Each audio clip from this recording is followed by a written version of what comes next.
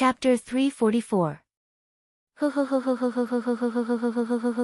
Dash. The howling of the wind lingered in the air above the forest. However, the howling of the wind was a form that ordinary winds would never be able to possess. The golden whirlwind seemed to be derived from the sun. Not only did it bring along a heat wave that distorted one's vision, it was also emitting a bright golden light that could not be ignored. Woo dash. Woo dash.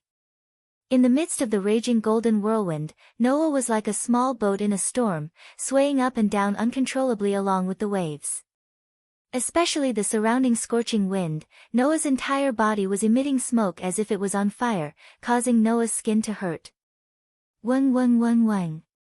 Behind Noah, the tip of the magician's wings in the form of wings of death, was crazily emitting a large amount of black light, forming a pushing force that bitterly supported Noah's body, preventing Noah from spinning away in the wind. However, he could not control the ups and downs of his body. In such an environment, Noah's entire body seemed to be imprisoned by an invisible binding. He could not move at all. Even if he used leap, he could not rush out of the center of the whirlwind, he could only bitterly struggle. Similarly, the knight's sword's ability to freely control the distance was also unable to take effect at this time. After all, the knight's sword could only control the distance of 100 meters, and that was only limited to controlling the distance. If the knight's sword's ability was to control space, then Noah could instantly teleport and leave the center of the whirlwind.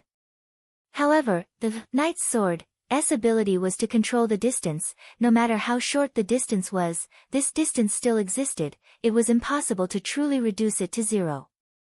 As long as there was a distance, the whirlwind would be able to take effect within this distance. If Noah wanted to cross this shortened distance, he would still have to move forward against the golden whirlwind. Since it's like this. Feeling the intense pain from the hot wind all over his body, Noah's face revealed a trace of ruthlessness. The magic in his body was like another whirlwind, violently surging out. Let it all be reduced to dust. As soon as his voice fell, the mana that surged out of Noah's body like a whirlwind turned into a dazzling white light that suddenly expanded like an ocean. Roar! Within the golden whirlwind, the golden wolf Beo's resounding roar reverberated throughout the entire golden whirlwind, as if he felt a trace of threat from Noah's actions. Bang! Not long after, a golden flame appeared out of thin air within the golden whirlwind. It rolled up and absorbed all the heat within the whirlwind. The fluctuations condensed and finally turned into a golden sea of fire that was dozens of meters wide. The golden flames were churning, making crackling sounds like that of calcining steel. It was as if he was in a furnace, and even the space was distorted. Is this your last resort? At the center of the whirlwind, Noah's eyes flashed with a sharp light as he looked at the sea of golden flames. His voice was like that of a god's judgment, echoing through the surroundings. Then let's end this battle. The white light that spread out like an ocean suddenly revolved, and like a white black hole, it suddenly expanded and exploded in all directions. At this moment, Noah displayed his own crushing magic to the extreme. The mana within his body surged out as if it was free, causing the slowly rotating white hole to tremble and expand rapidly. Soon after, a tearing sound burst out, mixed with a terrifying amount of mana and energy, engulfing the golden sea of fire in the distance. Buzz! The enormous golden sea of fire immediately churned violently. The flames whistled and spiraled. Finally, they vaguely agglomerated into a huge golden beast. The appearance of the golden beast seemed to have consumed a lot of the golden wolf Beo's energy, causing the golden whirlwind that bound Noah to become slightly dimmer. However, from that golden beast, Noah felt a real threat. Its body was extremely huge, not the slightest bit smaller than a small hill. Its shape was similar to the golden wolf Beo's wolf form, but there was a single golden horn on its head, flickering with a resplendent golden light. The appearance of that huge golden beast made Noah's heart tighten. He did not dare to underestimate it in the slightest. The mana within his body was crazily squandered, causing the crushing magic that had turned into a white hole to become even larger. Thus, the white hole that had locked onto its target did not hesitate in the slightest. As if it had teleported, it brought about terrifying spatial ripples in a few flashes, causing the surrounding golden whirlwind that filled the sky to tremble slightly. Roar! At the same time, the golden beast also erupted with an aura that could destroy the heavens and the earth. Raising its head, it let out a thunderous roar. Its four hooves moved, and like a rampaging mountain, it ferociously charged towards the white hole without any fear. The distance between the white hole and the golden beast was closed in an instant. Soon after, under Noah's gaze, two terrifying attacks that could burn mountains and boil seas collided with the solidified golden whirlwind in the surroundings like meteors. In the second when the two came into contact, the entire world became silent. The heavens and the earth suddenly turned violent, and the winds that filled the sky danced in all directions. It looked as if they were frantically escaping from the center of the collision. Immediately after, like a star contracting and exploding, the center of the collision contracted, and a moment later, it exploded. Rumble. Like a natural disaster, an impact storm erupted from a certain point of collision in the sky. Boom.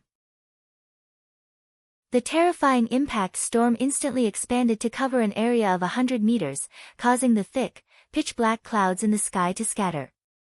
In the blink of an eye, they were blown away without a trace. The storm spanned across the entire world. The surrounding temperature seemed to have suddenly risen to the boiling point, causing the air in the space above the forest to become extremely dry.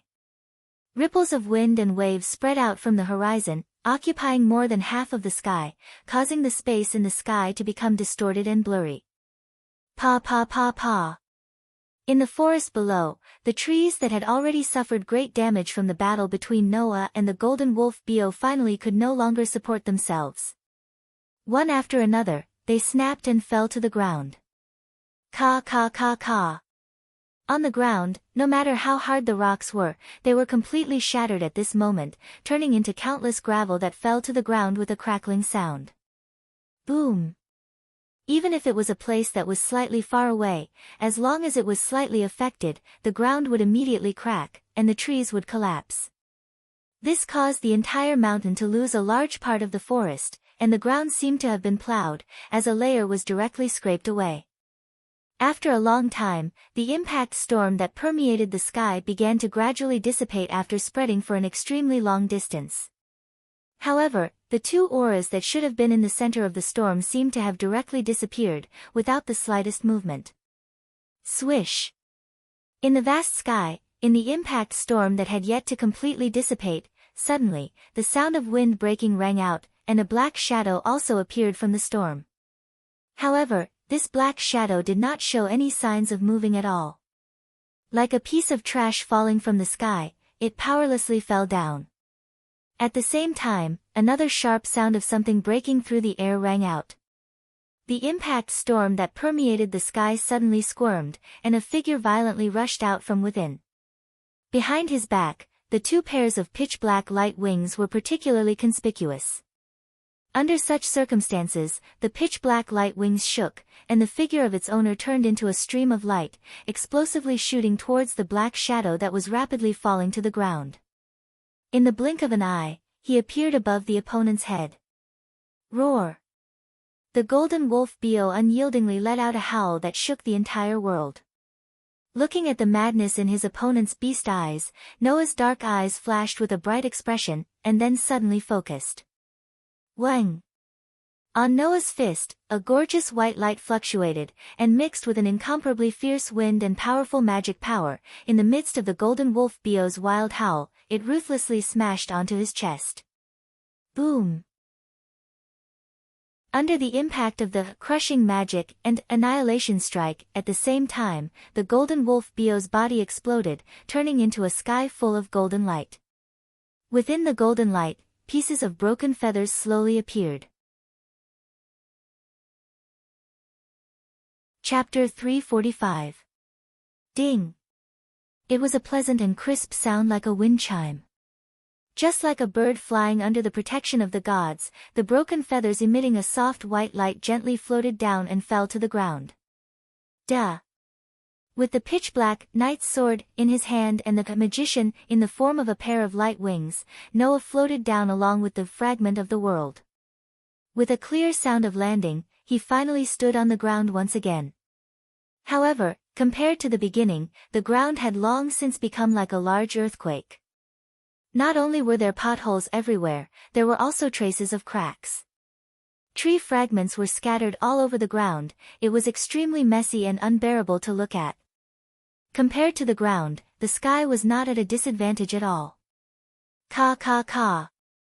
In the area that was still covered by the impact of the previous storm, the space cracked, revealing pitch-black cracks that made one's heart palpitate.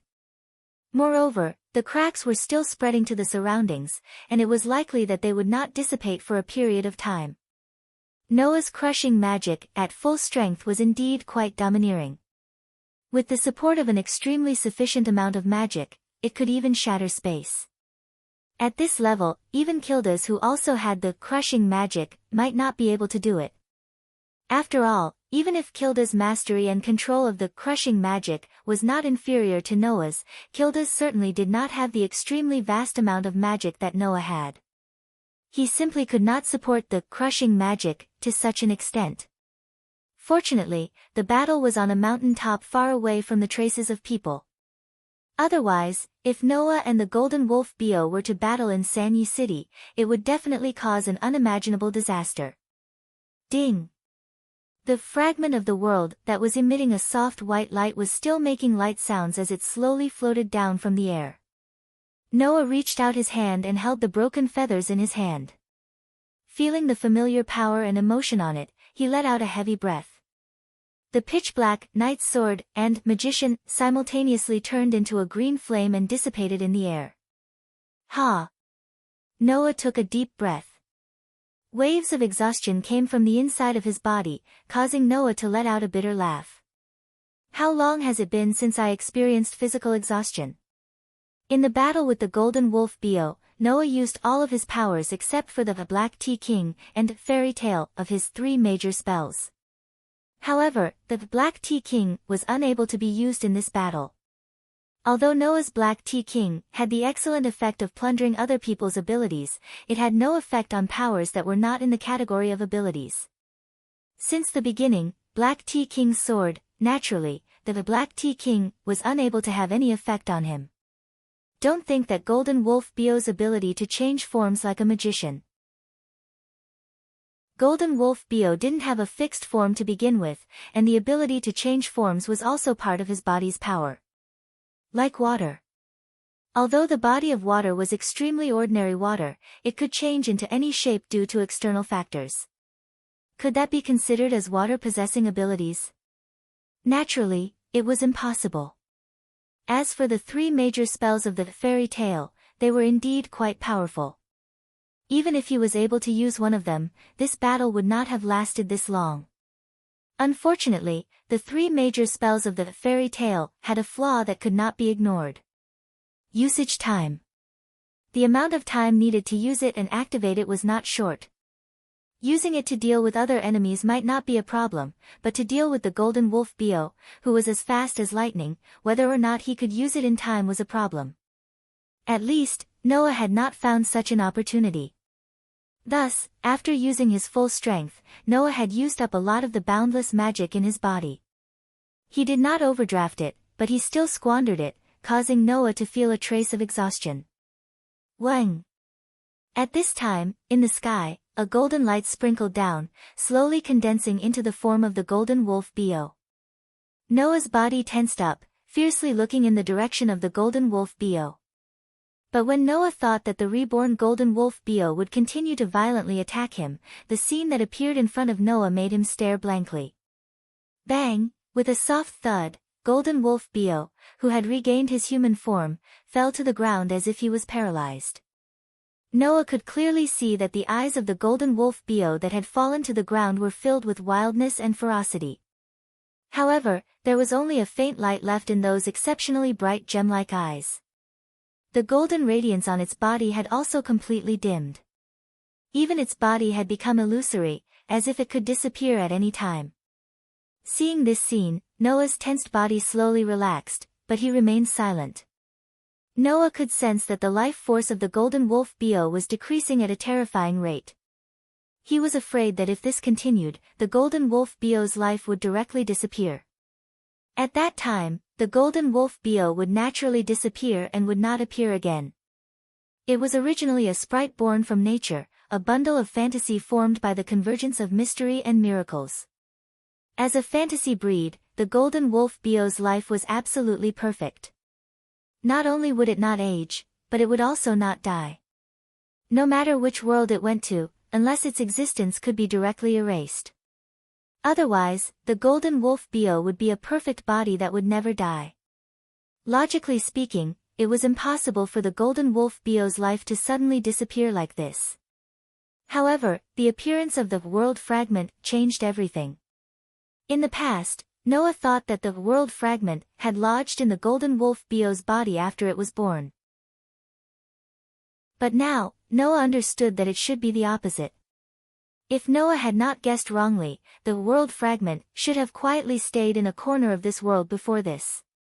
However, in this place, fantasy breeds had started to be born.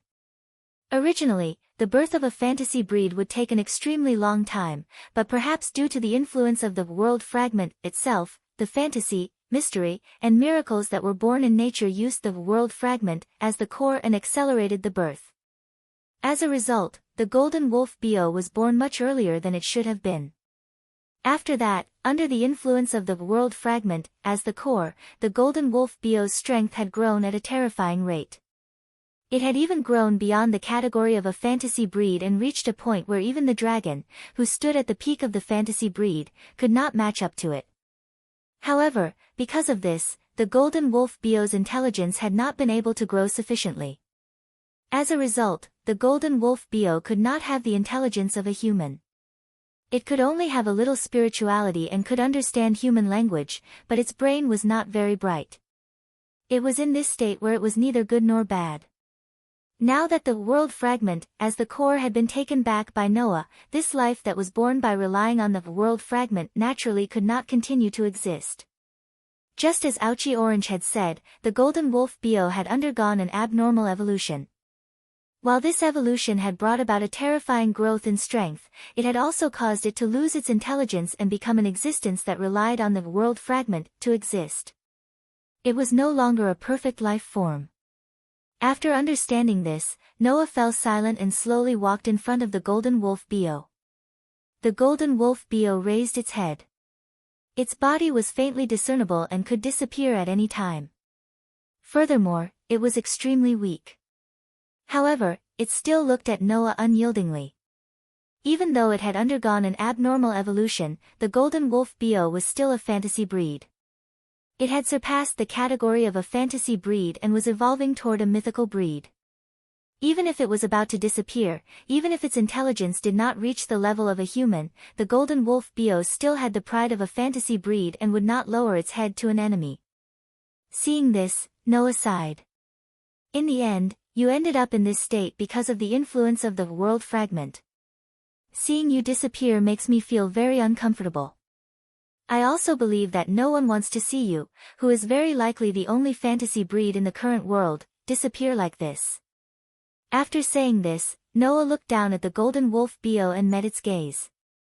Do you want to follow me?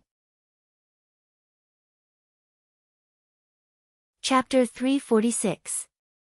The golden wolf's eyes were clearly startled.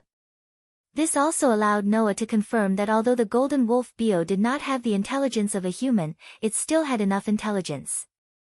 You have now lost the core of your life. Noah smiled.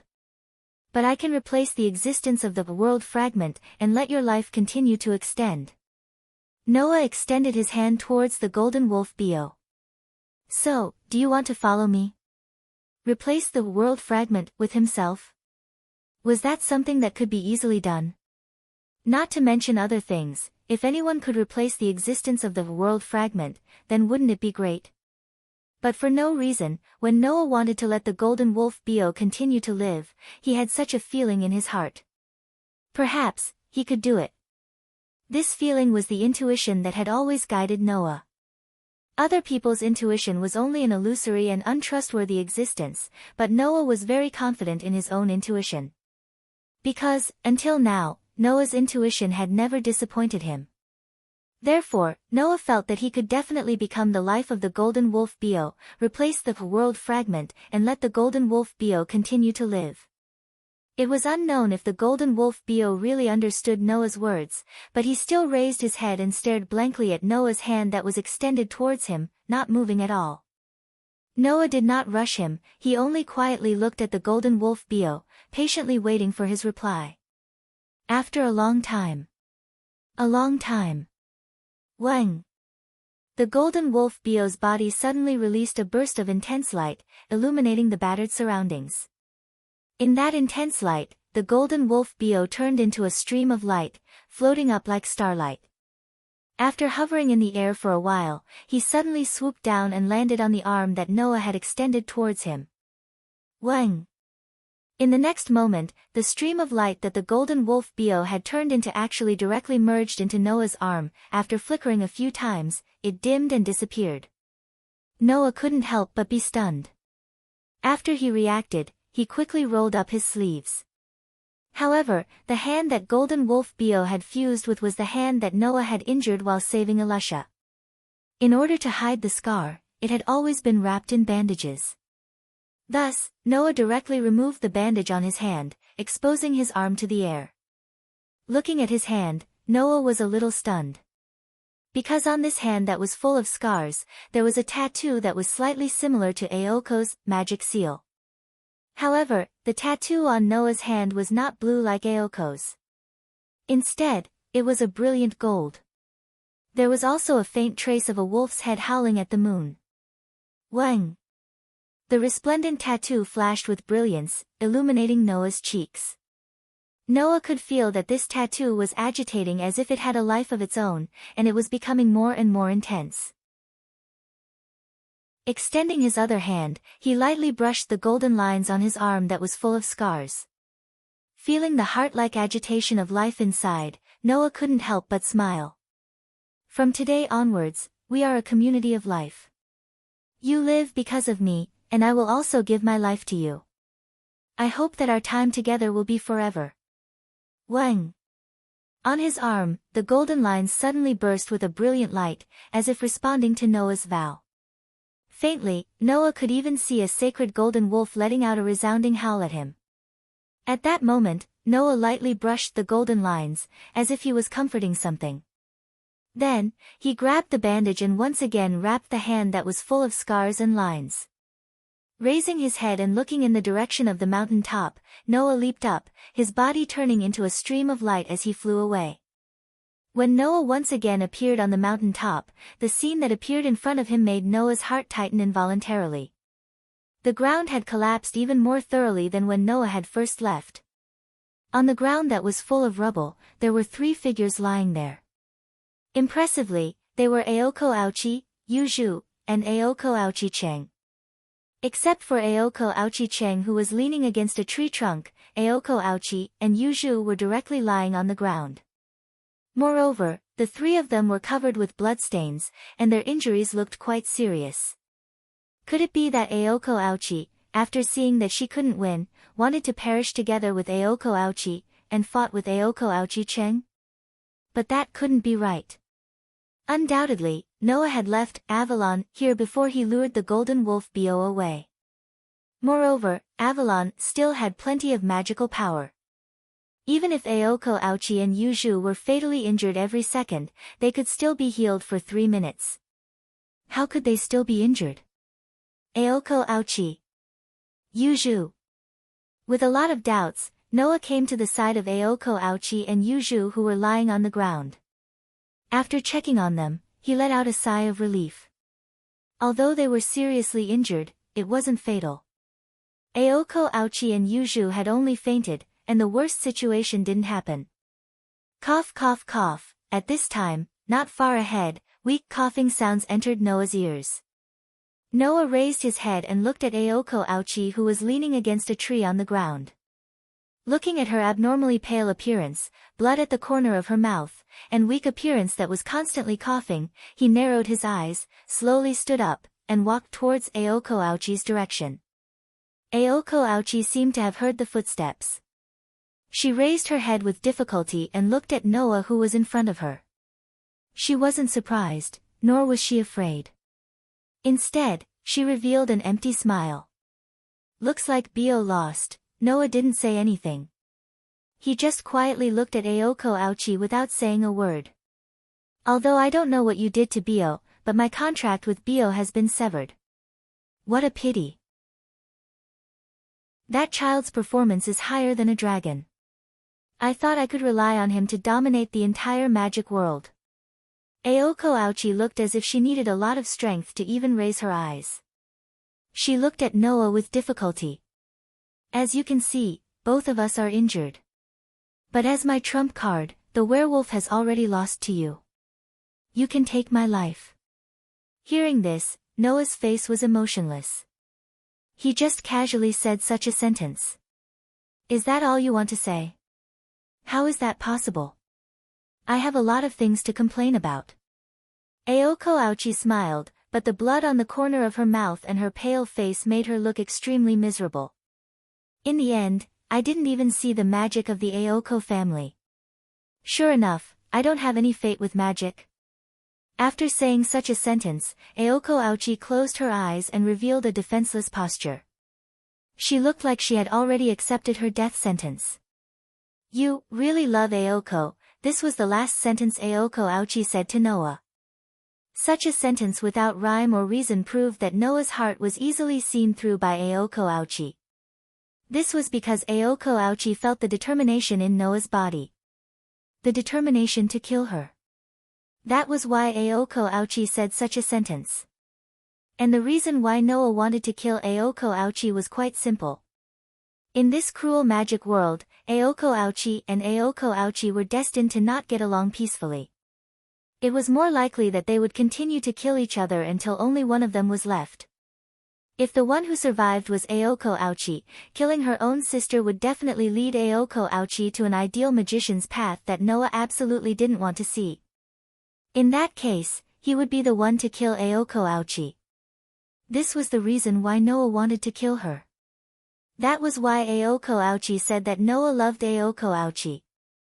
Without saying anything to deny, Noah just raised his hand to Aoko Aochi and spread out his palm, which flashed with phosphorescent light.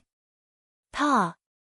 Just when the magical power gathered in Noah's palm was about to turn into a magic bullet that would take away Aoko Aochi's life, a slender and strong hand grasped it. Noah reflexively turned his head and met a pair of eyes full of tenacity. Aochi Aoko struggled to support his scarred body and looked straight at Noah. There was an unquestionable look in his eyes. "This is what I want to do." After saying that, Aoko Aochi seemed to have completed her final task. Her vision blurred and her body softened, falling into Noah's chest. Noah reached out and hugged Aoko Aochi's plump body, not saying anything for a long time. Chapter 347. As the sun once again shone on the earth, the cold winter that brought the residents of Sanyo City seemed to have gradually subsided, and the temperature gradually fell into a rising trend. Presumably, not long after, the cold winter of Sanyo City would become a thing of the past, and when it came to this small town in the countryside again, it would be a matter of the next season. In the elegant manner, in the living room, Noah slid his fingers in the air and wrote an extremely precise and mysterious rune. Then, with a flick of his finger, the rune that was flickering with a faint light trembled all over, and like a flying star, it suddenly flew out. In just the blink of an eye, the precise and mysterious rune swept straight to the forehead of Shizuki Kusajuru, who was standing in the middle of the living room with a blank face, and directly imprinted on it. The trembling sound, the precise and mysterious rune little by little disappeared into the forehead of Shizuki Kusajuru, and drilled into the interior of his brain. Shizuki Kusajuru seemed to feel something, and showed a surprised expression, but after a while, the expression on his face froze, and the spirit in his pair of eyes began to laze. In this short second, in a place that others couldn't see, Shizuki Kusajuru's mind had undergone earth-shaking changes. First of all, from the moment Shizuki Kusajuru was born until this second, all of his memories seemed to materialize, and emerged one by one. Immediately, in these images, some of the fragments that were recently imprinted in this brain region broke without warning, and turned into little stars, and were absorbed by a rune in the center of the mind, and disappeared. The images that were absorbed by the rune were all the various things related to the magic world that Shizuki Kusajuru had encountered during this period of time. These images were all unreservedly absorbed by the rune in the center of the brain region, and were removed from Shizuki Kusajuru's mind. When the rune disappeared, these fragments of memories that were absorbed would also completely disappear, and Shizuki Kusajuru would no longer remember the various incredible things that he had encountered, and would return to the world of only ordinary people. Under such circumstances, Shizuki Kusajuru's lax eyes finally closed tightly, and his body went soft, and he collapsed to the ground. On the side, Aoko and Yuju had been quietly watching from the side. After Shizuka Kusanagi fell, their eyes were cast on Shizuka Kusanagi. After a short while, Aoko Aozaki spoke in a deep voice. "There shouldn't be a problem now, right?" "Probably." Noah looked down at Shizuka Kusanagi, who was sleeping peacefully as if he had fallen asleep, and sighed. At the very least, all his memories related to the magic world have been erased. When he wakes up again, Aochi and I will only be his ordinary classmates. As for Yuju, he shouldn't have any impression of her at all, right? Upon hearing this, Aoko nodded and stopped talking. Yuju's expression relaxed, as if she was extremely satisfied that Shizuka Kusakajuro no longer remembered her. "Then hurry up and get him out." Hearing Yuju's words, Noah shrugged. He raised one of his hands and rolled up his sleeves, exposing the bandages on his arm to the air. A bright golden light bloomed from the bandages on his arm. Through the bandages, it reflected a precise pattern like a wolf's head howling at the moon. Roar! As if it came from ancient times, the entire living room was filled with echoes of the howl. Accompanied by such a roar, a wolf seemed to have been drawn in the dazzling golden light. Starting from the silhouette, it was slowly carved out. In the end, it turned into a sacred and mighty golden wolf. With a crouch, it landed on the ground. Woo! The golden wolf came to Noah's side as soon as it appeared. It very docilely stretched out its head and rubbed against Noah's thigh. It was completely different from its previous violent and ferocious appearance. Noah touched the golden wolf's furry head and smiled. "Bio, send this person to the church. They will know what to do." The golden wolf Bio let out a low groan as if he had received the order. He leaped up and bit the collar of Shizuka Kusajukuro, who was lying on the ground. It was as if he was biting a piece of meat and not a person. With an extremely light flash, he brought Shizuka Kusajukuro and disappeared without a trace. Looking at the golden wolf Bio's gradually disappearing figure, even Yuju couldn't help but cast a suspicious gaze on Noah. "Did you really tame that golden wolf and turn it into your familiar?" It was no wonder that Yuju was suspicious. After all, it was a fantasy breed that only existed in fantasy and legends. It was also a variant, but in terms of strength, it had already surpassed the category of fantasy beast and reached the level of mythical beast. Not to mention such a special and powerful fantasy breed variant, even an ordinary fantasy breed couldn't be tamed by humans. Previously, Aozaki Orange was able to make the golden wolf Bio her familiar, which was equivalent to doing something unprecedented. Now, in the blink of an eye, this variant golden wolf had become Noah's familiar. Yuju couldn't help but be suspicious. Calling it a familiar is actually a bit wrong. Noah scratched his cheek. After all, I didn't split my magical power to sign a contract with Bio. Although Bio is my familiar in terms of status, it's still a bit different, right? Then are you still keeping it? Aozaki Aoko's expression was a bit serious as she asked. Although it's a fantasy breed and a variant at that, it's extremely precious. You can't be careless and be betrayed by it like Orange. You can rest assured about this. Noah looked in the direction that Bo left and the corner of his mouth slowly rose. There's no way that Bo will betray me. Noah was family, so he knew that the golden wolf Bo wouldn't betray him. Not to mention anything else, just the fact that the golden wolf Bo and Noah were living as one meant that it was impossible for the golden wolf Bo to betray Noah.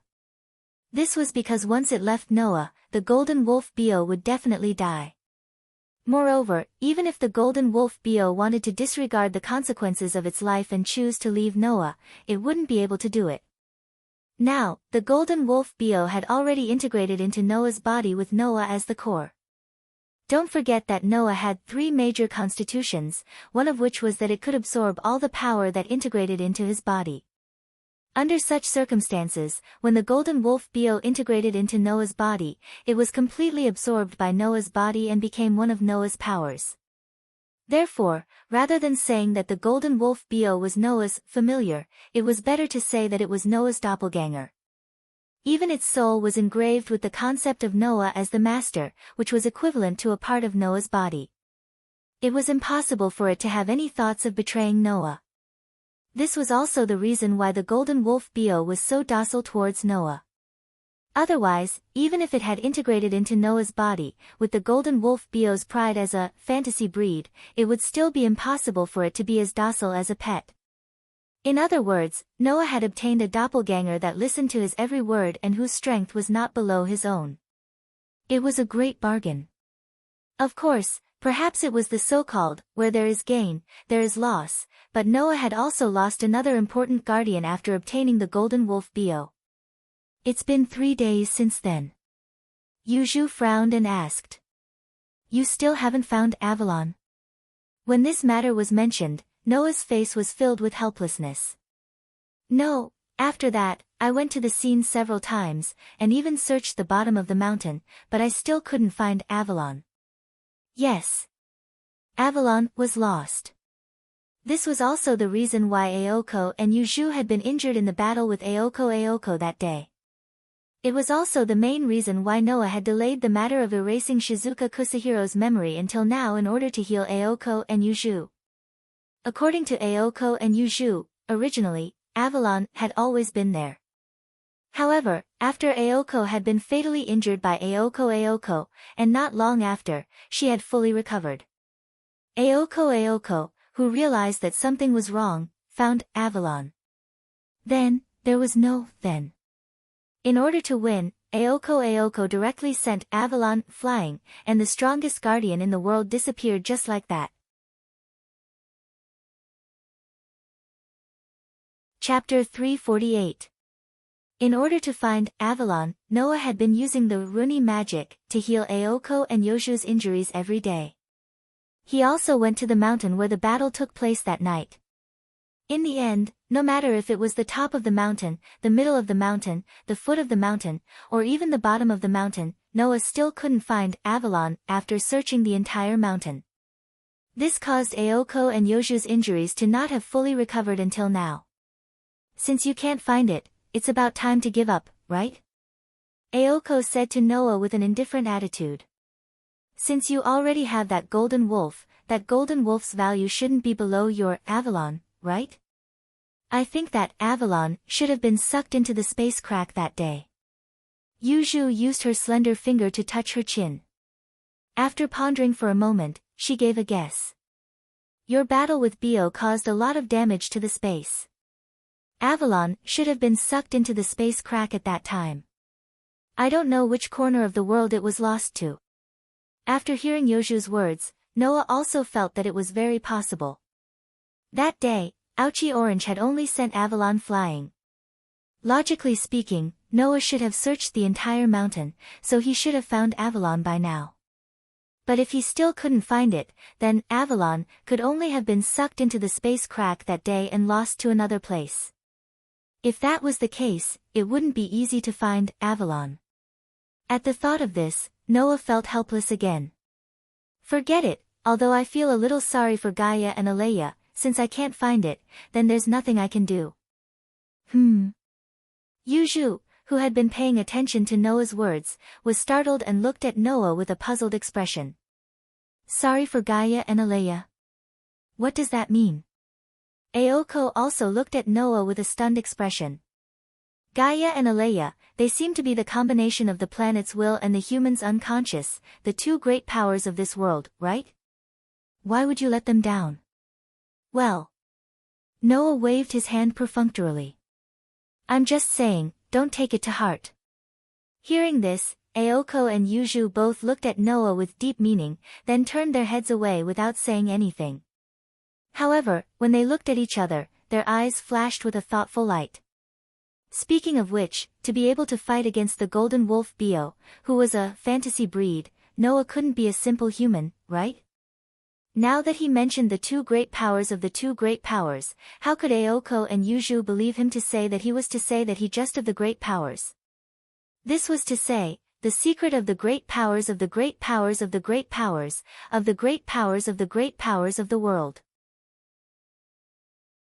Of course, no matter how active Aoko and Yuju's thoughts were, no matter how much they guessed, it was impossible for them to guess that Noah was so close to the two great powers of the great powers that they could be considered as mother and son. Although, this so-called mother and son relationship made Noah quite sad. If you have the time to let your imagination run wild, why don't you think about how to heal your injuries?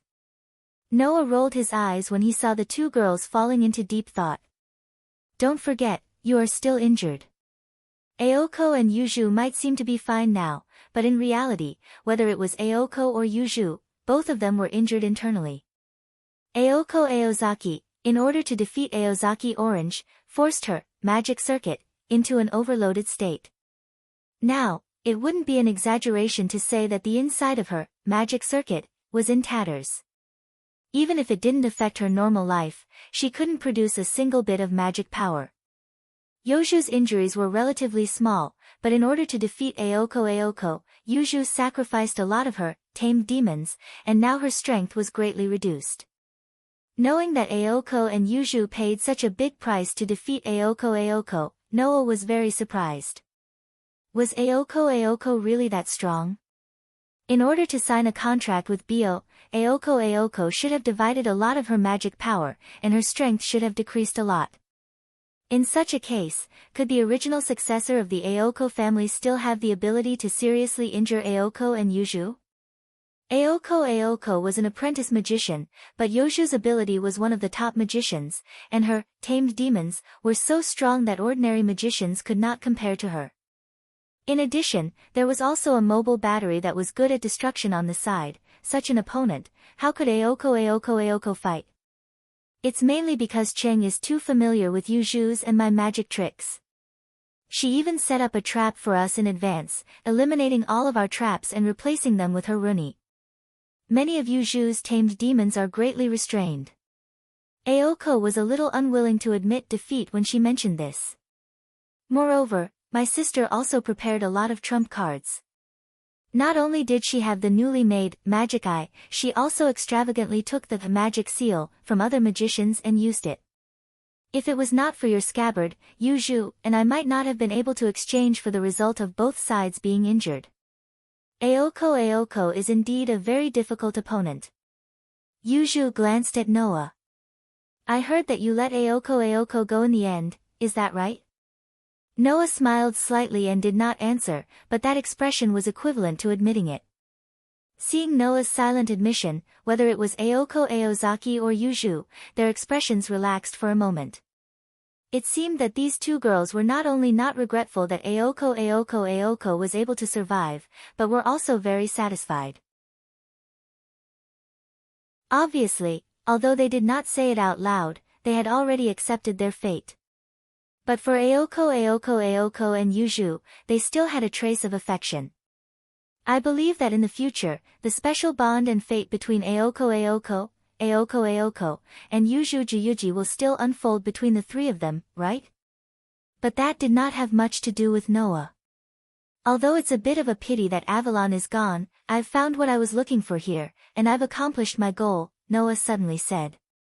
It is time to leave.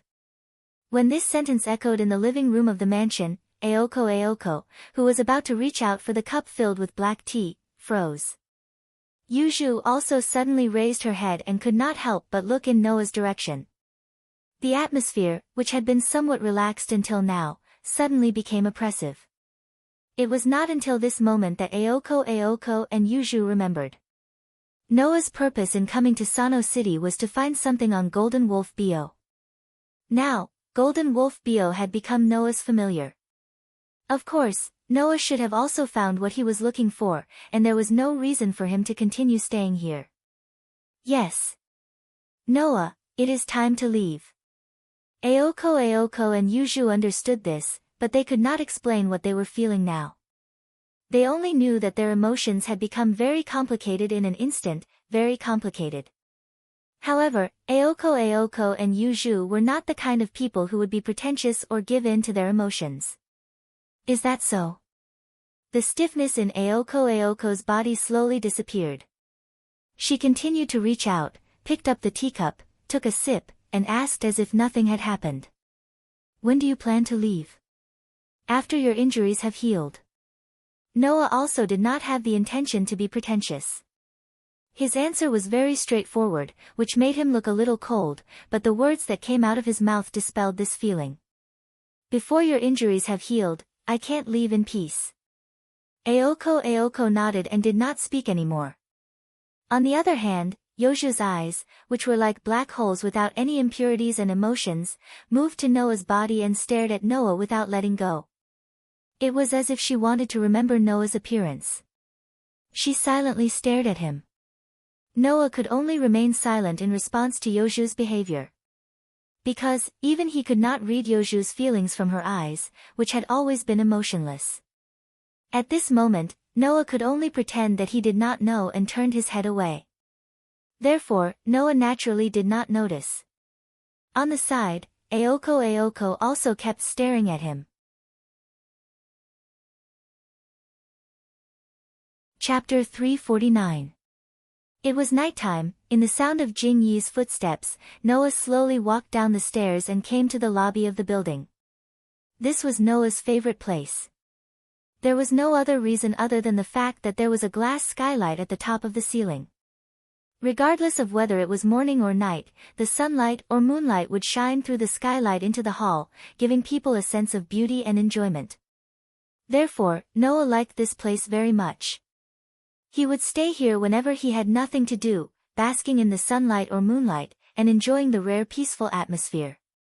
It had been about 10 days since Shizuka Kusajikuro left the manor house. During this time, Noah and Aoko returned to school and continued to live the lives of ordinary people. During this time, Noah also met Shizuka Kusajikuro a few times, but Shizuka Kusajikuro had long forgotten about Noah. Instead, he had a deep impression of Aoko. That was natural. Excluding the time spent together in the manor house, Shizuka Kusajikuro's memory of Noah was only a few coincidental meetings and a few harmless conversations. Now that the memory of what had happened in the manor house had been erased, with Shizuka Kusajikuro's slow mind, Noah did not occupy a place that could not even be called a corner in his memory. He was completely an ordinary classmate. Noah did not have any regrets about this. He and Shizuka Kusajikuro were just nodding acquaintances, not good friends. It was already good enough that he could save Shizuka Kusajikuro's life and not let him die in the hands of Aoko and Yuju. On the other hand, Noah still had some feelings for Yuan Maru. Therefore, Noah also told Yuan Maru that he was about to apply to drop out of school and leave Sano City, and said goodbye properly. Now, Aoko and Yoju's injuries were basically healed with the help of the Runi magic and the two girls' respective magic seals. In other words, it was time for Noah to leave. Tonight would be the last time Noah stayed in the manor house. Under such circumstances, Noah's first thought was to go to the hall of the manor house and enjoy the gentle moonlight for the last time. To Noah's surprise, when he came downstairs, there was already someone in the hall on the first floor. Just as Noah expected, the gentle and beautiful moonlight shone through the skylight like a beautiful snow scene, illuminating the entire hall of the manor house. Bathed in the moonlight, the pitch-black girl, who was so beautiful that it made one think of dolls and dolls, was sitting on the ground in a relaxed posture. She leaned against the stove, as if she had completely lost all signs of life and was sleeping quietly. The beautiful scene was exactly the same as the scene Noah saw when he first came to live in the manor house. It was just that compared to that time, Noah and Yuju were no longer living together purely for the sake of interests. This made Yoju's eyes, Yoju's Yuju. Back then, Noah's relationship with Yuju was not only not friendly, it could even be considered bad. The first time he saw Yuju sleeping in the hall, Noah didn't choose to wake her up. This time, Noah also didn't think of waking Yuju up, but he didn't turn a blind eye to it either. Turning around, Noah walked up the stairs and returned to the second floor. He walked in the direction of his room, and when he appeared again, there was a quilt in his hand. Rustle, with the sound of cloth rubbing against each other, Noah covered the sleeping Yuju with his own quilt. Looking at Yoju's beautiful face, he couldn't help but reach out and stroke the bangs in front of Yoju's forehead. When they first met, Noah thought Yuju was a pure magician who lacked emotions and was even completely cold-blooded. However, after spending more than a month together, Noah finally got to know the real Yuju. The indifference and ruthlessness on the surface was just a girl's decoration. It was the pure-blooded witch's bloodline that caused mischief. In fact, Yuju was not only a person who was easily annoyed, but also fussed over some small matters from time to time, and even lost her temper over it. While it seemed that Yuju lacked emotions, in fact, Yoju's inner feelings were richer than anyone else's. She didn't say it on the surface, but Noah could see that Yuju really valued Aoko. She also had feelings for Aoko, whom she had spent more than 10 years with. Yuju would always use the principles of a magician to demand herself. In fact, it was only because she didn't want to waste the talent and legacy left by her mother. This was Yuju of Jiuji. A person who seemed to have no emotions, but was actually very sensitive to emotions. Wasn't such a girl worthy of other people's love and pity? After Noah covered Yuju with a quilt and smoothed the bangs in front of her forehead, footsteps sounded behind Noah. Hearing the footsteps, Noah didn't need to guess or use his sensing ability to detect the aura of the person. He could tell who it was. "Are you still not sleeping?" Hearing Noah's greeting without turning his head, Aoko's footsteps paused, but then she recovered and came behind Noah. Looking at the quilt on Yoshu's body, she curled her lips. "You really don't know how to learn." Aoko was naturally referring to the first time Noah saw Yuju sleeping here. At that time, Aoko also warned Noah, letting Noah know that Yuju also cared about the opposite sex seeing her sleeping posture. Now, Aoko was also referring to the time when Yuju's sleeping posture was seen by Noah. "What's wrong with that?" Noah turned around and sat down directly beside the sleeping Yuju. Leaning against the stove, he raised his head and looked at Aoko's beautiful face under the moonlight and smiled. Even if she finds out, given Yoju's personality, she'll just sulk for a few days. At most, she'll fight. I don't mind accompanying her. Only a guy like you, who can even defeat and subdue a fantasy breed mutant, can say such words. I don't want to see Yuju planning an all-out war over such a small matter, Aoko said slowly and sat down beside Noah. A man and two women leaned against the stove that didn't work at all. One was covered with a quilt and sleeping soundly, while the other two raised their heads at the same time and stared at the moonlight sprinkling through the skylight. For a while, no one spoke. Not long after, Aoko was the first to break the silence. "Do you plan to leave tomorrow?" Noah wasn't the slightest bit surprised that Aoko had seen through his plan, and he nodded in response. "Your injuries have healed, and your sister's matter has come to an end. Not only did I find what I was looking for, but I also have a powerful familiar. Although it's a pity that Avalon is missing, I can't delay my business because of this. I still have to go on my next journey." Journey. Aoko's pale eyes began to flicker as she stared at the moonlight. "So, you've traveled to many places?" "A lot, I guess." Thinking back to the past, Noah couldn't help but smile. "I've been to places where monsters are everywhere and where humans are in a precarious situation. I also went to a school that studied strange powers." Just thinking about it makes me feel nostalgic. Aoko seemed to be interested. She turned her head, faced Noah, and asked curiously, I didn't expect the places you've been to be quite interesting. In such a special environment, did you do anything meaningful? Yes? Noah was pulled into his memories by Aoko's question and quietly began to tell his story. In that place where monsters are everywhere, although humans are in a precarious situation, they are extremely resistant to a group of children who can compete with those monsters. I built a shelter there and took in those children. I also fought with the adults many times. Bully children? What kind of ability is that? Aoko frowned her beautiful eyebrows, then continued to ask with interest. And then? In the school that studied strange powers, I also met a group of companions, but the theme there was combat skills, so I had the opportunity to duel with my companions every day. Speaking of this, Noah couldn't help but laugh.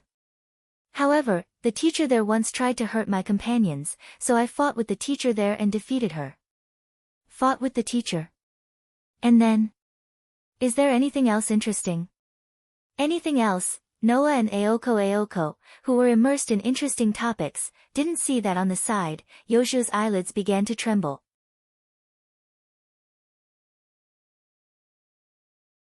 Chapter 350. In the hall under the moonlight, the girl leaning against the stove was immersed in the topic of the boy beside her. When she heard something interesting, she would show obvious curiosity, and when she heard something she was dissatisfied with, she would show obvious anger. At this moment, the magician, the student council president, the battle of fate, and the inescapable path seemed to have nothing to do with Aoko. Aoko was like an ordinary girl. Happy. Angry. Sad. Happy. She did not hide it at all. You've been to a lot of interesting places. Aoko said with some envy. I haven't been to a place too far away until now. I originally planned to go to a high school far away, but because of the matter of inheriting the Aoko family, I really want to look around. Don't make it sound like you're going to be imprisoned here for the rest of your life. You're just at the stage of learning magic, and you're not mature enough yet. That's why you have to continue staying here, Noah suggested nonchalantly. When your magic is mature, you can also look around. That's true. Aoko smiled sweetly. Anyway, with Yuju here, I'll let Yuju worry about the spirit vein in Sano City. When the time comes, I'll travel around and see the interesting places in this world like you. Aoko did not know that the places mentioned by Noah were in other worlds and did not exist in this world. However, there were also many places in this world with strange forces and chaotic gods, and there were many parallel worlds. Although there were no existences like the Black Bullet and Absolute Dual Blades, there were certainly similar places. For example, there were monsters everywhere, and the situation of human beings was precarious. For example, there was an underground school that studied inexplicable forces, and there were students from the outside who were used as experimental subjects in the school. These places definitely had similar existences in this world.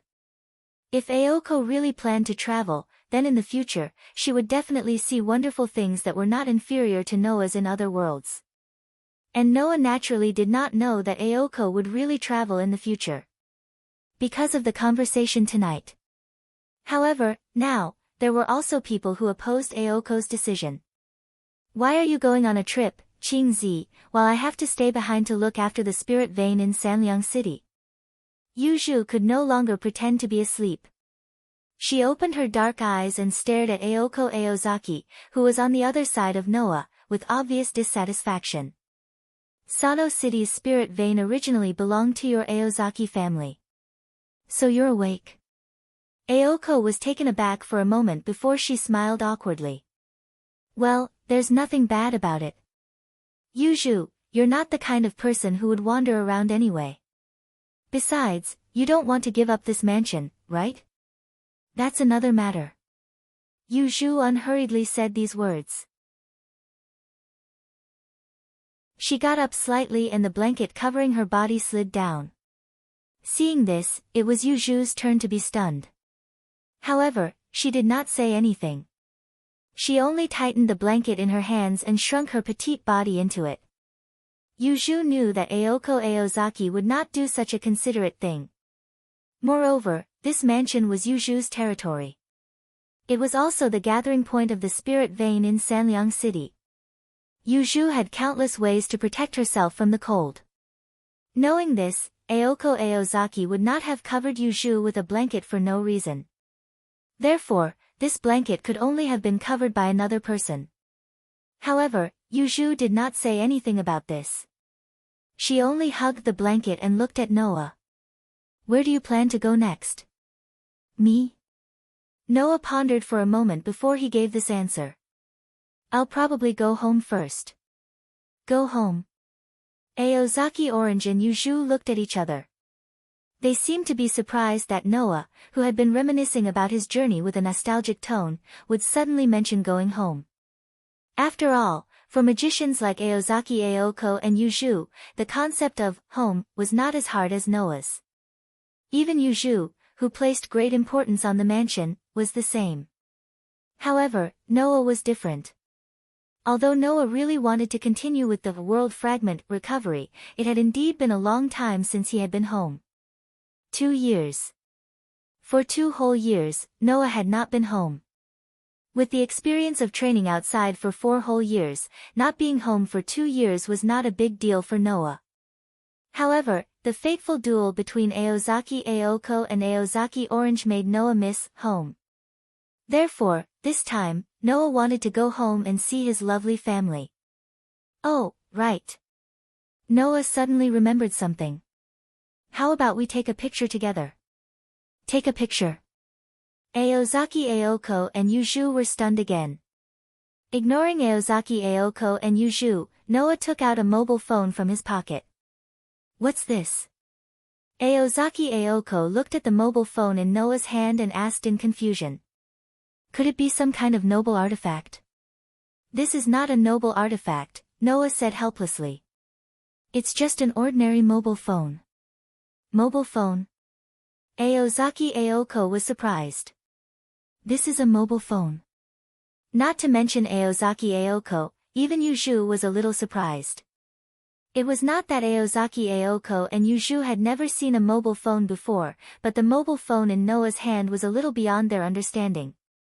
Not only did it have no buttons, but the entire surface was also a screen. For this small town in the countryside where mobile phones and the internet had not really begun to develop, this type of mobile phone had not been born yet. At least, Aozaki Aoko and Yuju's impression of mobile phones was still at the point where they were palm-sized, with buttons and a cover.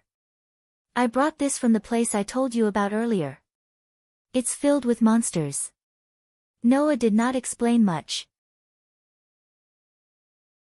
He just stood up and went to the front. After setting the mobile phone to automatic photo mode, he quickly went back to Aozaki Aoko and Yuju and sat down. I specially chose a mobile phone with outstanding photo functions. The pixels are good, and there are many photos of the friends I met on the journey. Come and take a picture with me. Aozaki Aoko and Yuju did not seem to be able to react. For a moment, they panicked and did not know what to do. Really? Noah smiled bitterly, reached out his hand, and directly put it around Aozaki Aoko and Yuju's neck, and pulled the 2 girls over. The 3 heads suddenly leaned together. Kacha dash.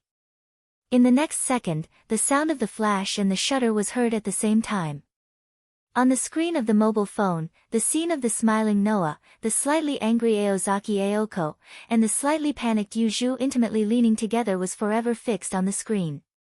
The next day, Noah did not say goodbye to Aozaki Aoko and Yuju, and directly left the manor house. Aozaki Aoko and Yuju did not come to see Noah off. They just stood by the windows of their rooms and watched Noah leave. When Noah returned to Between the Worlds, 2 young voices vaguely echoed in his heart. The content was like this. May you always be safe. The sun was setting in the west, and the sky was dark. It was going to be night soon. On the road outside a park, a clear voice rang out. Hurry up. If you don't go back, you'll be scolded. Got it. The person who responded to the voice outside the park was a cute little girl with black hair who was still in the park. The little girl was about to run outside, but in the next moment, she inadvertently caught a glimpse of a golden light and stopped in her tracks. Her eyes flashed with confusion and curiosity. She came to a dark corner and pushed aside the grass there. In the next moment, the little girl saw it. Behind the grass, a gorgeous scabbard lay there quietly. The little girl could not help but reach out and touch the gorgeous scabbard. Hum. The scabbard suddenly emitted a bright light, turned into a stream of light, and swept into the little girl's body. The little girl seemed to be startled and quickly touched her body. At this time, the clear voice called out again. I'm ignoring you. Hearing this, the little girl did not care about the fact that the scabbard had inexplicably entered her body. She hurriedly got up and ran outside. Under the setting sun, the two black-haired little girls chased each other, laughing and playing on the road while trotting into the distance. After a while, they disappeared into the horizon. If Noah was here, he would be very surprised to find out. The scabbard not only disappeared into another space, but also coincidentally arrived at another time.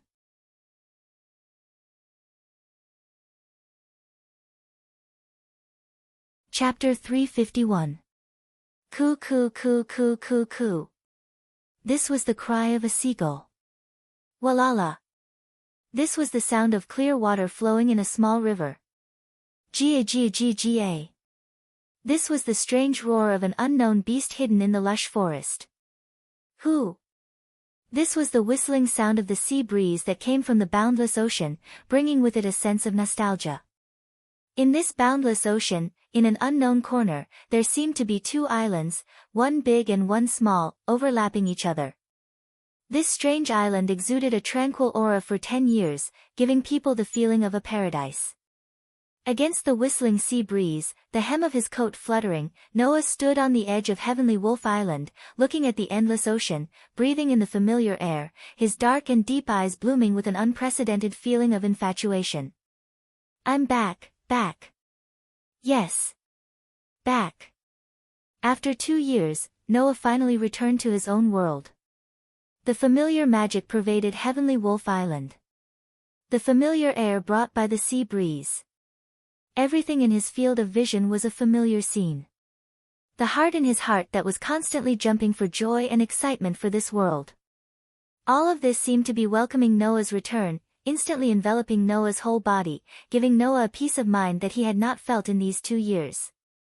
Whether it was in the world of the Dark Bullet, the world of Absolute Dual Blades, or even the world of Night of the Spellcaster, Noah, who had been to these 3 worlds, had never felt as peaceful as he did in this world.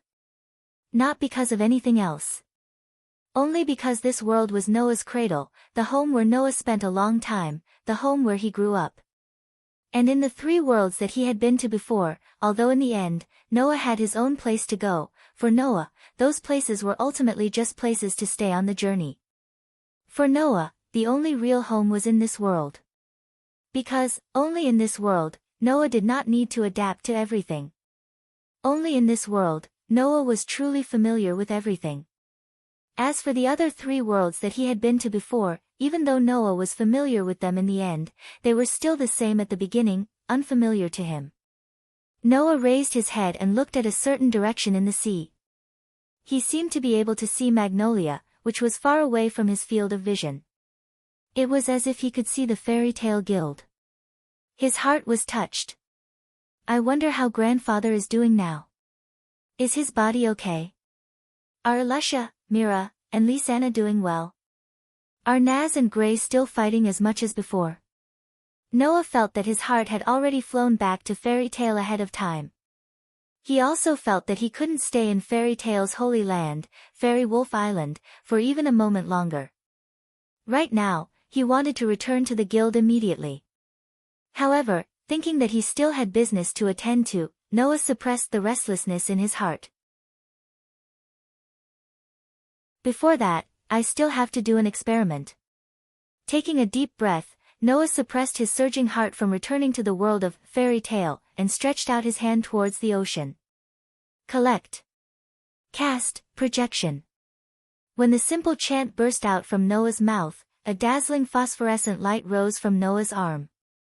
A mysterious and intricate magic square rotated and spread out in front of Noah's open palm towards the ocean. Suddenly, a large amount of magic erupted from it.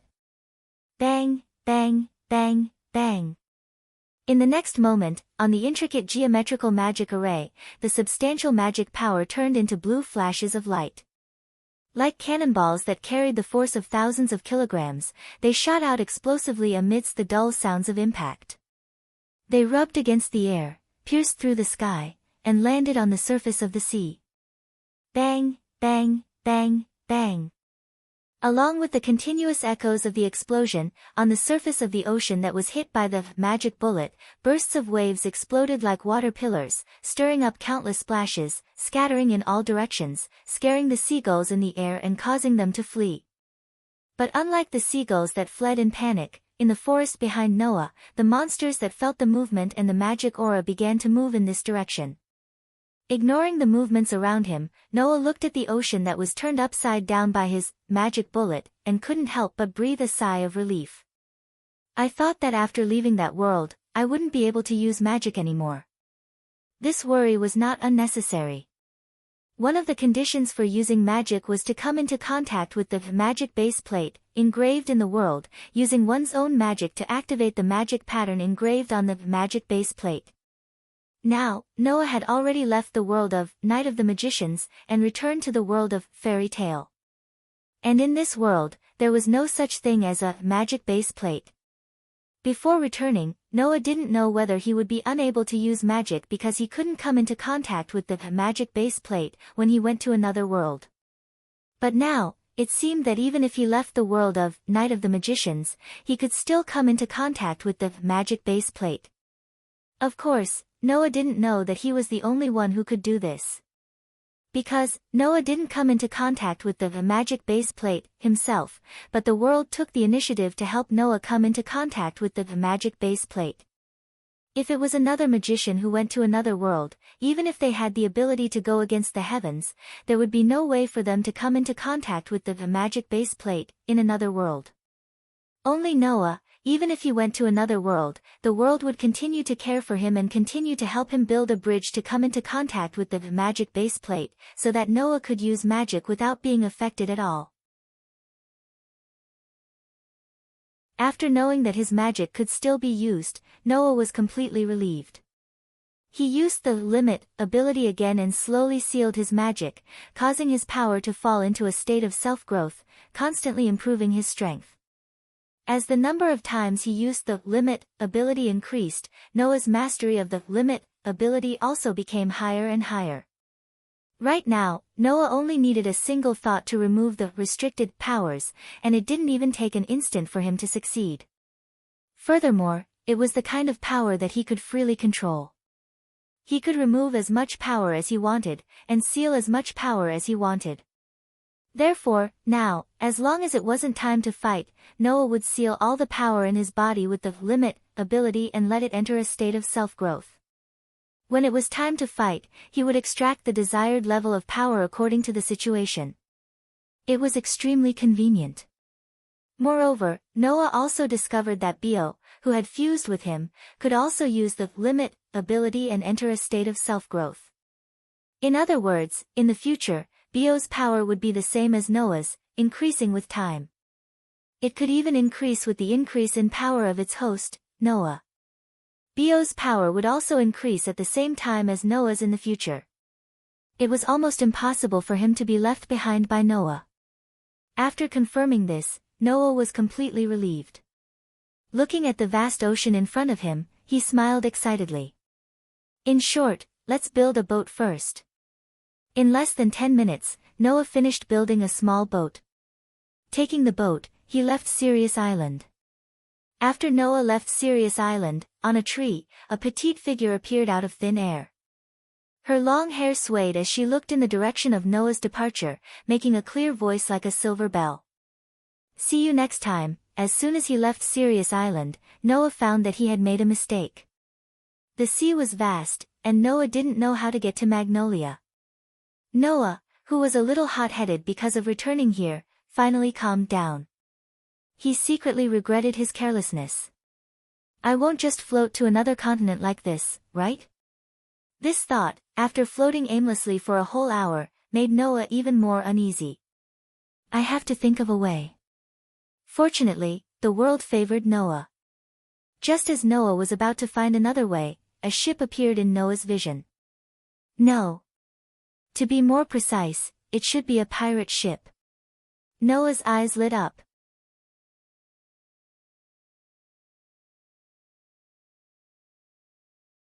Chapter 352. Facing the sea breeze, the pirate ship passed directly in front of Noah. Along the way, the waves rolled and almost reached Noah's side. The pirate ship apparently didn't find Noah's existence and drove directly in front of Noah without stopping in the middle. Noah originally wanted to shout, but when his sensing ability extended to the top of the pirate ship, several familiar breaths came from above, which made Noah directly stunned. Then he was a little happy, and some of them didn't know whether to laugh or cry. Is there such a coincidence? Saying such a sentence, Noah had a big smile on his face, his eyes turned, and a plan appeared in his mind. Let's say a little exaggerated greeting. After that, Noah put on the hat that was connected to his coat, covering his nose. Like a gorgeous brilliance gathered under his feet, a vortex-like halo of airflow shrouded the bottom of Noah's feet. Bang! The vortex-like halo of airflow gathered under the bottom of Noah's feet suddenly burst, turning into a substantial impact, and the fragile boat collapsed into pieces. Chee! Noah, who used the leap technique, turned into a stream of light, cutting through the sky, like a cannonball soaring into the sky, and flew toward the pirate ship. After a while, he landed on the edge of the pirate ship. Who? The group of pirates who heard the strange sound were shocked, and after they reacted, they all pulled out the weapons they wore and pointed in the direction of Noah. Being pointed at by a group of fierce pirates with weapons, Noah didn't even look at them. Instead, he looked ahead with a flash of light in his eyes. Hey! In the direction of Noah's eyes, a very plump girl with waist-length blonde hair, about 17 or 18 years old, seemed to have noticed the abnormality here and was surprised. What's wrong? What happened? Beside the girl, there was a heroic girl with a head of eye-catching crimson hair. She wore an ice-cold armor on the upper half of her body and a blue pleated skirt on the lower half of her body. She turned her dignified eyes in Noah's direction and frowned. Who is that? In addition to these two girls, 2 teenagers are also in that direction. No. It should be said that there are 2 teenagers and a cat with wings floating in the air. Among them, a black-haired young man violently tugged at his clothes as he stared at Noah with a puzzled expression. Who is that? Woo. The cat with wings looked at Noah and hid behind Elisha after a second. It feels like there will be a fight again, Elisha, you have to protect me. The only one left was a young man with rare cherry-like hair. However, this cherry-haired teenager seemed to be seasick at this time. He was lying on the edge of the bed with a pale face. He looked like he wanted to vomit but couldn't, which made the people next to him feel uncomfortable. In addition to the girl with waist-length blonde hair, whether it was the girl in the armor, the 2 teenagers, or even the cat suspended in the air, they were all Noah's acquaintances. They were Elisha, Naz, Gray, and Hubby. After 2 years, except for Hubby's body shape and appearance, Elisha, Naz, and Gray didn't change much, but the aura on their bodies was much stronger than 2 years ago, which told Noah that he wasn't the only one who had grown. It was because he noticed the aura of Elisha and others that Noah behaved like that. Suppressing the excitement in his heart, Noah jumped down from the edge of the ship and slowly walked forward. A group of ferocious pirates wanted to do something, but they seemed to be keenly aware of Noah's momentum. As Noah approached, they began to retreat. For a while, no one could say a word. Of course, Noah's goal was not them, but his childhood playmates. The golden-haired girl, who was the only one that Noah didn't know, looked at the menacing Noah and took a step back timidly. Are you really here to fight? Hey! Gray stepped forward and cast his eyes on Noah with a bad look. Although I don't know who you are, well, who you are has nothing to do with us, but you'd better tell us your purpose. Hearing this, Noah's mouth slowly rose and he suddenly spoke. I should be the one to say this. Everyone on the ship was stunned. Among them, Elisha and Gray both looked at each other strangely. It feels like this voice is a bit familiar. Without giving Elisha and Gray too much time to think, Noah said such a sentence in front of the whole ship. Although I don't know who you are, since you are with this group of pirates, it is the scope of my commission. I will destroy you together. Annihilate? The surrounding pirates were shocked. Commission? Elisha keenly grasped a key word in Noah's words and said. Are you a magic shooter from the Magic Guide Guild who took the commission to destroy the pirates? Wait. Hearing Elisha's words, the blonde girl quickly spoke. We are not pirates. We are just guests who happen to be on this ship. Yes. Hobbit nodded repeatedly. If you want to catch you, just catch Lucy. She must be guilty. What are you talking about?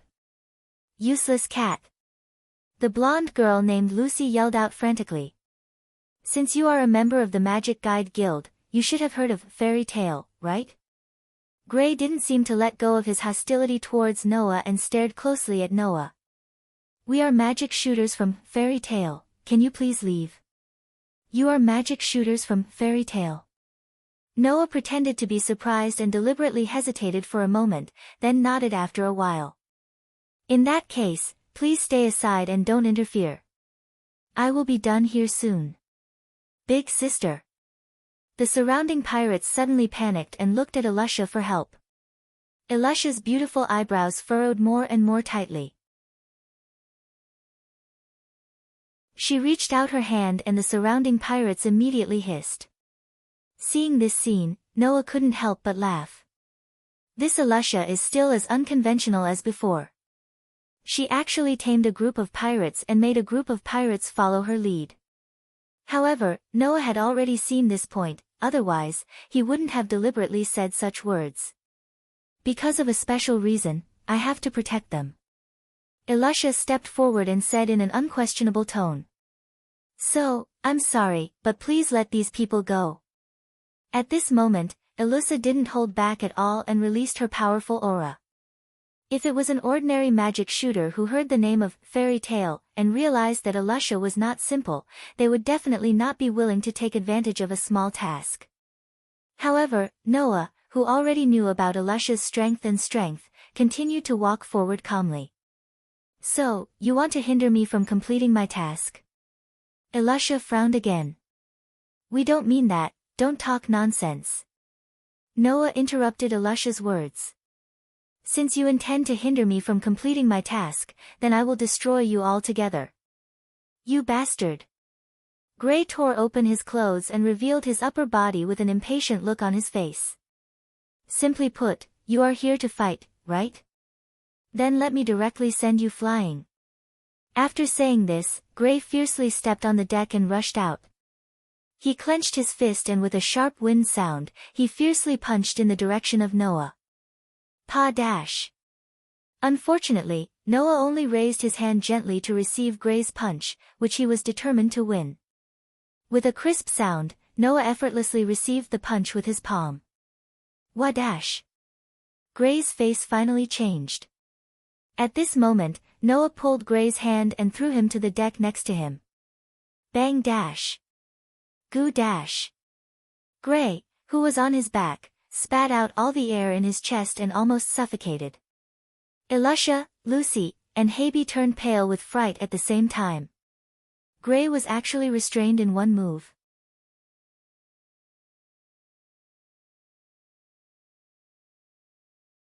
Chapter 353.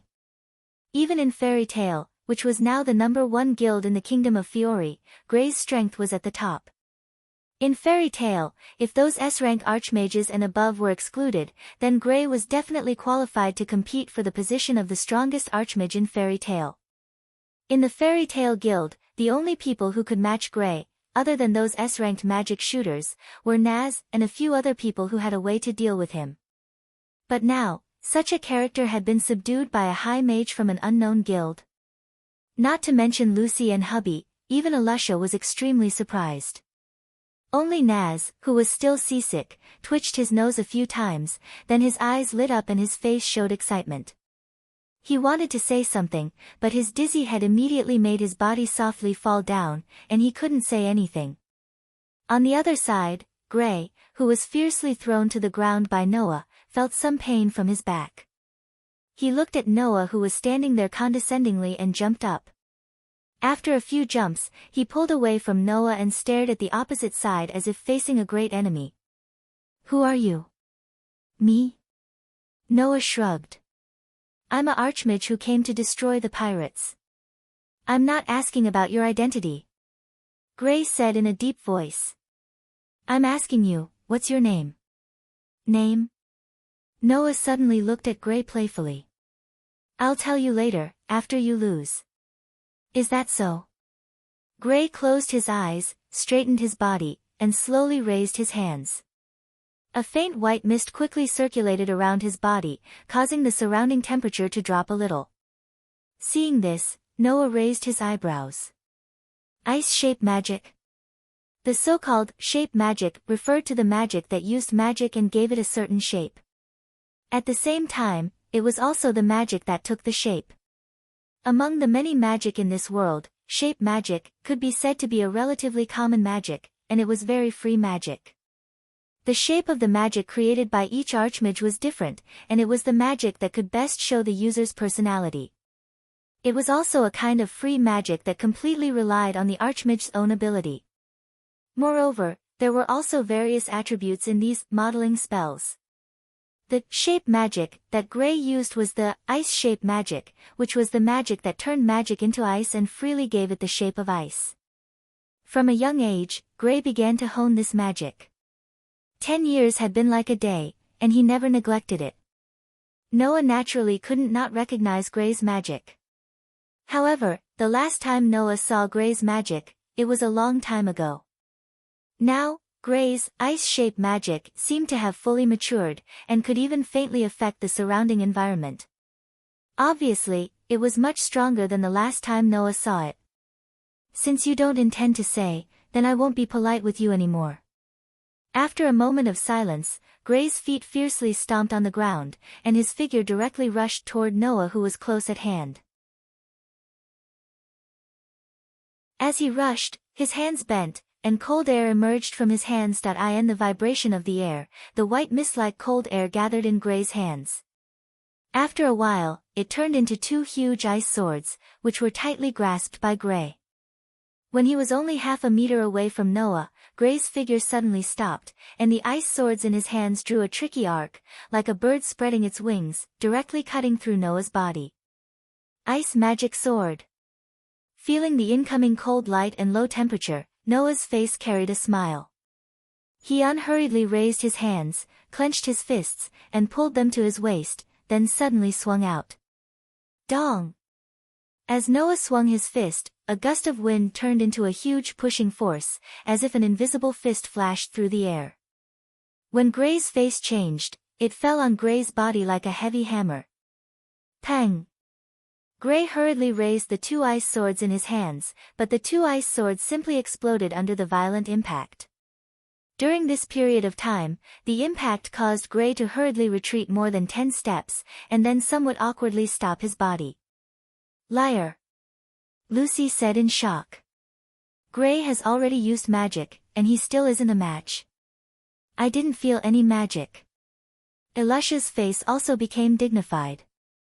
"That wasn't his magic, it was just a simple punch, but that punch was so heavy that it could create a shockwave." "So powerful, which guild has an expert in this kind of physical skill?" "Never heard of it." "Damn it." Gray angrily glared at Noah. One of his hands formed a fist, and supported it with the palm of his other hand. The cold air rapidly condensed, and with an intense low temperature, fiercely smashed on the deck. Ice spring. A huge amount of magic suddenly burst out from Gray's hand that landed on the ground, and flowed below the deck at an astonishing speed. Noah could clearly feel that the magic that burst out from Gray's body was condensing under his feet like lightning. Without the slightest hesitation, Noah suddenly tapped the ground, and quickly retreated. Caw caw caw caw caw. In the next moment, a sound that made one's teeth ache resounded below Noah's original position. Sharp icicles, like a fountain, soared into the sky, and turned into an ice tower. Pang! Just as the icicles that gushed out like a fountain turned into an ice tower, Noah abruptly stopped his retreat. His body arched, and like a lone wolf that was ready to strike, he madly rushed out like an arrow leaving the bow, and instantly arrived in front of Gray. Immediately, Noah very casually threw a punch, and in the midst of the sound of breaking air, it smashed into Gray's abdomen. Pang! With a muffled sound, Gray's eyes bulged, and he clutched his abdomen, and repeatedly retreated. His gaze towards Noah became angry. You despicable guy. What? Still want to fight? Noah raised his fist, and said such a provocative sentence. You're not my opponent, it's better to find someone else. You really dare to say that? Gray was not a good-tempered person, and after being provoked by Noah, he immediately wanted to rush over. However, when Gray was about to rush out, a hand pressed heavily on his shoulder. That was Elisha's hand. Stop, Elisha said calmly. He didn't want to be serious with you, otherwise you would have been defeated. Gray instinctively wanted to refute, but when he saw Elisha's stern expression, the anger in his heart subsided little by little, and he regained his calmness. What? Noah looked straight at Elisha, his childhood sweetheart, and smiled. Next, will you be my opponent? As soon as this sentence came out, Noah found that Gray, Lucy, and hubby looked at him as if he was an unlucky child, which made Noah very speechless. However, Noah also understood that this was because Gray and the other two knew of Elisha's strength, which was why they were behaving like this. Unlike Gray, Elisha is a real powerhouse. After all, Elisha is an S-level mage from Fairy Tale. Moreover, 4 years ago, when he was only 15 years old, he was a true powerhouse who had become an S-rank magic shooter. If you want, I don't mind fighting. Elisha came to the opposite of Noah in the sound of powerful footsteps. But, if I win against you, you must promise me to give up your commission and not to fight against these pirates again. Hearing this, Noah laughed, and he laughed excitedly. Let's talk about it after you win against me. This time, Elisha did not talk nonsense. A dazzling light suddenly covered Elisha's whole body, and Elisha's magic power suddenly skyrocketed. After a moment, the strong light subsided, and a gorgeous armor that seemed to be cast with a piece of steel blade and 2 pairs of steel wings appeared on Elisha's exquisite body. The curvaceous figure was wrapped in tight armor, and only the chest was covered on the upper body, while the lower body was covered by a steel armor battle skirt. Elisha's whole body was full of heroic spirit, and she immediately attracted the attention of everyone around her. Looking at the armor on Elisha's body, Noah's eyes lit up. Because it was a set of magic armor.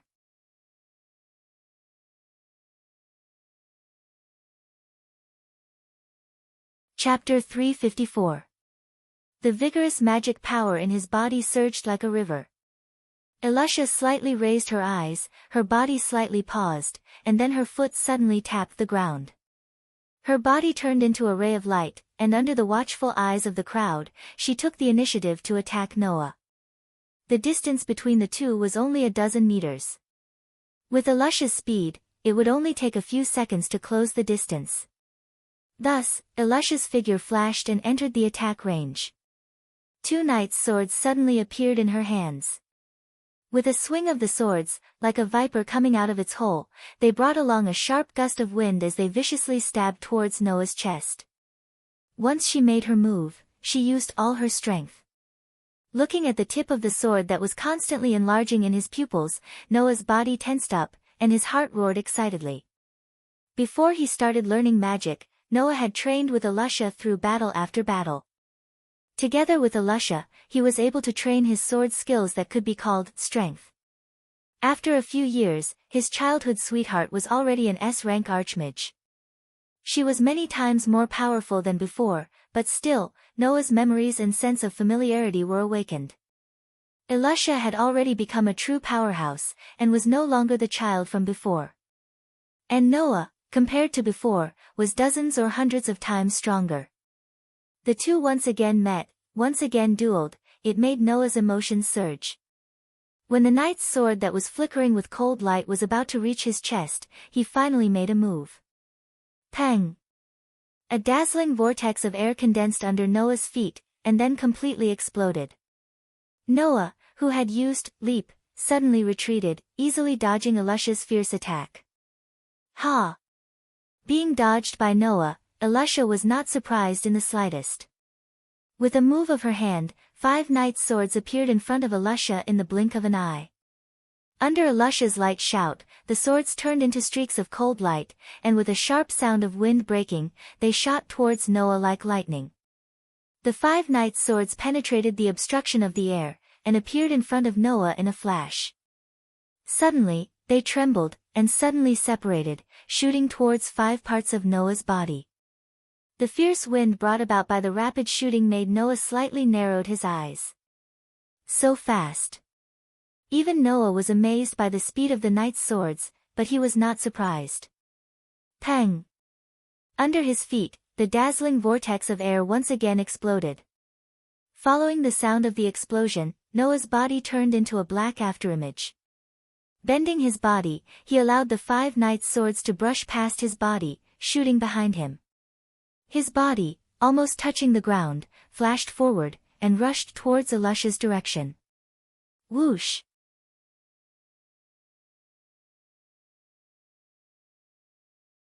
This was the sound of Noah's punches and kicks, and the sound of the impact when they fell on Elisha's armor.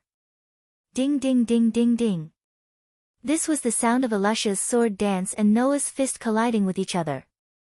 Dong dong dong dong dong. At this time, the sound of the collision between the two and Noah's leap forward caused explosions in the air. The strong collision lingered in the air for a long time. Hey, hey, hey, hey. On the ship, Gray's face was completely filled with disbelief as he watched the fierce battle in midair. What's going on? I've never heard of such a strong guy. Naz, I'm so scared. Habi tearfully shook Naz, who was lying on the ground with his eyes turned white. What if that guy wants to take my fish? No, it shouldn't be the problem of the fish now, right? Lucy complained, but there was also shock in her eyes. Even Elisha can't do anything, who is it? The pirates on the ship had already held their breath, and their eyes moved with the flashing of the 2 figures moving at high speed in midair. The increasingly fierce and white-hot battle made the hearts of these pirates in their throats. Although, with their ability, they can't see what's going on, but these pirates can still see the fierceness of the battle.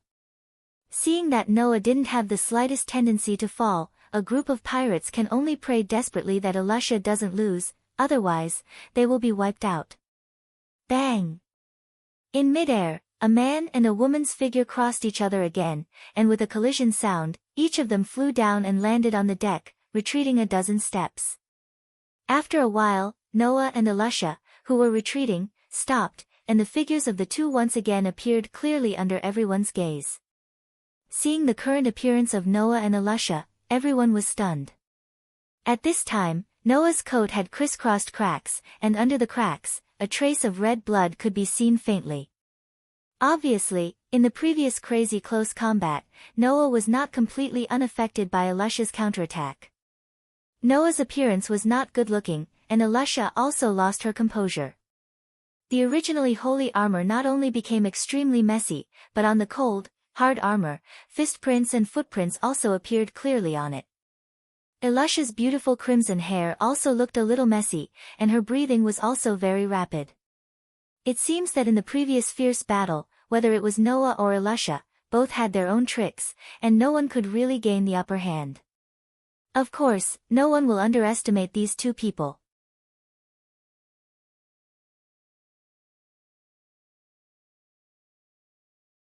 Chapter 355. The entire place suddenly fell silent. Looking at the man and woman confronting each other in the middle of the deck, everyone couldn't help but swallow a mouthful of saliva due to the oppressive and solemn atmosphere. The more timid Lucy and hubby even hugged each other tightly with faces full of nervousness. In the middle of the battlefield, Noah lowered his head and glanced at his tattered coat and clothes as well as his slightly aching body. He couldn't help but let out a wry smile. This Alusha is still the same as before. She either doesn't get serious, or she definitely doesn't show any mercy when she gets serious. Who knows how many wounds she inflicted on Noah's body. Although these injuries were healed in less than a moment under the regenerative ability derived from the strengthening of the protozoan virus, injuries were inevitable in a duel, but if it weren't for the fact that Noah and Alusha didn't have the intention to kill, the two of them definitely wouldn't have ended up like this. For example, if Noah didn't hold back, then the place where his fists and feet hit would not be the armor on Alusha's body. Instead, he would specifically choose the head and the weak parts without armor to attack. Another example was that since Alusha could slash so many times on Noah's body with her sword, it definitely wouldn't be a problem for her to cut deeper with her sword. By then, Noah wouldn't just have small wounds on his body, but huge, hideous, and bloody wounds. Besides, both sides had made a lot of concessions in this duel. Take Noah for example. He only used his physical abilities and close combat to the limit. He didn't use any magic, or weapons at all. Not to mention half of his strength, he didn't even use 30% of it. Alusha also only used the equipment-changing spell once from the beginning to the end. Later on, she relied purely on her sword skills and the ability of the magical armor on her body. It should be known that the biggest advantage of the equipment-changing magic was that it could change the equipment according to the situation of the battle. Those truly powerful magic shooters who used the equipment-changing magic would generally prepare equipment in their own changing space to deal with various situations. Therefore, Alusha could not only use the armor on her body and the knight's sword in her hand. Alusha definitely had equipment that was more suitable for combat and was even more powerful. Therefore, Alusha would not be able to unleash much of her strength. At most, she would only be able to unleash 70 to 80% of her strength. Whether it was Noah or Alusha, both understood that the other party had yet to reveal his true strength. Under such circumstances, although Alusha's expression was solemn, her eyes were filled with undisguised admiration. What an amazing martial skill!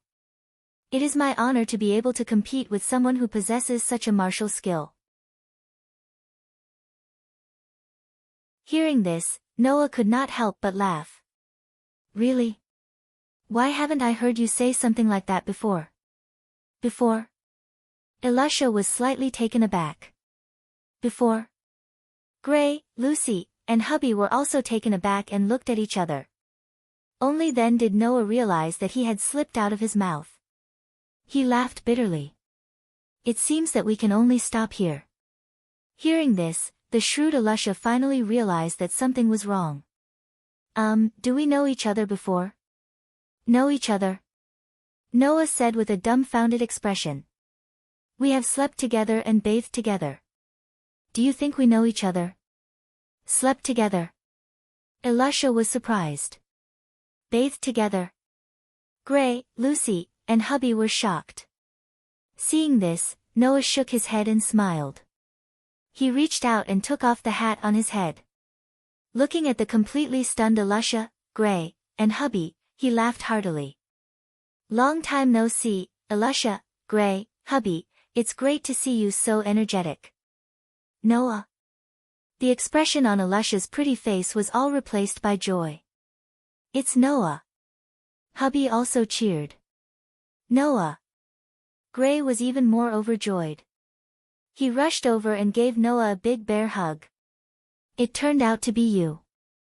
I was wondering how someone could be so strong that even Alusha was almost defeated.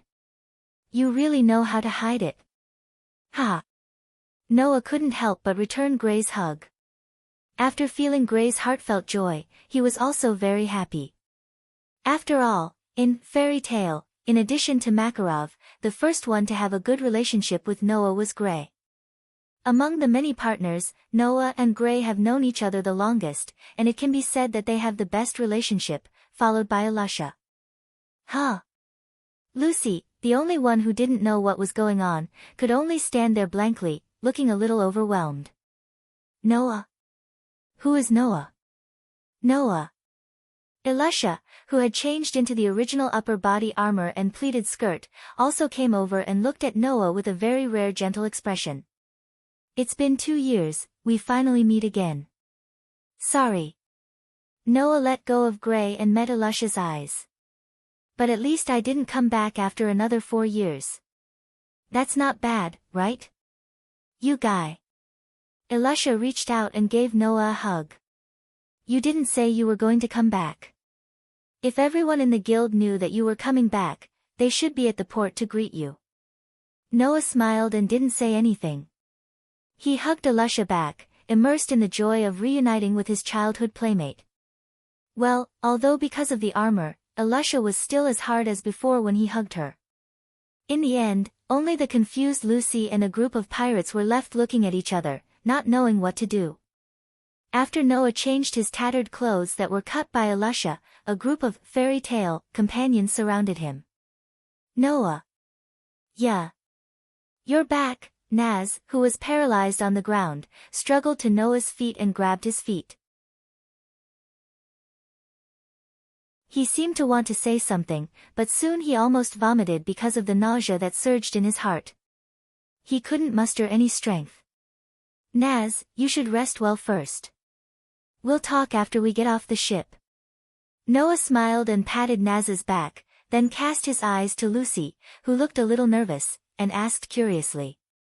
I've been wanting to ask since just now. Who are you? That, my name is Lucy. Lucy seemed a little nervous. She looked like a junior in school who could only look at her senior from afar. She was very reserved. I've only recently joined Fairy Tale, please give me some pointers. So you're a newcomer? Noah nodded in relief. Then it's no wonder I don't know you. Although you're a newcomer, you have a lot of potential.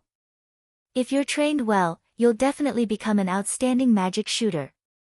Elisha patted Lucy's shoulder and whispered to her. Lucy, don't worry too much about Noah. Unlike Naz and Gray, Noah is a very sensible and easygoing person. Just relax a little. Yes, I know. Lucy nodded repeatedly. Speaking of which, you're still as strong as before.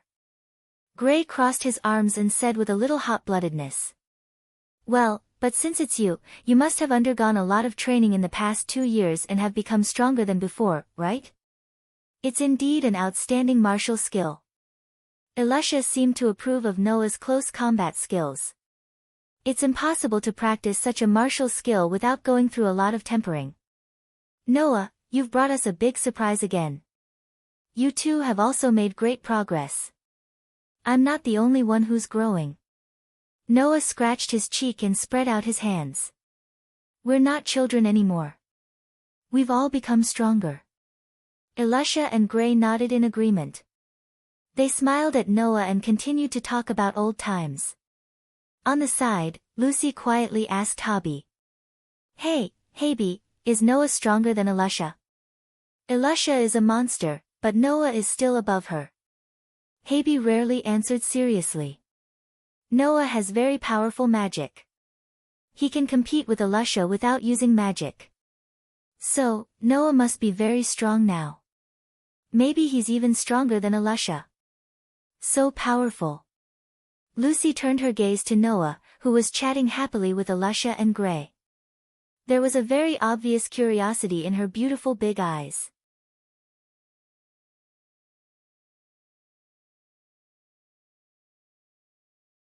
Chapter 356. Resurrection. On the port, Naz seemed to be celebrating something.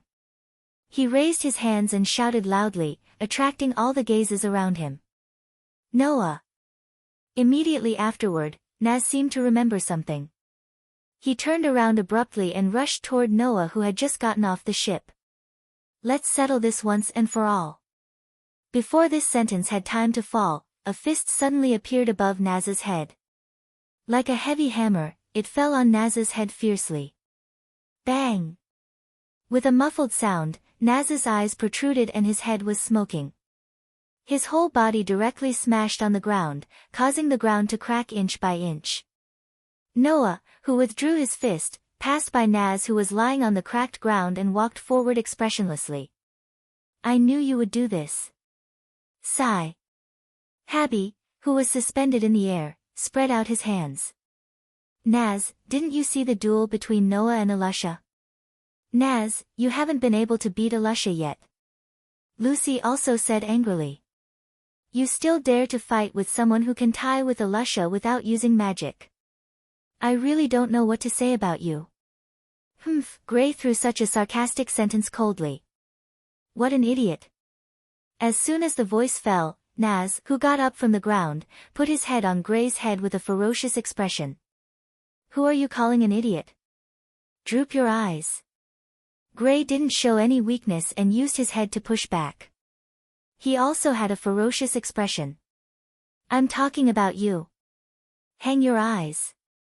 At this time, Elisha, who got off the ship, cast her indifferent gaze.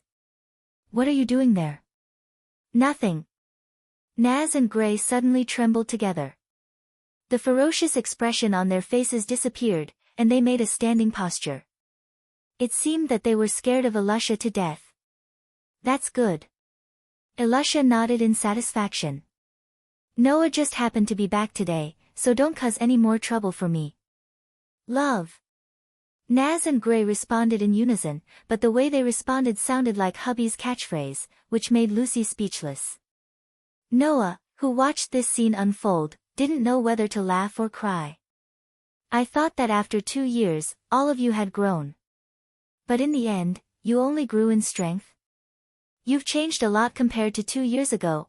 Elisha looked at Noah, tilted her head, and said in confusion. "I feel like the atmosphere around you has changed compared to before." "Does Elisha feel the same way?" "I thought I was the only one who felt that way." Gray scratched his head and looked at Noah with a puzzled expression. "It feels like you're more dangerous than before." Hearing the words of Elisha and Gray, Noah just smiled and did not answer. Noah knows why Elisha and Gray feel this way. Because Noah has indeed changed, and the change is not small. In the world of Dark Bullet, he played with the politicians with superb means, and he also saw enough of the dark side of human nature. Coupled with the experience of Absolute Dual Blades and Night of the Mage, Noah has indeed changed compared to 2 years ago. If Noah 2 years ago could only be regarded as an extremely sharp sword that had just been sharpened, then now, Noah's sword has been stained with enough blood and is no longer a simple weapon. This is the so-called experience. This experience made Noah, who was originally more gentle, become stronger, and his heart was much tougher than before. In addition, the current Noah has a real murderous aura compared to 2 years ago. It's no wonder that Gray would say, more dangerous.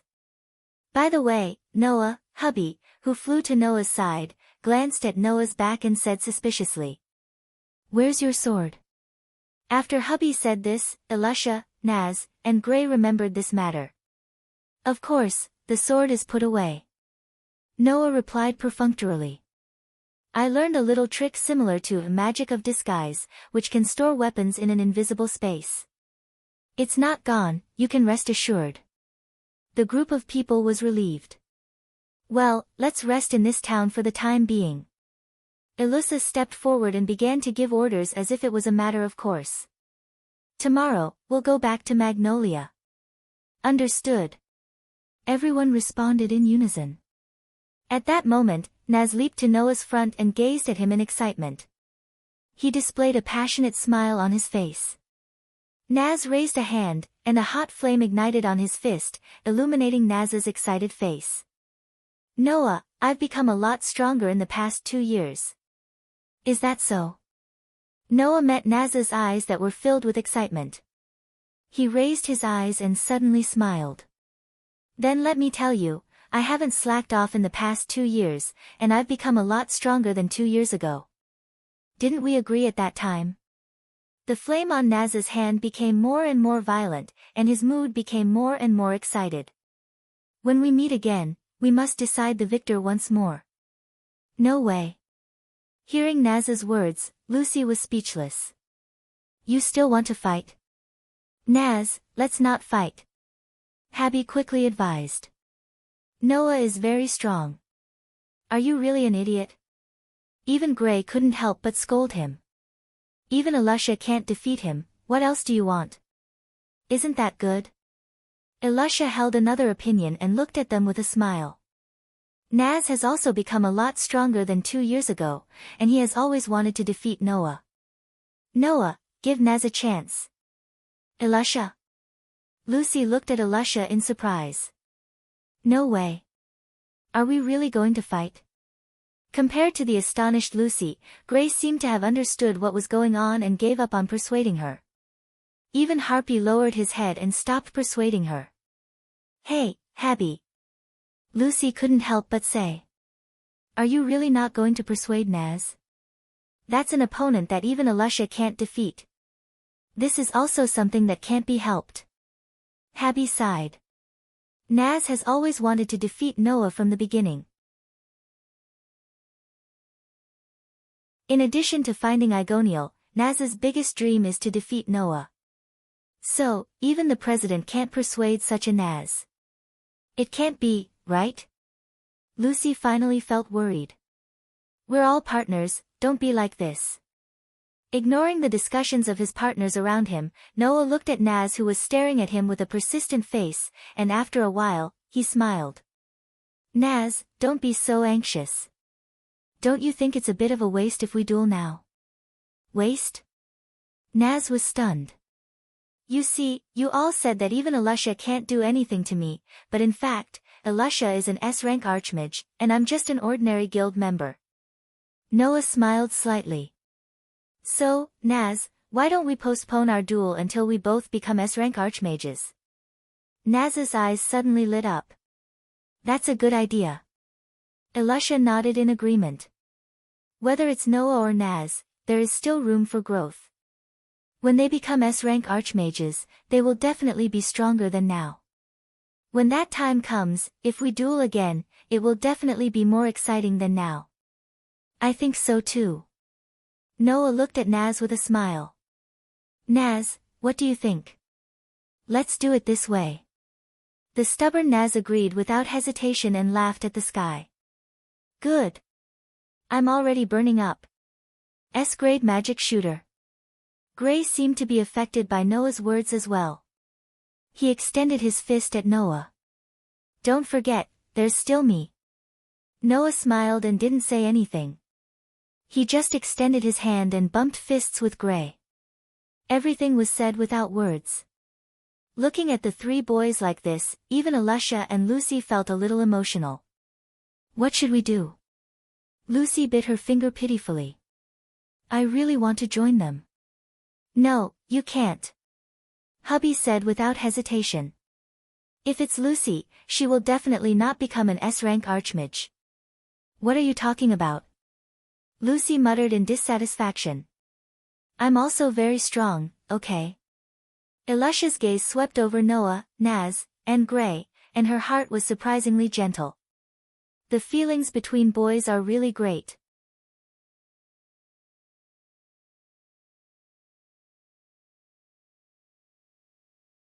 Chapter 357.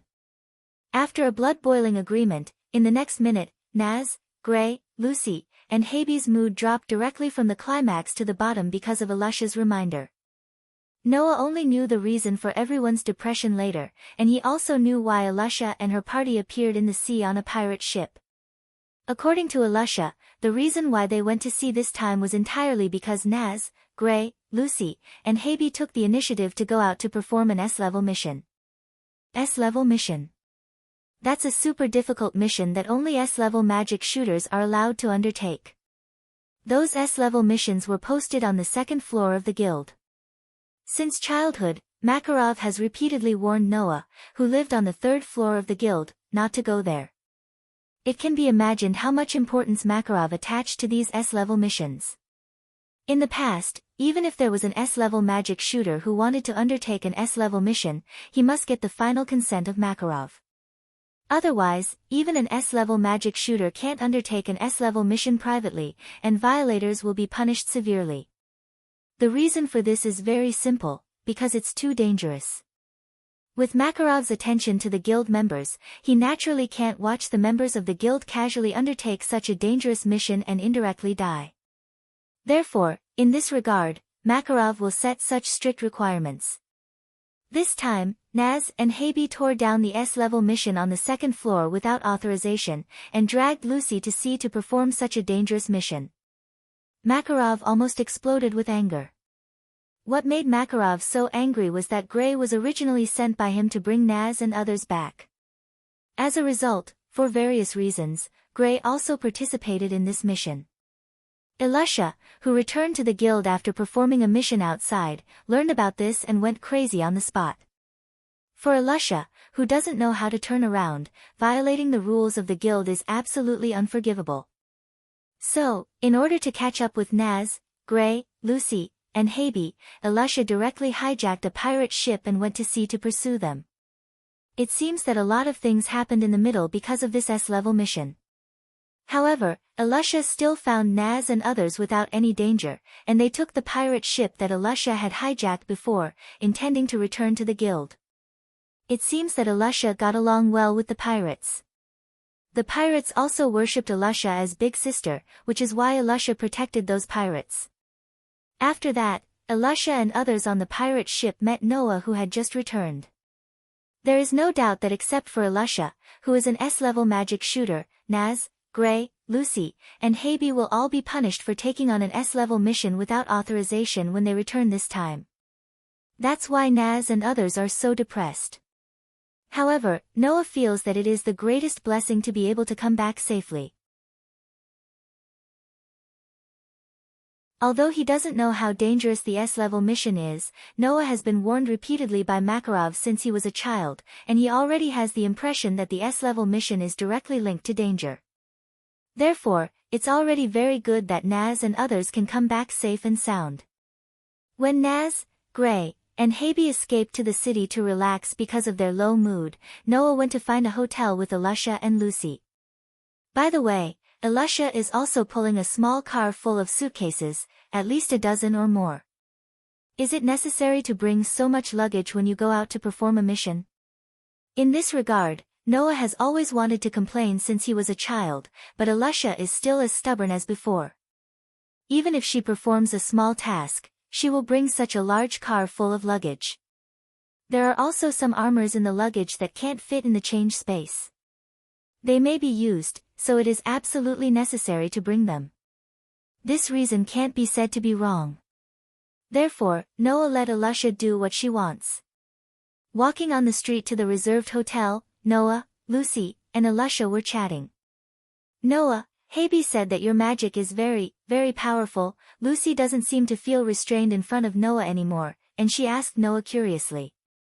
What exactly is your magic? There is nothing to hide.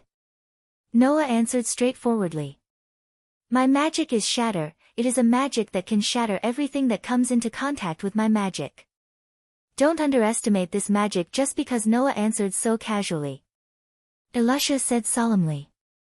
Crush is a real high-level destruction magic. In terms of destruction, there are almost no magic in the world that can compare to it. Compared to my change magic, and Gray's shape magic, Noah's magic and Naz's magic are very rare. A high-level destruction magic as rare as Naz's magic? Lucy shrunk her neck slightly. It is really powerful, that kind of magic. But its power is also as difficult to control as Naz's.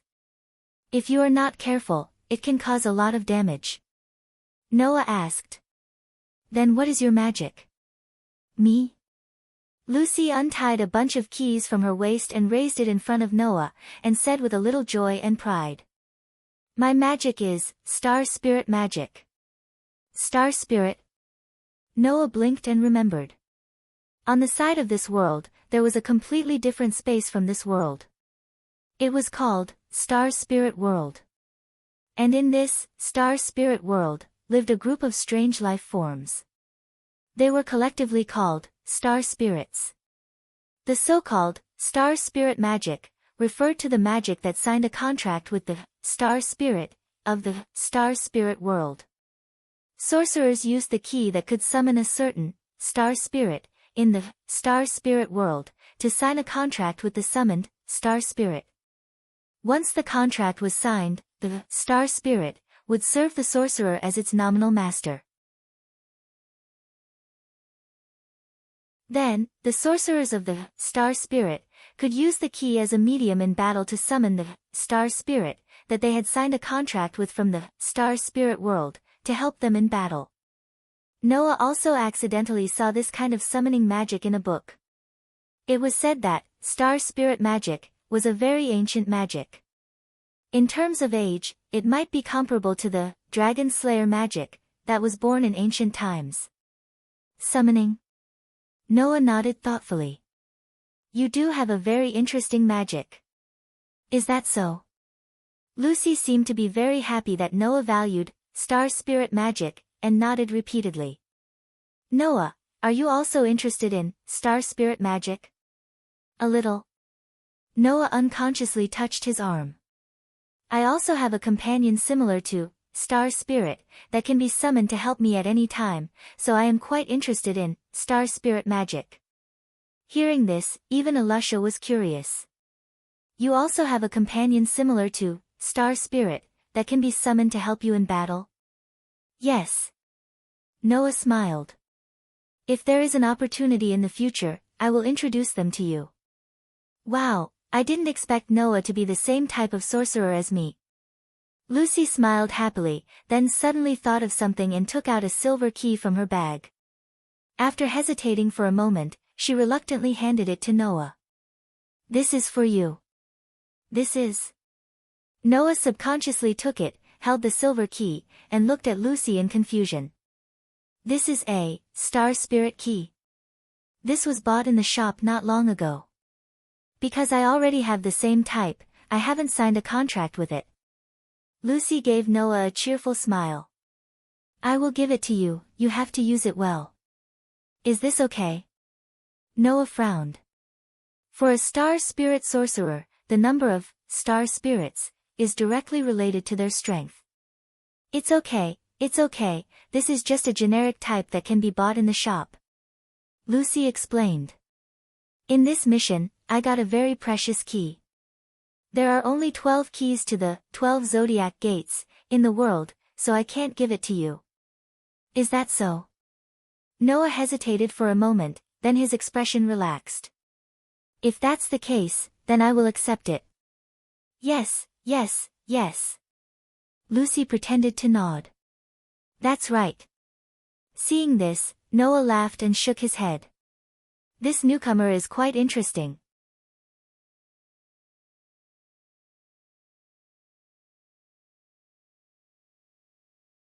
Chapter 358.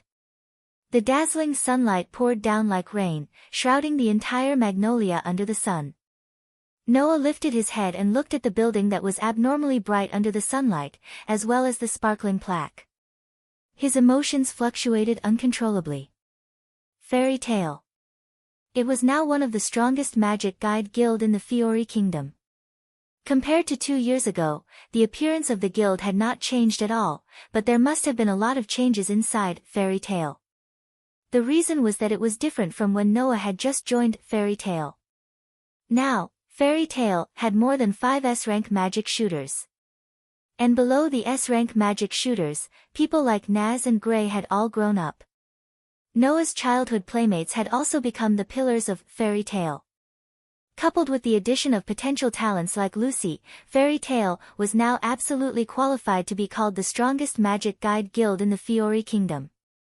After returning after 2 years, Noah found that no matter how good his ability to control his emotions was, it was difficult to avoid the fluctuations in his mood at this moment. Because this was Noah's home. Elisha, Naz, Gray, Lucy, and Habi consciously stood aside and did not disturb Noah. Looking at Noah, who stood at the door for a long time without any movement, they only had an understanding smile on their faces. Even the silly Naz was the same. After a long time, Noah finally calmed down his emotions. Without looking back, he strode to the door of the guild, stretched out his hand, and pushed open the door of the guild. Hua! At this moment, inside the guild, a wave of noise surged like a tide and drowned Noah. However, to Noah, this noise was too familiar, so familiar that he could not help but have the urge to smile. Like the noise, what appeared in front of Noah was a very familiar scene. The bar-like guild hall. The innermost bar.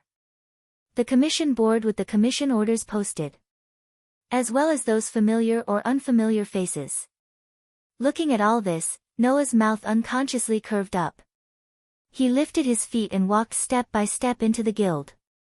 Finally, someone noticed Noah and seemed to recognize Noah. They were stunned. As Noah's footsteps echoed inside the guild members also seemed to feel something and looked in the direction of Noah. Then, without exception, they were all stunned.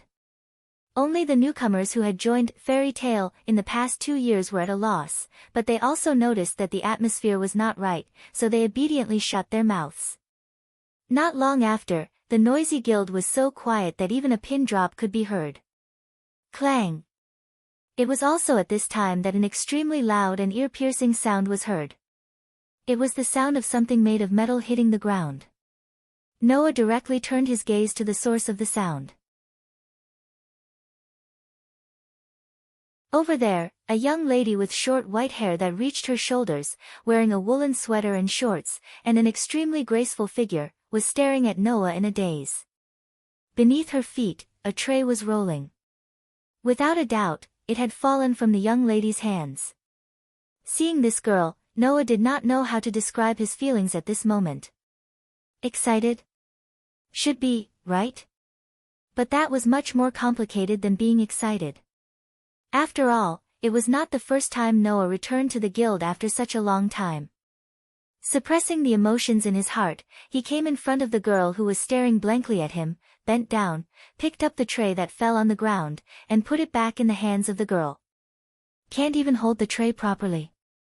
Looking into the silly eyes of the girl, Noah reached out his hand and lightly scratched her small nose.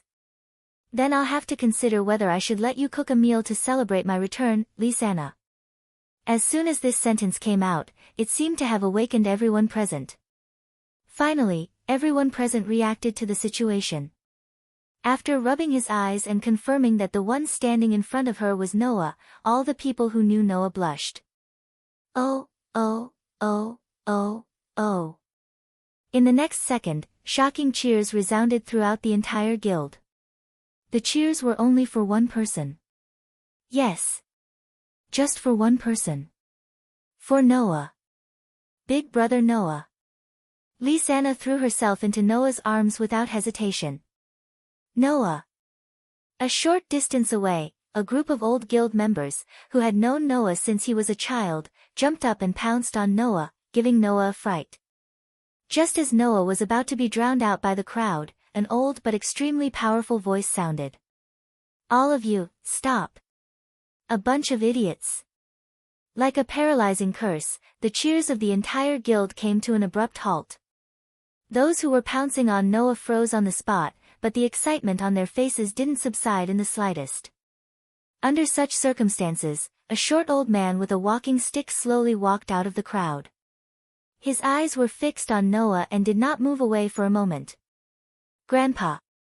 Noah, who was hugging the equally excited Lisanna, turned his head and looked at Makarov, his dark eyes rippling slightly. Compared to the excited guild members around him, Makarov didn't have the slightest bit of emotion on his face. Instead, he had a peaceful expression, as if he was looking at a child returning home. You're back. Noah nodded heavily in response. I'm back. A smile gradually appeared on Makarov's face, and soon it turned into a laugh that almost covered his entire face. The banquet is starting. Oh, oh, oh, oh, oh. Deafening cheers once again resounded throughout Fairy Tale.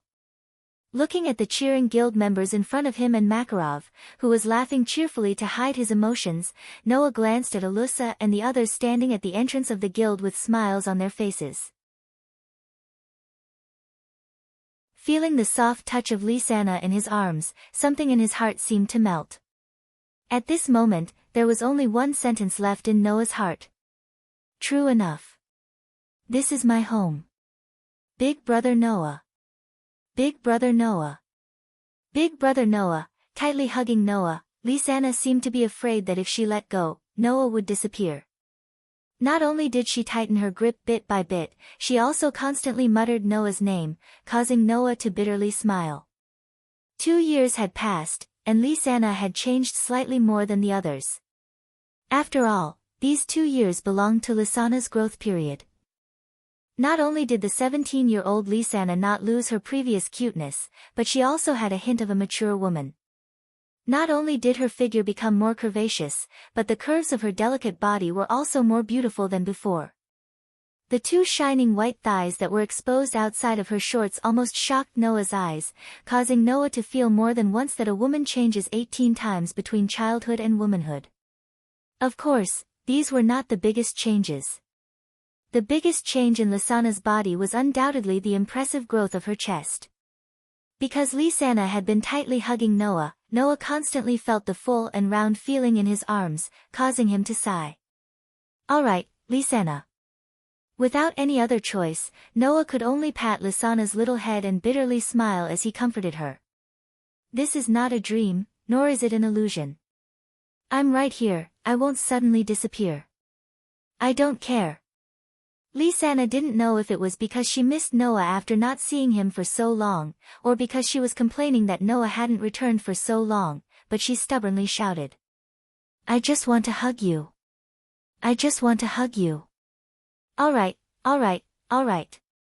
Hug me, hug me. Noah had no choice but to compromise and roll his eyes. You can hug me for as long as you want. That's fine, right? As soon as he said that, a bell-like laughter rang out in front of Noah. These past 2 years, Lisanna has always wanted to reunite with you. Noah, just let Lisanna be stubborn for once. Hearing this voice, Noah was startled and raised his head to look ahead. However, the scene that entered his eyes not only didn't dispel Noah's shock, but instead made it even more intense.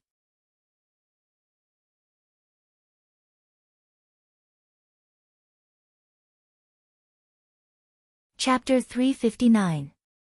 Hee. With a sweet smile that could intoxicate any man, the beautiful young lady stood in front of Noah with her hands behind her back.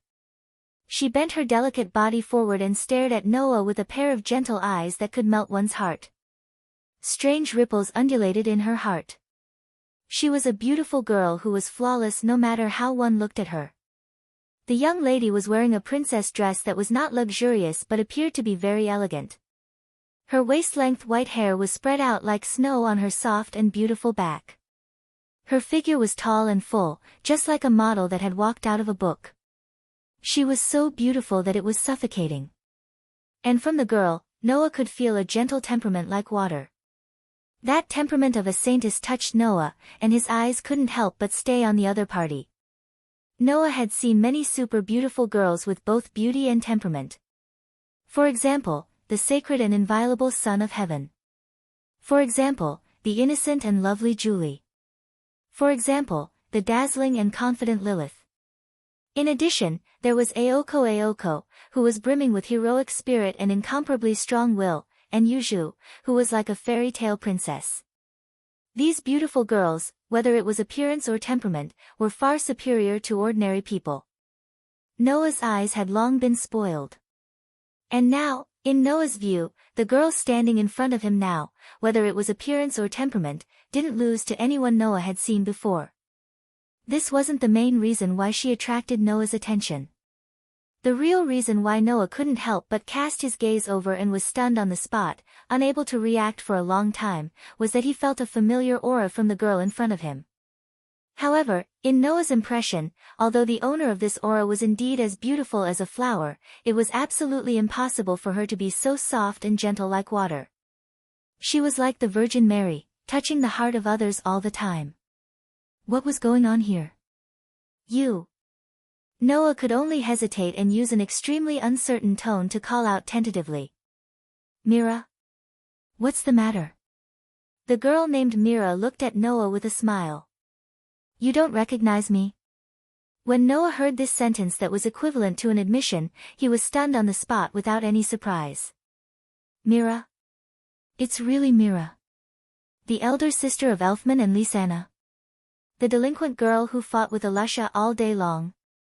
The magic shooter who became an S-rank magic shooter at the age of 16. The Mira Jenny who used demon souls as a means of battle. Looking at the girl who was smiling at him with an extremely gentle and sweet smile, Noah felt as though his worldview had been impacted. No matter what, he couldn't overlap the girl in front of him with the girl in front of him. Driven by such feelings, Noah could not help but reach out his hand and caress Mila's cheek in a silly manner. Are you really Mira? If it was the Mira that Noah knew, she would definitely blush when Noah touched her face like that. Then, she would fly into a rage out of humiliation and throw a punch at Noah's face. Moreover, she would definitely not show any mercy. However, the Mira in front of him seemed to be determined to destroy Noah's impression of her.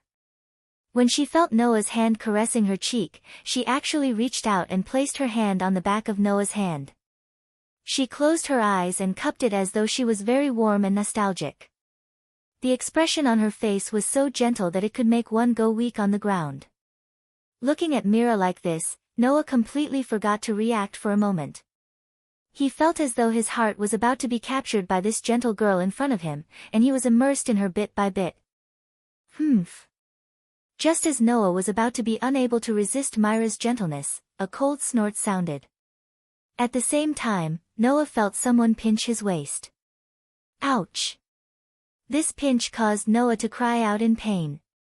At the same time, Noah finally came to his senses and hurriedly retracted his hand with an awkward expression on his face. Ha! Mira smiled knowingly at Noah's reaction. Big brother Noah. At some point, Lisanna lifted her head from Noah's embrace and glared at Noah with resentment. I know big sister Mira is very charming, but you should come back to your senses. Your eyeballs are about to fall to the ground. What are you talking about? Noah felt even more awkward and could only pinch Lisanna's cheeks and pull. I'm just surprised. Woo woo woo. Lisanna wriggled her cheeks unwillingly and looked as though she wouldn't believe it even if she was beaten to death. But to be honest, Noah was indeed very surprised. Although people changed, could the once violent Mira really become so gentle and elegant in just 2 years? But on second thought, Noah felt that it was only natural. After breaking free from Noah's grip, Lisanna looked at the relieved expression on Noah's face and asked curiously, Big brother Noah, aren't you curious about big sister Mira's change? That's a change that even surprised us. Mira also looked at Noah with a smile, as though she was enjoying Noah's surprise. Although I'm a little surprised, I don't find it strange, Noah said as he scratched his cheeks in front of the two sisters. After all, the Mira I know isn't a bad girl, but she became strong in order to protect her younger siblings. Isn't it natural for such a gentle person to become even more gentle for someone? Hearing this, Mira was stunned for a moment. Then, she looked at Noah with a gentler gaze. That's true. Lisanna nodded. Big sister Mira has always been gentle. Now that she's become even more gentle for someone, it's not strange at all. Lisanna stared at Noah angrily and emphasized the word, someone, causing Noah to be confused. Why are you looking at me like you're looking at a criminal?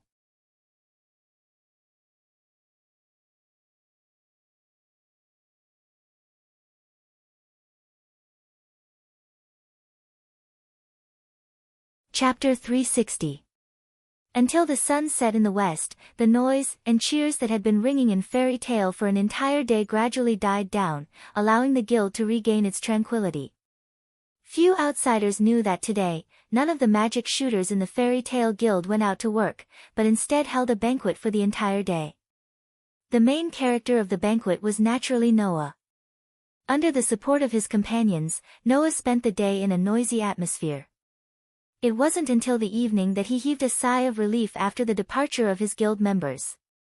But today, the smile on Noah's face never disappeared, and the number of times he smiled was more than any other day in the past 2 years. His mood was unprecedentedly relaxed all day long, and even Noah himself felt that it was somewhat inconceivable.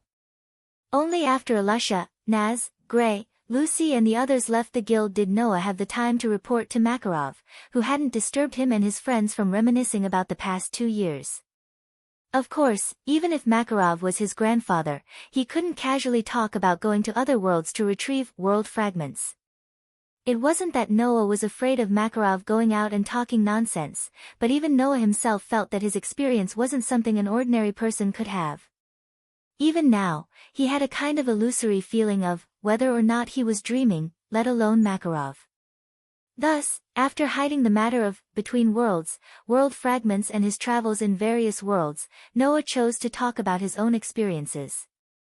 The general situation was that while Noah was receiving Mavis guidance on Heavenly Wolf Island, he was also being instructed by Mavis to travel around the world and experience all kinds of things, using it as training to improve his own strength.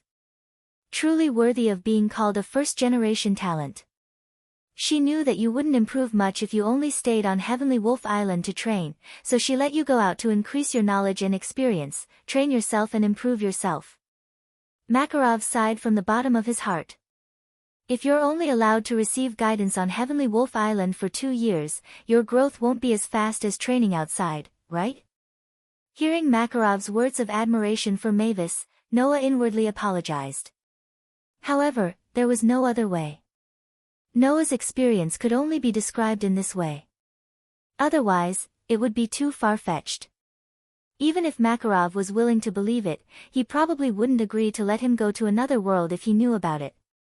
Even if he has already passed away, the first generation has always been paying attention to the fairy tale and protecting us. Sitting at the bar, Makarov looked at the street outside the door, his old face full of determination. That's why we have to protect fairy tale, no matter what. Absolutely. Hearing this, Noah nodded heavily. Although he didn't know whether Mavis was really always watching over fairy tale, Noah and Makarov had the same feelings. No matter what, this family had to be protected. This was absolutely necessary. The current you is definitely stronger than before. I can no longer feel any trace of magic on your body. It seems that you are no longer at a level where I can casually see through your strength. Makarov turned his gaze to Noah, looking at the grandson he was most proud of, and smiled with gratification. Although I knew from when you were young that you would surpass me one day, I didn't think that this day would come so soon. Grandfather, please don't say that, Noah hurriedly said. If it's grandfather, you will definitely be stronger than me. It's fine even if you don't say such words to comfort me. I won't feel disappointed just because my grandson has grown so much. In fact, I will be very happy. Makarov laughed, but after laughing, his expression turned serious. You are the same as your brother. Both of you are growing at an astonishing speed. Now, I don't even know if I am a match for you. Hearing this sentence, the expression on Noah's face also converged little by little. Compared to you, Laxus really makes me feel uneasy. Makarov sighed. That child's heart is already filled with power. To him, only power is everything. He doesn't have the same dedication to the guild and his companions as you do. I am really worried that if he does something wrong in the future, will I be able to stop him? Saying this, Makarov's wrinkled eyes showed deep worry. Noah knew that Makarov's worries were not superfluous. With Laxus's personality, it was really possible for him to do something crazy. However, Noah did not agree with Makarov's understanding of Laxus. Makarov felt that Laxus did not attach much importance to the guild and his companions. In fact, Noah knew that this matter was the exact opposite. Perhaps Laxus did not have much of a sense of belonging to his companions in fairy tale, but Laxus definitely cared more about the guild than Makarov imagined. He had known Laxus for a long time. Makarov was too worried about Laxus's future, so he did not see through Laxus's heart. However, Noah had long noticed the dedication in Laxus's heart to the guild. It was just that this stubbornness was slightly distorted, which had resulted in the current Laxus. Grandpa, don't worry. Noah said faintly. If Laxus doesn't do anything, then it's fine. If he does, then I will deal with it. When he said this, although Noah's tone was very indifferent, Makarov felt a great amount of pressure from it. Makarov looked at Noah, who was emitting a terrifying aura, with some surprise. He finally understood. Perhaps, this grandson of his was stronger than he imagined. Perhaps, Noah had really become stronger than him. Realizing this, Makarov fixed his gaze on Noah. After a long time, he revealed a relieved smile. Then I'll leave it to you. Noah nodded his head heavily once again, and his heart was filled with excitement. Raxas, I hope you don't disappoint Grandpa. Otherwise, this time, I won't be like before, stopping here. When night fell, Makarov also left the guild, leaving the guild in a deathly stillness. Noah returned to his own room. Compared to 2 years ago, the room hadn't changed at all. He touched the table and wardrobe. When he felt that there wasn't even a speck of dust on them, the corner of his mouth couldn't help but curl up. Noah didn't need to confirm with anyone, and he could guess who was the one who cleaned up his room during the 2 years that he wasn't in the guild and kept his room free of dust. Who else could it be apart from her? Of course, Noah didn't know that he had only guessed half of it. In these 2 years, apart from Lisanna, Mira also came to clean Noah's room almost every day. She kept Noah's room almost exactly the same as it was 2 years ago. Lying on the bed that was obviously washed and changed, Noah held a magazine and flipped through it. In this magazine, whether it was the cover or the bottom page, there were all kinds of fashion photos of Mira in the most conspicuous places. Noah only found out today. Since Noah left, almost the next day, Mira no longer went out to work as a magic shooter. Instead, she completely changed her appearance. Not only did she become the most fashionable cover girl, but she also became the signature girl of Fairy Tale. Thanks to this, Mira's fame was now known throughout the Fiori Kingdom. Her popularity was so high that there wasn't a single man who didn't fall head over heels for her. However, because of this, the Strauss siblings' team disbanded. Like Mira, Lisanna didn't take on any missions for 2 years. Instead, she worked as a waitress in Fairy Tale. Only Elfman was still active as a magic shooter. That's amazing. Looking at the various cute and beautiful photos of Mira in the magazine, Noah could only sigh. Mira has changed a lot. At this moment, a knock sounded on the door. Big brother Noah, are you there?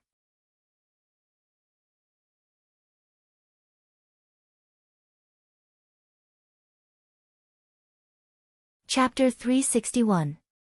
Big brother Noah, are you there? Following this sentence, there was a knock on the door. Noah had just retracted his gaze from the magazine in his hand when the person standing outside pushed the door open. Not long after, Lisanna's head popped in and entered Noah's sight. I'm coming in.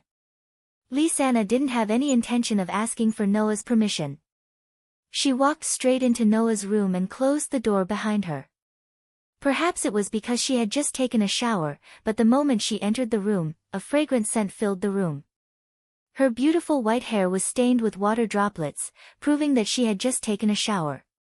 She was still wearing a woolen sweater and shorts. Her impressive bosom was extremely prominent, and her 2 white thighs were dangling in the air. It was extremely eye-catching. This made Noah sigh in his heart. Not only Mira, but even this little sister of the Strauss family had changed a lot. At the very least, her every move was truly attractive. In other words, she had grown up. She had grown up in all aspects. Just like how Noah paid attention to Lisanna, Lisanna also paid attention to Noah the moment she entered the room. Compared to 2 years ago, Noah's appearance hadn't changed much, but his temperament had changed a lot. From Lisanna's point of view, her big brother Noah had become more manly than before. However, when Lisanna saw the magazine with Mira's photo on the cover in Noah's hand, her cheeks suddenly puffed up, and she became angry. What's wrong? Seeing Lisanna's angry expression, Noah couldn't help but laugh. It's already so late, why aren't you sleeping? What are you doing here? Big brother Noah, do you not want to see me? Lisanna said as if she was throwing a tantrum. Anyway, I'm not as charming as big sister Mira. Hearing this, Noah couldn't help but smile and tease Lisanna. What? Could it be that you're jealous of your own sister? No, I'm just telling the truth. I'm not jealous of Sister Mira. Lisanna walked to the bedside and looked straight at Noah with her hands on her hips. After all, in order to attract someone's attention, I know how hard Sister Mira worked for the past 2 years. Now that she finally succeeded, I won't be jealous. Hearing this, Noah was stunned. When he connected the dots between her gaze and the content of her words, he was speechless. Noah wasn't an idiot. If he still couldn't understand what she meant, then it would have been a waste of his efforts to create a fairy tale in the world of Pitch Black Bullet. Hence, Noah could only ask cautiously. The someone you're talking about, don't tell me it's me. I say, Big Brother Noah, you can't say this to Big Sister Mira. Otherwise, I won't forgive you, Lisanna complained to Noah. Have you forgotten what you said to Big Sister Mira before you left the guild? Before I left the guild? Noah immediately searched through his memories. After a while, he revealed a stunned expression. Before leaving the guild, Noah had indeed said something to Mira. I hope that when I return, you'll become gentler. Could it be that because of this sentence, Mira had such a change? It can't be, right? Didn't I already tell you, Big Brother Noah? Lisanna seemed to have seen Noah's disbelief and was rather indignant. After you left, Big Sister Mira began to change the next day.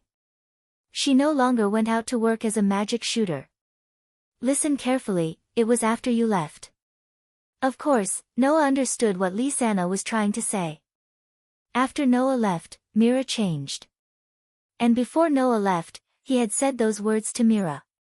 In that case, wasn't it obvious who Mira had changed for? It was just that Noah subconsciously avoided the possibility that he was the cause of Mira's change, so he didn't make such an obvious connection. Even everyone in the guild knows who caused Big Sister Mira to change for Big Brother Noah. Lisanna puffed up her cheeks. Now, everyone can see Big Sister Mira's feelings.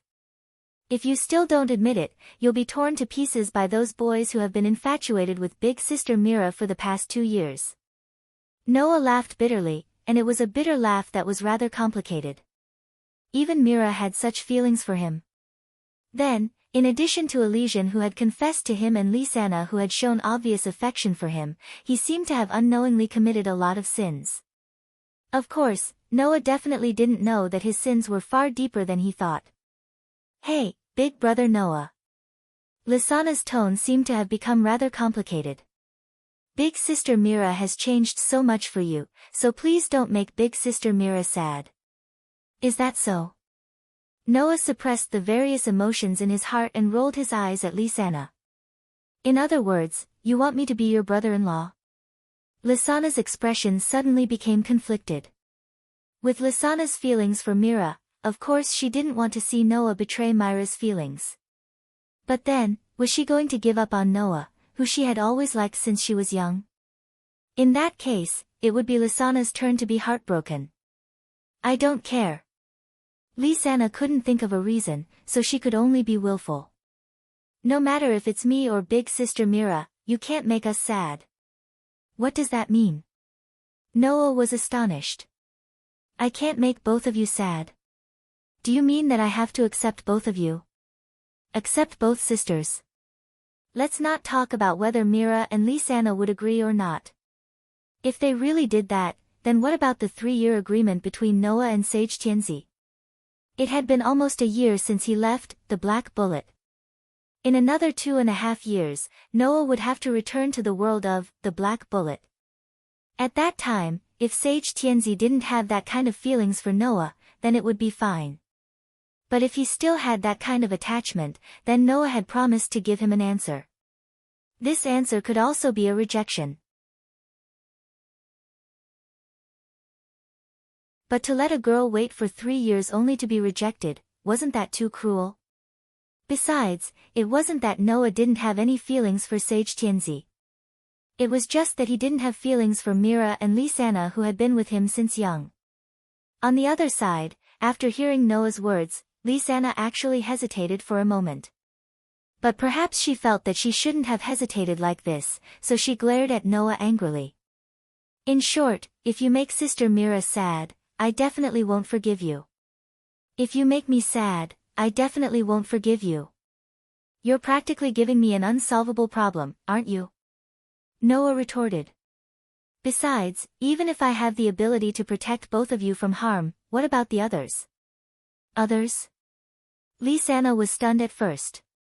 When she realized what this sentence meant, her eyes widened and she pointed at Noah in disbelief. Could it be that Brother Noah has another woman outside? What you said is a little wrong, right? Noah realized that he had said something wrong, so he braced himself and said, You're saying it as if I have another woman here. Perhaps this sentence angered Lisanna, but with a bang, Lisanna slammed the bed and cast a gloomy look at Noah. In other words, Brother Noah really has another sweetheart. What you said is a little wrong, right? Noah couldn't help but look away. Can't it be that there's another girl who likes me, something like that? Noah's voice was getting weaker and weaker. This was because Lisanna's head was slowly lowering, and her face was buried in the shadow of her bangs, so no one could see her expression clearly. That. Noah subconsciously lowered his voice. Lisanna. Sister Mira, I can still bear it. Lisanna said as she suddenly raised her head, and a drop of tear hung in the corner of her eye. What other woman? I won't admit it. As soon as she finished speaking, Lisanna suddenly pounced forward and pushed Noah onto the bed. Lisanna, you. Before Noah could finish his sentence, he couldn't say anything else. This was because Lisanna lowered her head and blocked Noah's mouth. With her own mouth.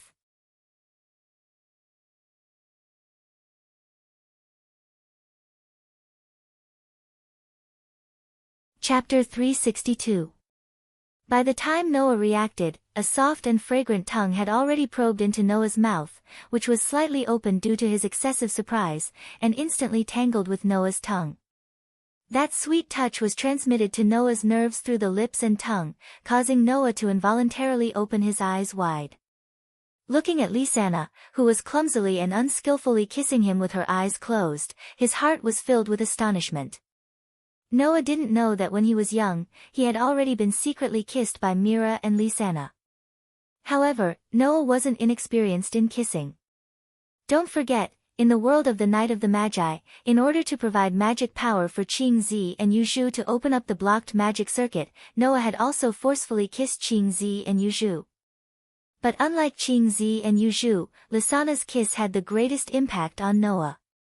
After all, one was a childhood sweetheart who had grown up with him, the other was a cohabitant who lived together for benefits, the other was an uncontrollable emotion that took the initiative to kiss, and the other was an action that had to be done because of external factors. The difference between the two could be imagined. In addition, Noah had never thought that Lisanna would one day do such a bold thing, so it was easy to imagine how much astonishment he had in his heart. Woo! Chirp, and while Noah was still astonished, Lisanna seemed to be getting more and more familiar with the feeling of kissing. Her tongue nimbly entangled with Noah's tongue, and began to spit out scorching hot breaths. Even her cheeks were faintly rosy. The feeling of tongues entangling with each other was enough to make Noah dizzy, but what really made Noah's heart tremble was Lisanna's soft and delicate body. Her delicate body pressed down on Noah without the slightest gap, as if she didn't want to let Noah escape. Lisanna's pair of long legs that were exposed to the air unconsciously rubbed against Noah's legs.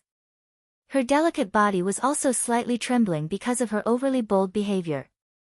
The fullness of her chest squeezed Noah tightly. That sensation made Noah realize once again that she was no longer a child.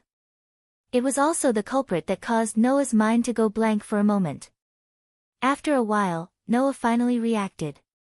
He grabbed Lisanna's shoulder and pulled hard, pulling her lips away from his. Huff, huff, huff. Perhaps it was because she was too focused and hard-working, but Lisanna's cheeks were rosy and her eyes were misty.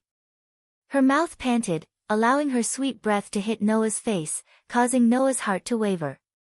"Lisanna, I don't care." Ignoring Noah's hesitation, Lisanna reached out and cupped Noah's face as she gazed at Noah with a dazed expression.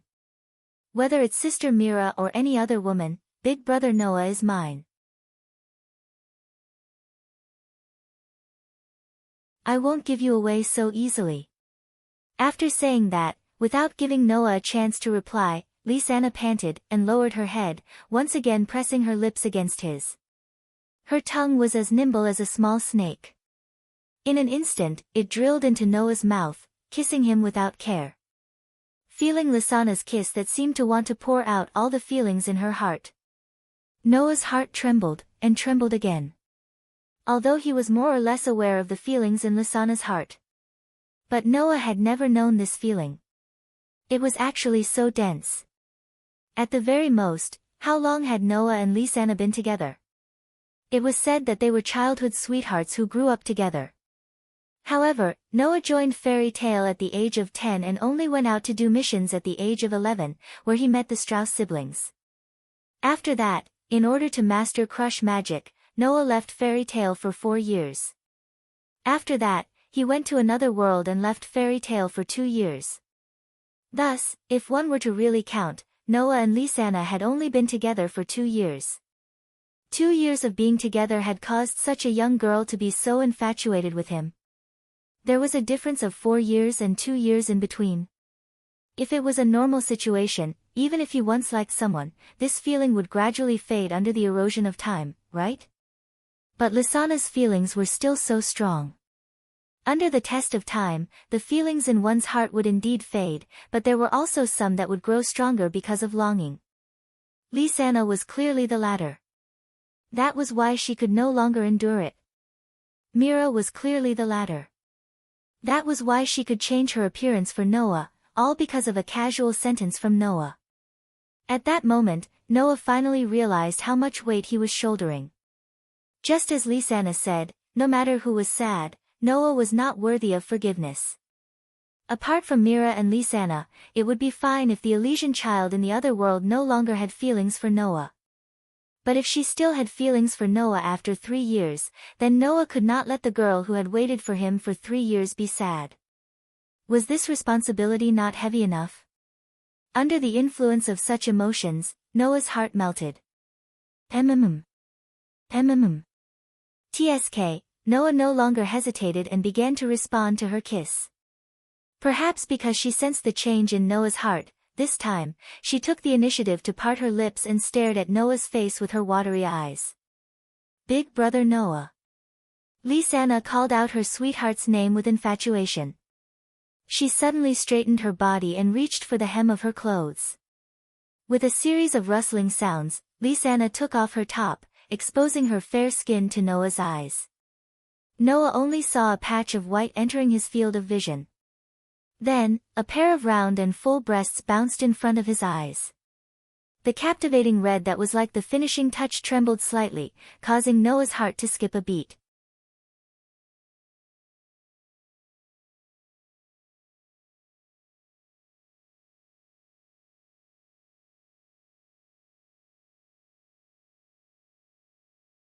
Chapter 363.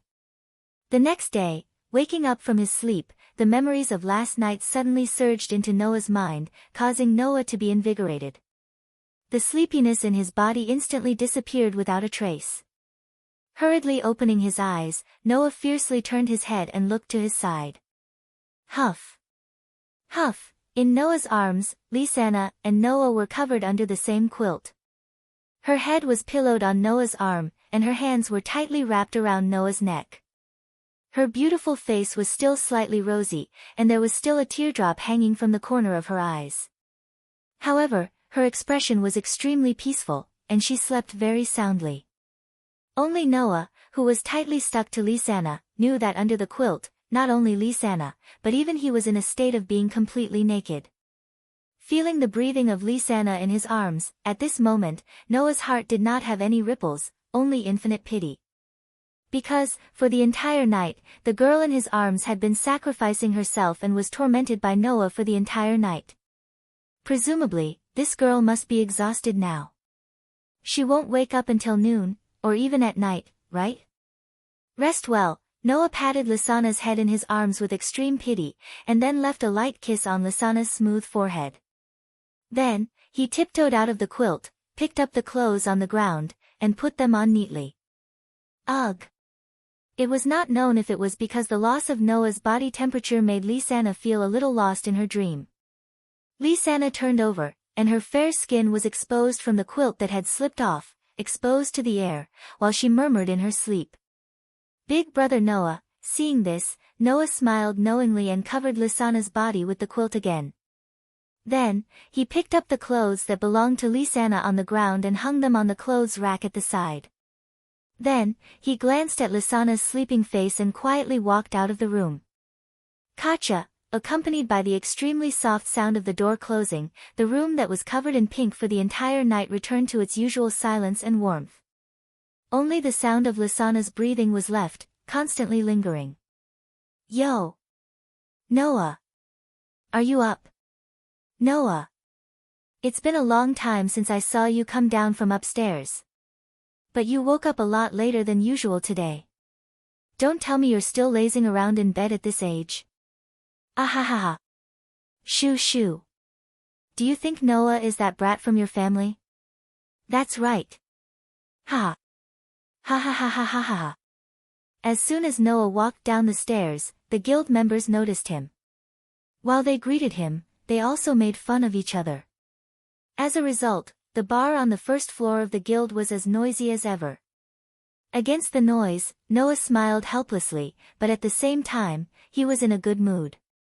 He responded to them one by one and blended in with the people around him, appearing to be very harmonious.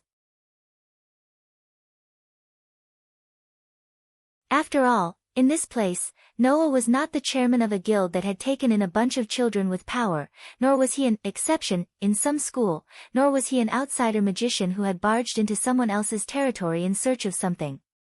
Here, Noah was just a member of Fairy Tale. At best, he was the grandson of the chairman. There was nothing special about him. Of course, if there was anything special about him, Noah was also very special. Other things aside, the fact that Noah could live directly in the guild was already very special. Moreover, after a day, even the new members of Fairy Tale who had just joined in the past 2 years had all heard about Noah from the old members. They knew that not only did Noah have the same magic as the strongest magic shooter in the guild, but he had also gone to the guild's holy land 2 years ago to receive guidance from the first chairman who was said to have turned into a ghost. Many people were guessing. After 2 years, Noah, along with Elisha and Mira, had always been far ahead of the rest of his companions. Among the companions of his generation, he could be said to be the strongest. Now, what level of strength did he have? Was it the same as before? Was it the same as Elisha, who was now the strongest female magic shooter in Fairy Tale? Or was it the same as Mira? Keeping a low profile and not using the identity of a magic shooter to improve himself? This was something that everyone was extremely curious about. Elisha, Naz, Gray, Lucy, Hubby, and others had already seen the tip of the iceberg of Noah's strength. They knew that Noah had been constantly improving himself in the past 2 years, and his strength had become unfathomable. In addition to knowing this, even Elisha and the others did not know how strong Noah really was. Probably, only Makarov more or less had some guesses after yesterday's conversation, right? In short, now, all the magic shooters in Fairy Tale were looking forward to seeing Noah's strength. Good morning. Mira, who was carrying a tray and serving drinks to the guild members, turned around and looked at Noah, who came down from upstairs with a smile. Are you hungry? I'll prepare breakfast for you. How would it feel to see a popular masked girl greet him with a gentle smile when he woke up early in the morning? Other men would probably howl endlessly for this, and Noah might also be shaken. But when he thought of eating up the sister of the popular model last night, and now lying in his room sleeping, Noah felt uncomfortable for a while. No. No need. At that moment, Noah smiled and shook his head. I'm not very hungry yet. Even if you're not very hungry, you still have to eat breakfast. Mira came directly in front of Noah, raised her head, and her gentle eyes met Noah's gaze. Like a newlywed wife, she reached out and helped Noah straighten his collar. Otherwise, it's not good for your health. Yes. Noah could only stiffen his body and let Mira do as she pleased. It couldn't be helped. Apart from his relationship with Lisanna, Mira had changed too much, and Noah still hadn't completely gotten used to her gentleness. Coupled with his conversation with Lisanna last night, Noah found out about Myra's feelings for him, so it was normal for him to be a little unsure of how to react. But now that he consciously paid attention to Mira, Noah realized that Mira was really different from how she treated him and others. This could be seen from the envious and jealous gazes that were constantly cast at him when Mira was tidying up his collar. So Mira really does have that kind of feeling for Noah. No wonder Mira changed so much when Noah just left. I thought that after 2 years, Mira would no longer have that kind of feeling. Damn that Noah, I'm so envious. The guild, which had been very noisy until just a moment ago, returned to silence in an instant. Then, all kinds of pitch-black resentment emitted from the bodies of the members of the guild, mixed with all kinds of fragmentary chatter. It was chilling. In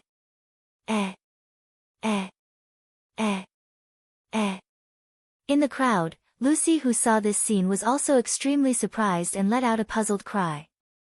The person that Miss Mira likes is Noah. Huh? The naked Gray glanced at Lucy from the corner of his eyes. That's something that everyone knows, isn't it? As soon as he said this, Elisha and Naz at the side turned to Gray in disbelief. So the person that Mira likes is Noah? Why does Mira like Noah? Is Noah more delicious than fire? Alright, I was wrong. Gray face-palmed. Although she has never admitted it, the person that Mira likes should be Noah. Everyone in the guild knows that. Those men even plan to wait for Noah to come back to teach Noah a lesson. On the table, Habe held a fish and casually said to Gray while biting into it. By the way, Gray, is it really okay for you to be naked? Oh. Gray seemed to have just realized that he was naked and was shocked. Lucy was speechless. On the other side, Noah, who could only be manipulated by Mira, suddenly frowned and reached out to grab Myra's hand that was moving on his collar. Mira looked at Noah in a daze. However, Noah did not pay attention to Mira. Instead, he pressed Myra's hand down, took a step forward, and looked at the entrance of the guild.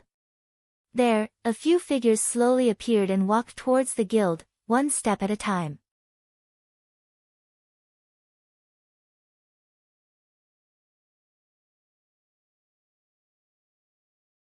Chapter 364. Following a series of rhythmic footsteps, the noises in the fairy tale guild quieted down as if they could feel the oppressive atmosphere in the air. Noah held Myra's hand and took a step forward as if he wanted to protect Mira behind him. His gaze was fixated on the direction of the guild's entrance. Therefore, Noah didn't notice that Mira first glanced at the hand Noah was holding, then at the back of Noah who was standing in front of her. A blush appeared on her face, and for a moment, she even revealed a blissful expression. For Mira, it was obvious that looking at Noah's back was more attractive than looking at the abnormal situation in front of the guild's entrance. Except for Mira, everyone in the guild quietened down and looked at the entrance. Elisha, Naz, Gray, and the others looked at the entrance with a dignified expression. Habe hid behind Naz while trembling with fear. Only Lucy looked around in confusion. She was subconsciously affected by the atmosphere and held her breath. Under such circumstances, a small team appeared in front of everyone in the guild. The moment she saw the leader of this team, Lucy finally understood why everyone in the guild was behaving like this. Although she had only met him once, Lucy knew that this person was definitely out of place in the harmonious atmosphere of the guild. There were a total of 4 people. Among them, one of them wore a fur collar coat and walked in front. The other 3 were like guards, following behind him. It was Lax's and Thor's order. Lax's, who led Thor's order into the guild, seemed to have sensed something. He raised his head and looked forward. When he saw Noah standing in front of Mira, his eyes suddenly narrowed. The originally oppressive aura around him turned into a terrifying pressure. Laxus. Fried, Bixro, Alba, and Jerlin didn't seem to have expected that Laxus would suddenly release such an aura. They were stunned for a moment. When they saw Noah in the guild, they were shocked and immediately understood. Only Laxus's personal guards, Thor's order, knew what kind of obsession Laxus had with Noah in his heart. For Laxus, Noah occupied a large position in his heart. A strong competitor. A person who may cause hindrance. An enemy who has the ability to pose a threat. An existence that must be defeated. Each of these identities made Noah the biggest demon in Laxus's heart. In addition, Makarov had always disagreed with his philosophy, but valued Noah. It was imaginable how much of an eyesore Noah was to Laxus. Laxus. On the other side, Noah fully activated his sensory ability, and included Laxus in the range of his sensory ability. Noah could clearly feel that compared to 2 years ago, Laxus's magic had improved by leaps and bounds. In other words, Laxus had also become stronger and more dangerous than 2 years ago. Makarov's worry was indeed necessary. For now, Laxus might really have the power of a 10th saint, which was enough to rival Makarov. If Laxus planned to do something, then Makarov might not be able to stop Laxus. However, compared to the great improvement in his strength, Laxus had also become more dangerous than before. The violent aura that was constantly rolling around his body and the wild nature of a wild beast that was about to break out of its cage were all telling Noah that he was not going to let go of this opportunity. Laxus might have reached the limit of his patience and was about to do something wrong. For no reason, Noah had such an intuition. This caused Noah to narrow his eyes, and his body gradually relaxed. He glanced at the Thunder God clan, who were standing behind Laxus and looking at him with vigilant expressions. He curled his lips into a smile and turned his head to look at Mira. "Didn't you want to prepare breakfast for me?"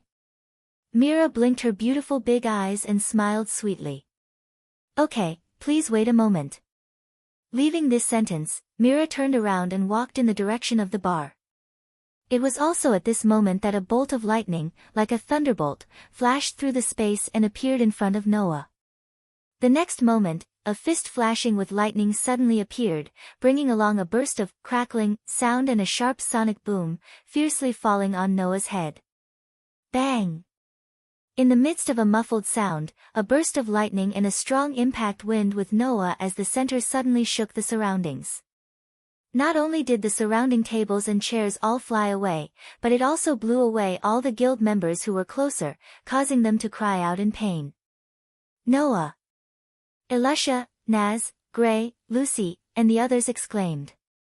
Even Mira, who walked into the bar, covered her mouth with her eyes full of worry.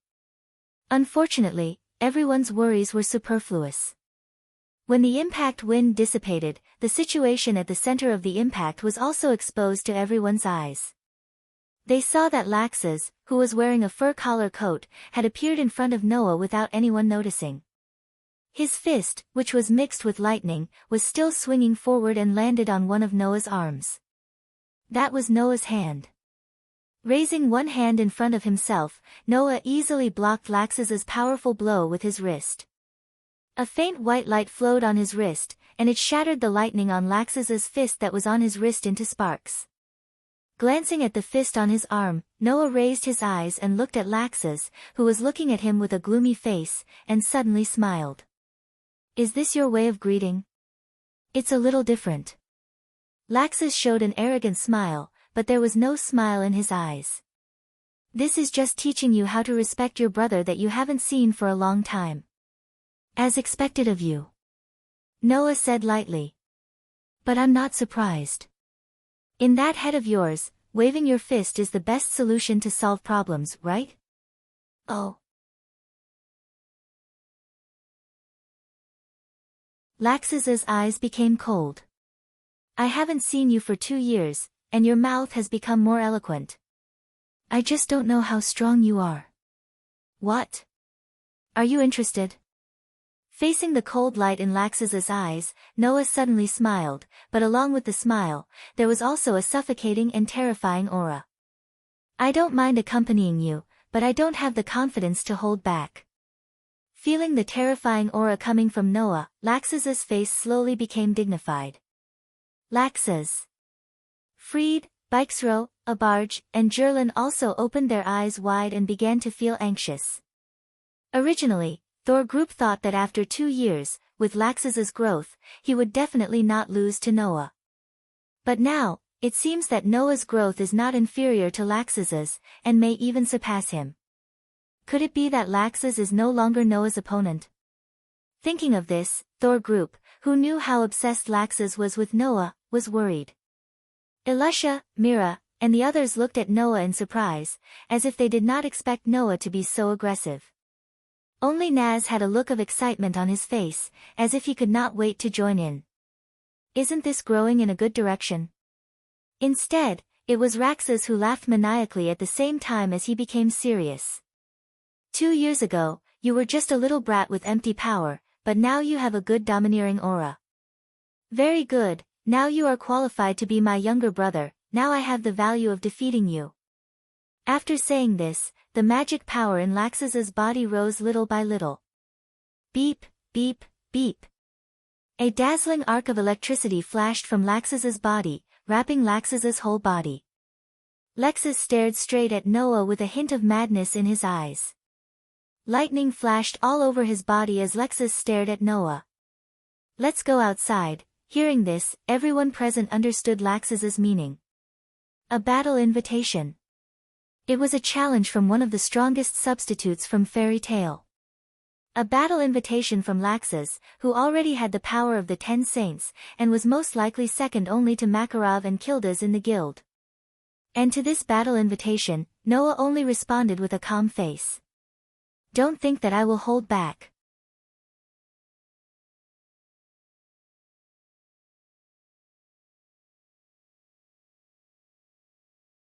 Chapter 365. Don't think that I'll hold back. Noah's words completely ignited the oppressive atmosphere in Fairy Tale. Looking at the two brothers confronting each other in the middle of the field, many guild members swallowed their saliva. Even Elisha, Mira, and the others couldn't help but hold their breaths. Laxus could be said to be an outlier in Fairy Tale. In Fairy Tale, Raxus had never had a close relationship with anyone other than the members of Thor's order. In fact, he had even made enemies with almost every single one of them. He was an existence that many people in Fairy Tale hated. Although they said so, no one in Fairy Tale would deny Laxus's strength. In Fairy Tale, there were currently a total of 5 S-rank sorcerers in the guild.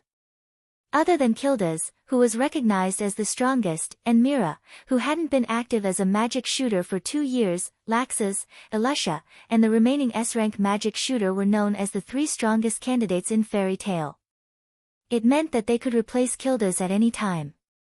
However, even though they were all S-rank magic shooters, the gap between them was still very big. Just like Laxus. Based on the strength of Laxus's perception ability, Noah could sense that Laxus definitely had the strength to be rated as one of the 10 great saint magic shooters. Another example was Kildas. Even Makarov admitted that he didn't know if he could suppress him. It could be imagined that Kildas was definitely at the level of a 10 great saint. However, the so-called 10 great saint magic shooters were only chosen by the people of the council. They believed that they were the strongest, most famous, and most upright magic shooters in the continent. Among the 10 great saint magic shooters, there were those who weren't good at fighting, and those who were good at fighting. And of course, these 10 great saint magic shooters who were good at fighting were far stronger than ordinary S-rank magic shooters. Although Kildas and Laxus were both S-rank magic shooters, regardless of reputation or conduct, they weren't recognized by the council. Naturally, they weren't able to obtain the title of one of the 10 great saint magic shooters. However, from Noah's point of view, in terms of strength, Kildas and Laxus undoubtedly had the ability to become one of the 10 great saint magic shooters. Even among the 10 great saint magic shooters, the difference in strength between the number 1 and number 10 was like the difference between heaven and earth. How could there not be a difference between S-rank magic shooters? If Laxus had the strength to be ranked one of the 10 great saint magic shooters, even if he himself was an S-rank magic shooters wouldn't be a match for him. Of course, the ordinary members of the guild didn't know about this yet.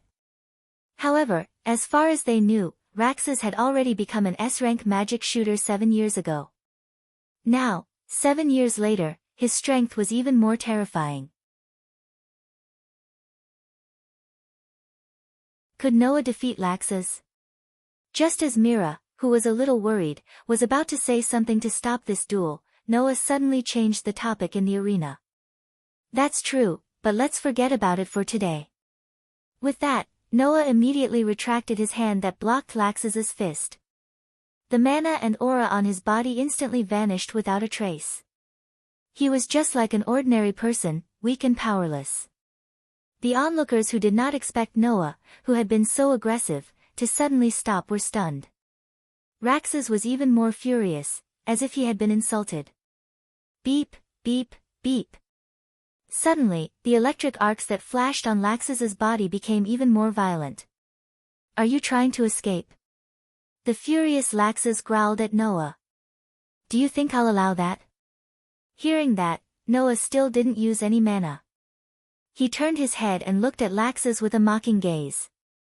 Seems like I've overestimated you, Laxus. Don't you have the ability to pay attention to your surroundings? Hearing that, Laxus was startled at first, then his expression changed.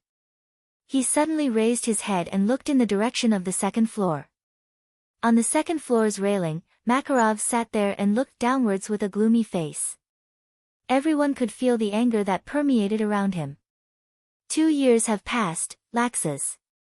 You've indeed become stronger, but your naivety hasn't improved with your age, Noah said sympathetically. Once you're in a battle, you only have eyes for your opponent, but you ignore the possibility of enemies around you. Once you have someone to pay attention to, you will ignore the people around you. Just like how you blindly worship strength, but you don't pay attention to the things that are more important than strength. Laxus, you're the older brother, don't let me, the younger brother, lecture you. Laxus's body trembled as he stared at Noah with bloodshot eyes. But, what could Laxus say? Although they were in a battle, although they were in his own guild, Laxus didn't notice anything that could possibly affect the battle. Since Makarov appeared here, it was impossible for him to watch the two brothers fight. Therefore, Noah, who first noticed Makarov's appearance, decisively stopped. Compared to Noah, not only did he not notice Makarov's appearance, but he also yelled at Noah because of it. He was like a stray dog. How could he lose by just 1 or 2 rounds? Even if they didn't fight, Noah had already proven himself. He had proven that he was better than Laxus. The truth was right in front of him. What could Laxus say?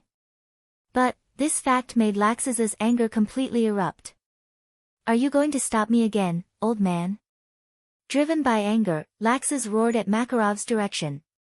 Do you think you can still stop me now? Makarov closed his eyes, and after a while, he suddenly opened them, his old eyes flashing. You've all grown up, I really can't control you.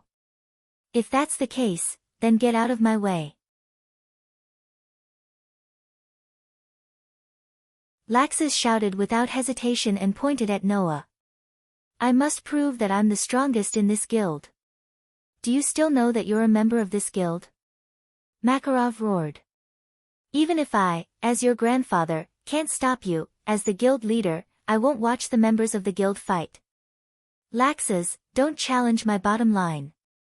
Laxus clenched his fists and stared at Noah, his eyes filled with madness and anger, as well as a strong sense of unwillingness. If it was any other place, Laxus would have attacked without hesitation.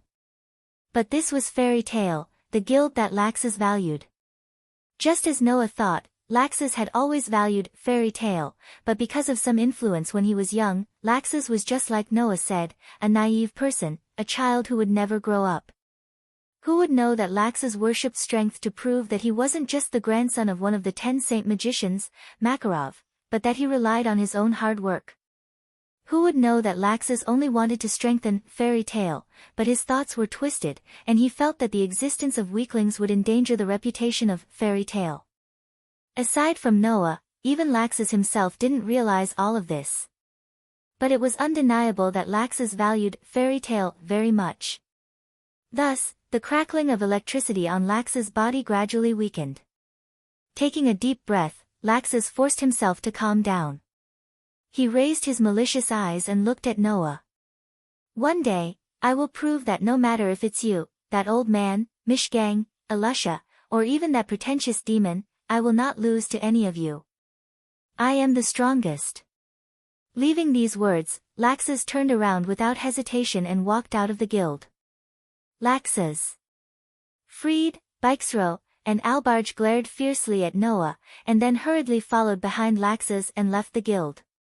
Looking at the backs of Laxus and the 4 members of Thunder God's Council, everyone in the guild was silent for a long time.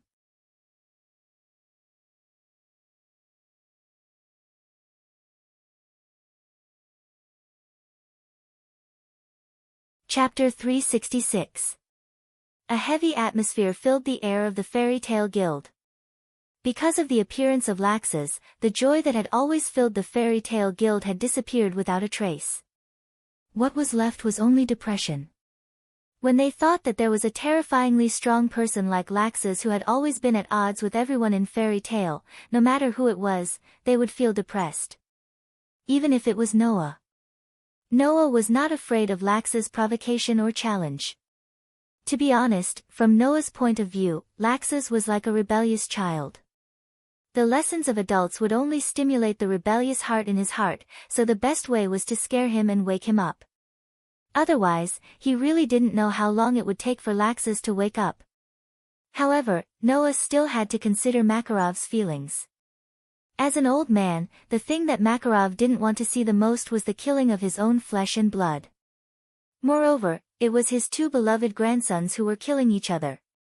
If it wasn't because of this consideration, not to mention the guild leader coming out to stop it, with Noah's current strength, even if the emperor came, he was afraid that he wouldn't be able to stop Noah. However, meeting with Laxus again made Noah certain in his heart. Laxus definitely wouldn't wake up naturally. If he didn't want Laxus to do something that would make Makarov worried and sad, then Noah felt that he had to think of a way. Woo woo woo woo woo. Just when everyone in the guild fell into a stifling silence, suddenly, Naz seemed to have thought of something. He held his head and suddenly shouted, scaring everyone. Before anyone in the guild could ask for the reason, Naz cried out. I actually forgot to fight with Laxus. As soon as these words came out, many people fell to the ground in a burst of crackling sounds. Are you an idiot? Gray roared at Naz. You actually want to challenge Laxus at this time? Did you eat too much fire and burn your head off? What did you say? Naz was also angry. Okay, Naz, Gray, don't quarrel at this time. Lucy had a sad face and hurriedly tried to persuade them. This is a very bad situation, very bad. Don't worry about the 2 of them. Elisha sighed. They can even quarrel at this time. I can't stand them. Noah smiled, but there was some admiration in his eyes when he looked at Naz who was fighting with Gray. As expected of the dragon's son, Shifeng's charisma was extraordinary. With just a few words, he dispelled the oppressive atmosphere in the guild, and everyone returned to normal. Was this the so-called charisma of a person? Naz was really an incredible person. Are you okay? Mira, who was staying at the bar, also came out and held up the hand that Noah used to block Laxus's attack, and said with some concern. You shouldn't be hurt, right? I'm fine. Noah gave Mira a reassuring smile. It's just an obvious attack that can't be more obvious. It's not enough to hurt me. Besides, Laxus hasn't shown his true ability yet. If he wants to hurt me, he won't be qualified if he doesn't use an attack that's 10 times stronger than the one just now. As expected of you. Elisha said with admiration. In the guild, you're the only one who can suppress Laxus. Didn't Laxus just say that he won't admit defeat, including you? Noah shrugged. No matter what, you are still the strongest female magic shooter in fairy tale. Don't admit defeat so easily. Everyone is so powerful. On the side, Lucy said enviously. Elisha and that Laxus are both S-grade magic shooters. Although Noah isn't an S-grade magic shooter, he definitely won't lose to that Laxus, that Mishgang, and that Kildas. Fairy Tale really has a lot of powerful people. At this point, Lucy suddenly said doubtfully. But, Laxus just mentioned a pretentious magic person. Who is that? Hearing this, everyone around them all quieted down. Mira was originally full of smiles, but after hearing Lucy's words, she suddenly covered her face and cried bitterly. Miss Mira. Lucy was shocked. That guy Laxus, isn't it too much to say that? In the past, Alyssa would quarrel with Mira every day. It would be abnormal if they didn't start a fight within 3 days. Now, she seemed to have let go of her previous grudges with the gentler Mira. She even stood up for Mira. You actually said that someone is pretentious. There should be a limit to how much you can say without thinking. Lucy was stunned for a moment, and then without any suspense, cried out in surprise. She looked at Mira in disbelief, who was covering her face and crying bitterly. Don't tell me that pretentious magic person is Miss Mira. Woo woo woo. Mira started to cry even more miserably. That. Miss Mira. Lucy was at a loss and did not seem to know what to do. She could only look at Noah, who had a bitter smile on his face, for help. Noah, quickly help me coax Miss Mira. You guys. Noah could only step forward, reach out his hand, and gently pat Mira's head. Alright, stop crying, Mira. It doesn't matter if you're the violent Mira or the gentle Mira, you're still the Mira I know. No matter what others think of you, I know you. I know the true gentleness in your heart. Hearing this, Mira finally stopped crying. She raised her head and looked pitifully at Noah with teary eyes. Then which one do you like? Once this was said, the whole place fell silent again. In the guild, all the male members stared at Noah with hateful eyes, as if they wanted to kill Noah with their gazes. On the other hand, the female members looked at all of this with a mocking expression, as if they were watching a good show. This made Noah's face stiffen. Noah. As a good brother who loved his sister, Elfman raised his sandbag-sized fist and shouted. If you're a man, you can't back down now. Noah scolded in his heart. Wasn't this adding fuel to the fire?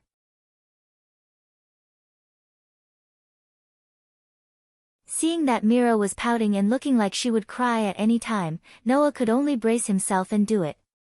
No matter which Mira. I like both of them, ah. The female members of the guild screamed as if they felt that it was mushy. Oh. The male members of the guild screamed in despair as if they were big bosses that had been defeated. Myra's cheeks turned red, and she finally smiled through her tears. Thank you, I'm so happy. As she said this, Mira stepped forward and put her mouth next to Noah's ear.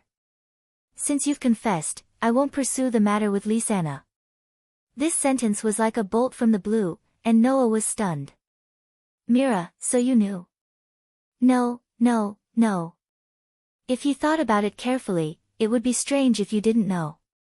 After all, Mira and Lysana were sisters, and they lived together. Last night, Noah and Lysana were affectionate for the entire night, and Lysana didn't return home.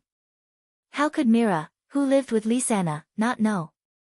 Moreover, Noah had just returned yesterday, and Mira only needed to think for a moment to know that Lysana didn't return home and stayed at Noah's place. Then, there was no then. Just like Lysana knew her sister's feelings best, Mira definitely knew her sister's feelings. Under such circumstances, how could she not know why Lysana stayed out all night with Noah? In other words, this matter had been exposed from the start. Don't make Lysana sad, Mira said softly as she tiptoed. Also, don't make me sad. With that, Mira turned her head, and before Noah could react, she kissed Noah in front of all the guild members. Seeing this scene, the female members of the guild screamed again. Oh! On the other hand, the male members once again let out miserable howls. Many of them even fell to the ground, unable to move. Holding his cheek, Noah looked at Mira, who was smiling gently at him, and his head became dizzy. What does this mean? Is he really allowing me to have both sisters? This is a free lunch.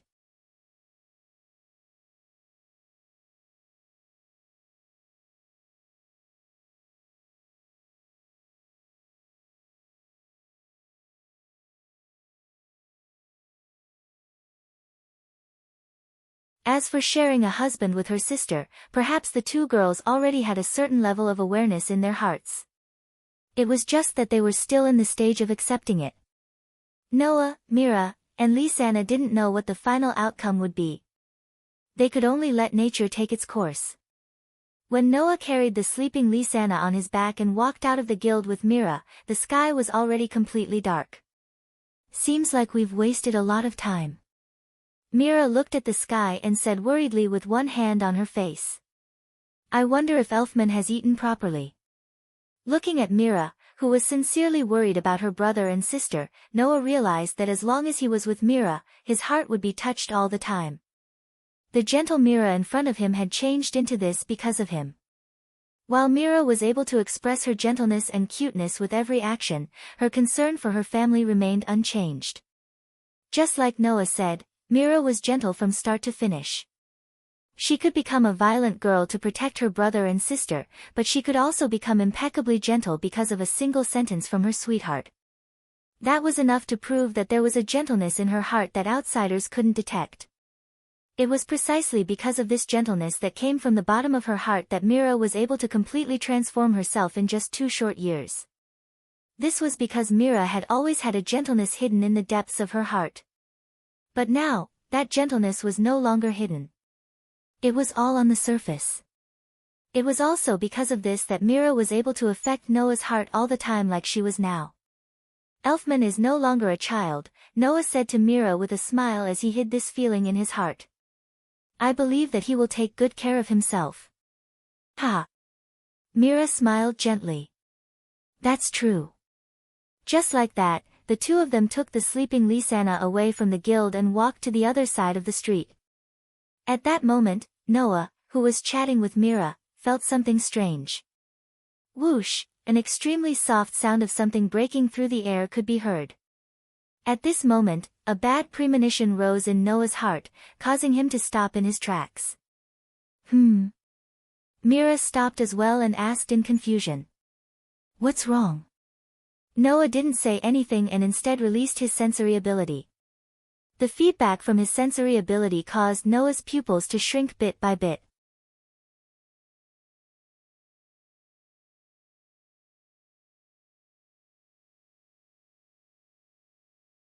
Chapter 368.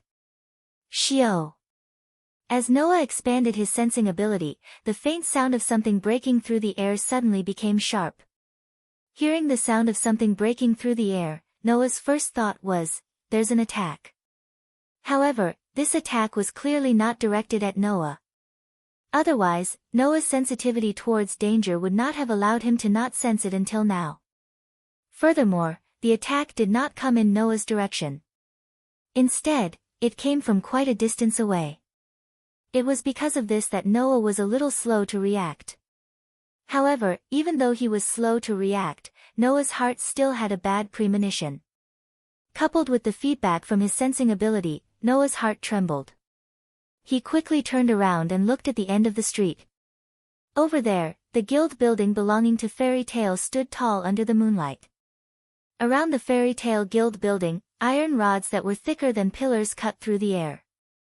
They flashed through the night sky and landed on top of the guild building with a sharp whistling sound. Peng peng peng peng peng. Amidst a series of dull thuds, the thick iron rods from all directions smashed into the Fairy Tale guild building and stabbed into it, causing pieces of wood to shatter and fall to the ground with a crackling sound. It was only a matter of a moment. In that moment, the guild that was established during the era of the first guild leader of Fairy Tale, under the attack of the iron rods, turned into ruins. Kacha, The guild sign with the words, "Fairy Tale," on it cracked open with a crisp sound. It was as if it had been smashed, and half of it was shattered. About 200 to 300 meters away from the guild building of Fairy Tale, Noah watched all of this happen with a buzzing sound in his head. His mind went blank. Was it destroyed? Fairy Tale was destroyed. Everyone's guild was destroyed. His home was destroyed just like that. Liar. Beside Noah, Mira, who also saw all of this with her own eyes, covered her mouth. Her eyes were filled with disbelief, and even her delicate body was trembling. Our guild, due to the distance, Fairy Tale's guild building was only the size of a palm in the eyes of Noah and Mira. However, this palm-sized guild building was turned into a dilapidated building in an instant. Mira could clearly see the thick iron rods that were inserted into the palm-sized guild. Although there was no way to confirm the exact damage of the guild building, but looking at the shape of a hedgehog, it was most likely that the guild building was already full of holes. Pang! Just as Mira was staring blankly at everything, there was an explosion beside her. A burst of magic power that was as violent as a hurricane suddenly surged out like a wave of stormy wind. Mira was startled awake and instinctively looked at her surroundings. She saw that Noah, who was carrying Lisanna on his back, had his head lowered. A terrifying magic storm expanded from his body like a volcanic eruption and spread in all directions. It seemed to be deliberately avoiding Mira and Lisanna, bypassing the two girls and spreading in all directions. That magic was so terrifying that even Myra's heart violently shrank. Of course, this was not the most terrifying thing. The most terrifying thing was that, along with the monstrous magic, there was also a terrifying aura that even Laxus could only look at from behind, and a murderous aura that could frighten ordinary people out of their wits. Slowly raising his head, Noah's dark eyes were filled with unprecedented rage, but his face was still calm.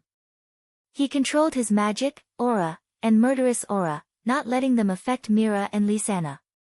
Then, he handed the sleeping Lisanna to Mira. "Take good care of Lisanna." After saying that, Noah turned around. Behind him, a blue flame suddenly appeared out of nowhere and turned into two pairs of pitch-black wings that equipped Noah's back.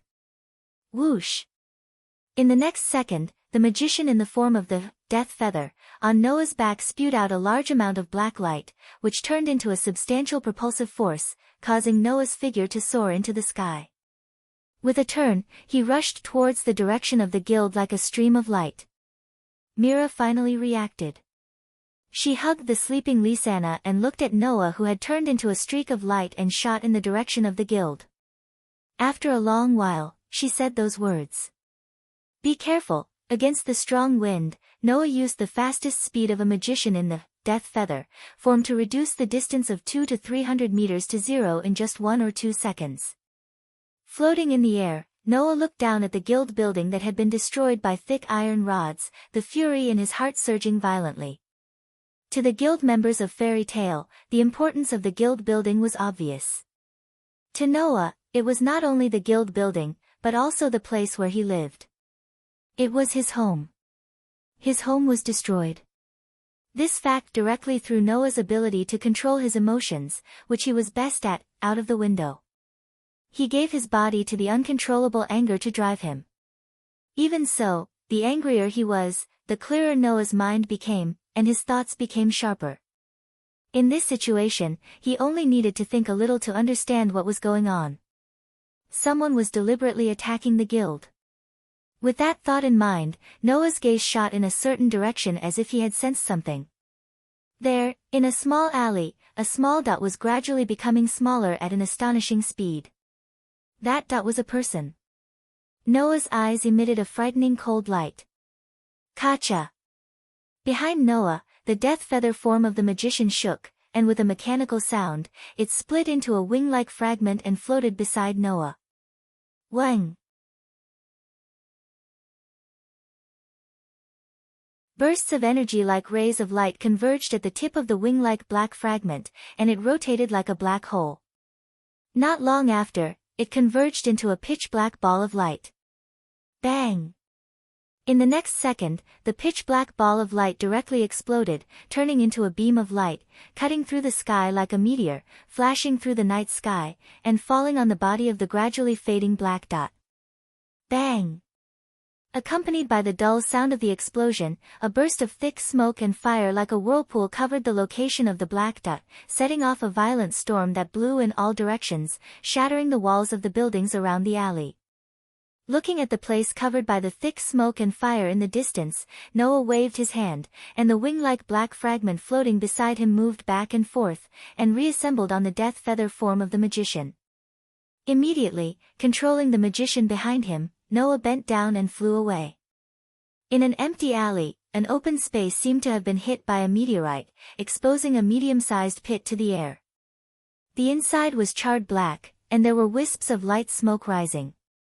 Gravel rolled in the pit, and the two walls around the pit were also shattered by the shockwaves. People who didn't know would definitely think that there were two sorcerers fighting here, and this was not rare in this continent where magic prevailed. At a certain moment, in the sky, the sound of a thruster engine reverberated, and a stream of light flew from the distance, arriving above the pit. Looking down at the pit below, Noah slowly descended from the sky and landed next to the pit. Looking around, there were no signs of life in the area covered by his sensing ability. Noah's face was calm, and he walked into the pit. He came to a corner of the pit that was still emitting wisps of light smoke, and looked at the ground there. There was a tattered piece of cloth depicting a certain coat of arms. It was the coat of arms of a certain guild. Picking up the tattered cloth from the ground, Noah stared at the coat of arms on the ground, and in his eyes, a bone-chilling cold light flashed. Phantom Lord. Yi Zichen's eyes lit up.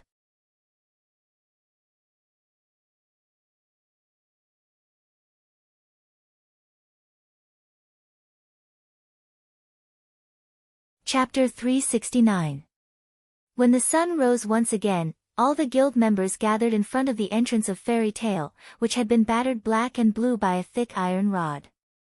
Looking at the miserable state of the guild in front of them, they couldn't help but avert their gazes.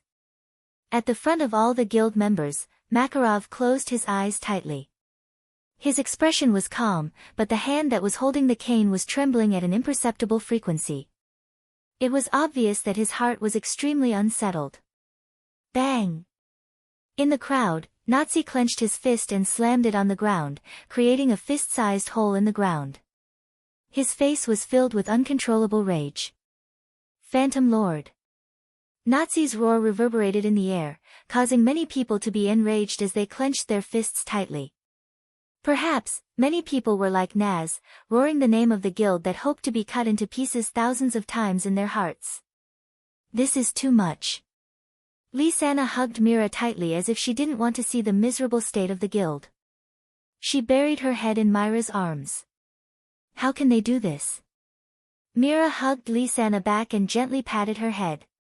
Her usually gentle face was also filled with sadness. It was obvious that she felt extremely uncomfortable in her heart. Even Alusha, Lucy, Gray, Elfman, Karna, Lebby, Hubby, and the others lowered their heads in silence. They couldn't bear to see the miserable state of the guild and kept silent. Fairy Tale and Phantom Lord didn't have a good relationship to begin with. This was something that even outsiders knew. This was because in the current Fiori Kingdom, if one were to say which guild was the strongest, people would either say Fairy Tale or Phantom Lord. The two had always been competing for the position of the strongest guild, and neither was willing to submit to the other. Of course, Fairy Tale was simply unwilling to submit to Phantom Lord. However, Phantom Lord was extremely hostile towards Fairy Tale. Compared to Fairy Tale, Phantom Lord not only had a longer history, but also had many branches under his command. It could be said that they had the most members of any guild in the Fiori Kingdom. In Phantom Lord's view, Fairy Tale was not only a new guild, but also had a small number of members. They didn't even have a branch, so how could they compete with them for the position of the strongest guild? But it was undeniable that although Fairy Tale had a small number of members, they had a lot of strong players. Kildas, Laxas, Mishgang, Ilusha, Any one of these people had the ability to destroy all of the Phantom Lord's branches. Under such circumstances, who would dare to say that Fairy Tail was weak? It was also because of this that Phantom Lord, who was jealous of Fairy Tail for having too many strong players, was so hostile towards Fairy Tail. In addition, Makarov had once fought with Phantom Lord's guild leader and won.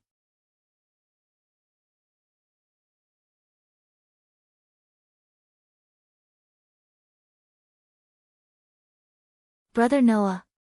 Lisanna, who was closest to Noah, noticed this and quickly called out. Where are you going? With one sentence, everyone's gaze was attracted to Noah. Noah. Mira, who felt a bad premonition, also spoke. Don't be impulsive. Noah. At the front of the crowd, Makarov shouted without turning his head. Come back here. Noah stopped in his tracks and turned around. His face was as calm as the calm before the storm. It was a face that struck fear in others. I'm sorry, Grandpa. To you, this is just a guild being destroyed, but to me, it's my home being destroyed. Since that's the case, it's normal for me to go and ask for some compensation. Besides, if I go alone, it won't be considered a conflict between guilds, right? What do you mean? Makarov was startled and turned around abruptly. You want to challenge a guild by yourself? Hearing this, Noah laughed. His laugh was unusually cold. Noah turned around and left only one sentence. One person is enough. With that, Noah strode forward and disappeared at the end of the street. Seeing this, Makarov sighed again. Mira and Lisanna looked at each other and placed their hands in front of their chest, as if praying for Noah's safety.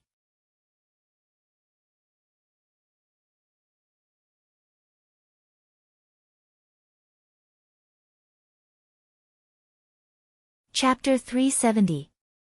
This was a hall located at the top of a magnificent building. At the very front of the hall, there was a throne-like seat. A middle-aged man wearing a sorcerer's hat and looking very similar to a sorcerer was sitting on it, looking down. His sinister face was slightly gloomy at this moment, and he did not look very good. And in the hall, 5 people were standing side by side. No.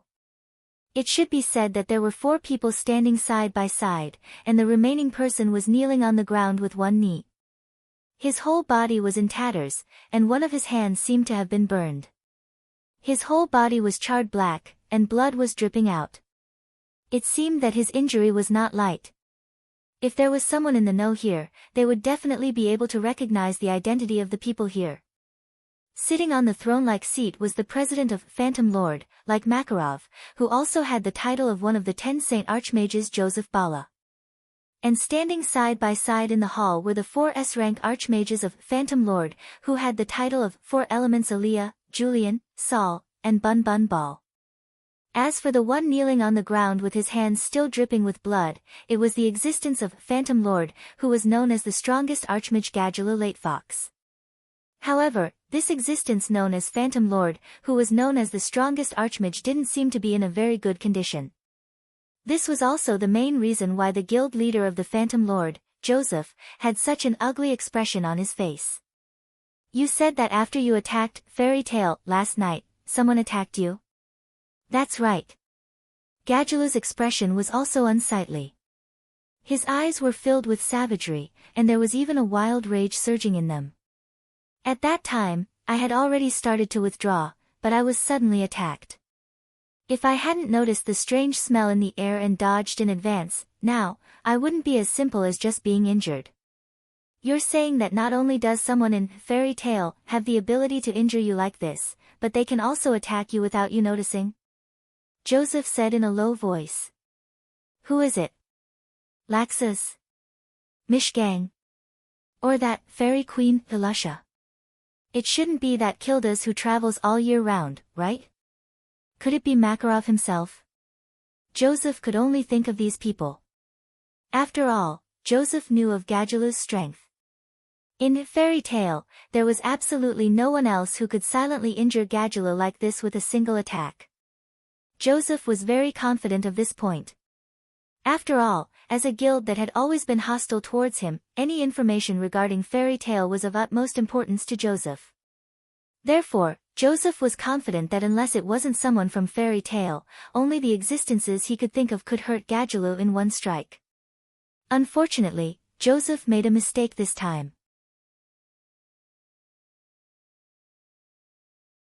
After 4 years of hard work and 2 years of traveling, Noah had long faded out of the sight of the people who paid attention to Fairy Tale. His fame was lower than Naz, Gray, and the others, so it was naturally impossible for him to enter Joseph's eyes. Sad, really sad. Aaliyah's voice was sobbing as if she could cry at any time.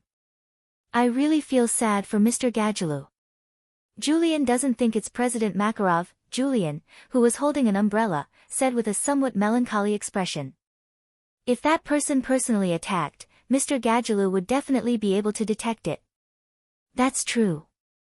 Bunny Ball, who had a sword at his waist like a warrior, said in a deep voice. I heard that Makarov's magic is the type that makes a lot of noise.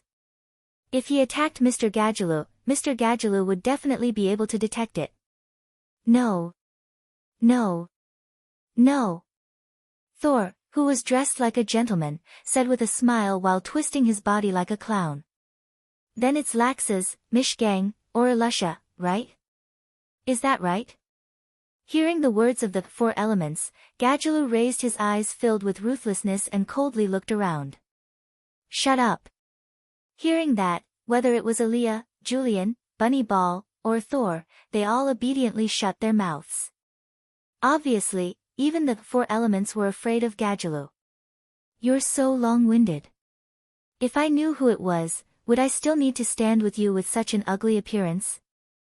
Gadgeloo spat out a mouthful of saliva and said bitterly. Remember, don't let me know who you are. As soon as these words were spoken, everyone present sensed it. The ground, just now, shook. Bang! Immediately after, an explosive sound reverberated from below and entered the ears of everyone present. Joseph narrowed his eyes and smiled. Could it be that Fairy Tale is here? Oh. Gadgeloo giggled, and that smile was extremely cruel.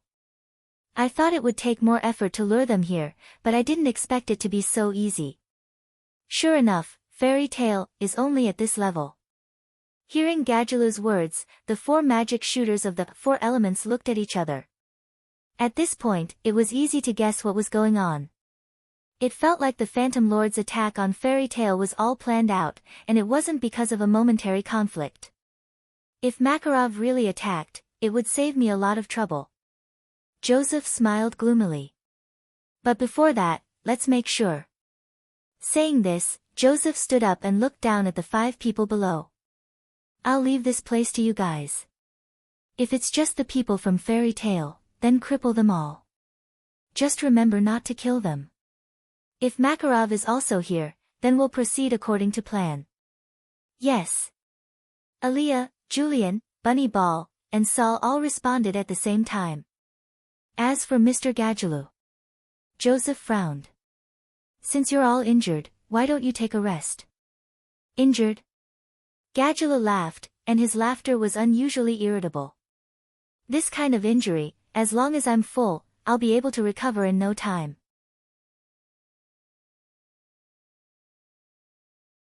Is that so? Joseph smiled with satisfaction. Then I'll leave it to you. Leaving this sentence, Joseph's figure turned into a black shadow and disappeared into the air. Compared to Fairy Tale, the building of Phantom Lord was a bit gloomy. At first glance, one could tell that it wasn't a place suitable for people with cheerful personalities. Here, a bunch of delinquent youths and hoodlums were gathered together, eating and drinking to their heart's content.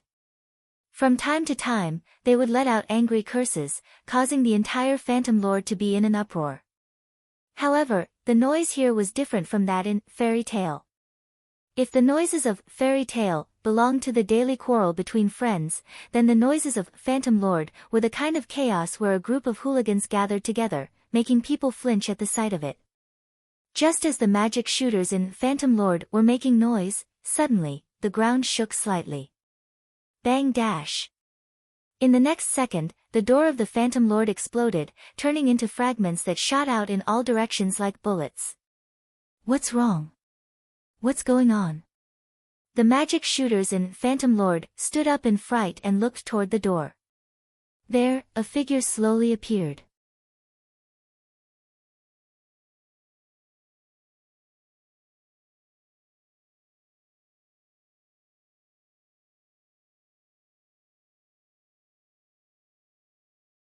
Although he had only met him once when he was young, Noah had a very deep impression of him. Because this person in front of him had left a hideous scar on Noah's hand that was enough to last a lifetime. It was Maglia who had led the Phantom Lord branch archmages to intercept Noah, Elisha, and Laxus during the ritual lake mission. He had attacked Noah's group and left a hideous scar on Noah's hand. After 7 years, the archmage who had seen the potential of Noah, Elisha, and Laxus and who had wanted to eradicate the future pillar of fairy tale by hook or by crook had finally appeared in front of Noah once again. As soon as he saw Maglia's face, which was relatively older and colder than 7 years ago, Noah smiled. His smile was unusually excited. Oh, isn't this Mr. Maglia who was easily defeated by Laxus, who was also a little brat? Maglia's cold face suddenly stiffened, and then became ferocious. Who are you? How do you know about this? Speak! Maglia yelled at the top of his lungs. Back then, the matter of Laxus being able to resolve it so cleanly had always been a thick thorn in Maglia's heart. That was to be expected. Maglia was very conceited. When they first met, he had obviously looked down on Noah, Elisha, and Laxus's group. However, because of the commission, he had lost a lot of face. That was still nothing. The key was that under such circumstances, Maglia had led people to block Noah's group. In the end, not only had he been stimulated by the talent and potential of Noah and Elisha, but he had also been easily defeated by Laxus. This made the conceited Maglia go crazy countless times after the incident. However, what could Maglia do? As time passed, Laxus, who had easily defeated Maglia, became an S-rank magic shooter. His strength improved rapidly. Elisha also began to show her talent and received the title of Fairy Queen. Her reputation shook the entire Fiori kingdom.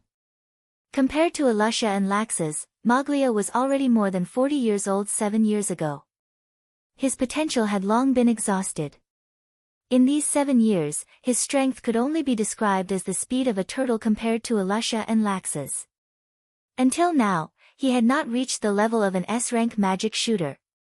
How would Maglia dare to seek revenge? He could only bear this grudge and swallow this resentment in his heart. However, after 7 years, this humiliation that almost made Maglia go crazy was once again mentioned.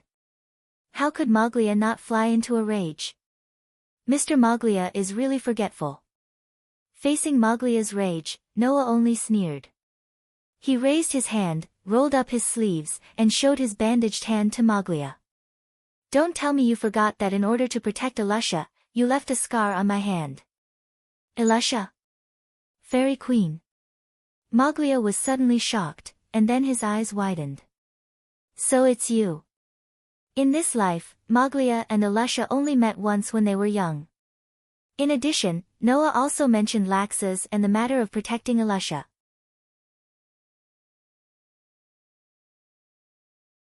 How could Maglia not think of Noah? One must know that in the past, Noah, who did not know magic, also fiercely punched Maglia's face. That humiliation was not one bit less than being cleanly dealt with by Laxus. Stinking brat. Looking at Noah's face full of ridicule, Maglia's hidden scar in his heart was finally completely opened, causing Maglia to madly roar. I'll kill you. After saying this, Maglia's entire body exploded with a burst of extremely violent and frightening lightning. His body turned into a bolt of lightning, and like a bolt of lightning, he rushed in the direction of Noah, and violently shot in front of Noah. Go to hell. In the midst of the angry roar, Maglia raised his fist, which was surrounded by lightning, against the hot air, and mercilessly swung it at Noah's head amidst the sharp sound of the air breaking. If this punch really hit, then even if it was a magic shooter with decent strength, his head would directly explode, and he would die on the spot. Obviously, Maglia did not have the slightest intention of showing mercy. Once he made a move, it was a sure kill blow, and he wanted to kill Noah. Unfortunately, Maglia was destined to live in tragedy for the rest of his life.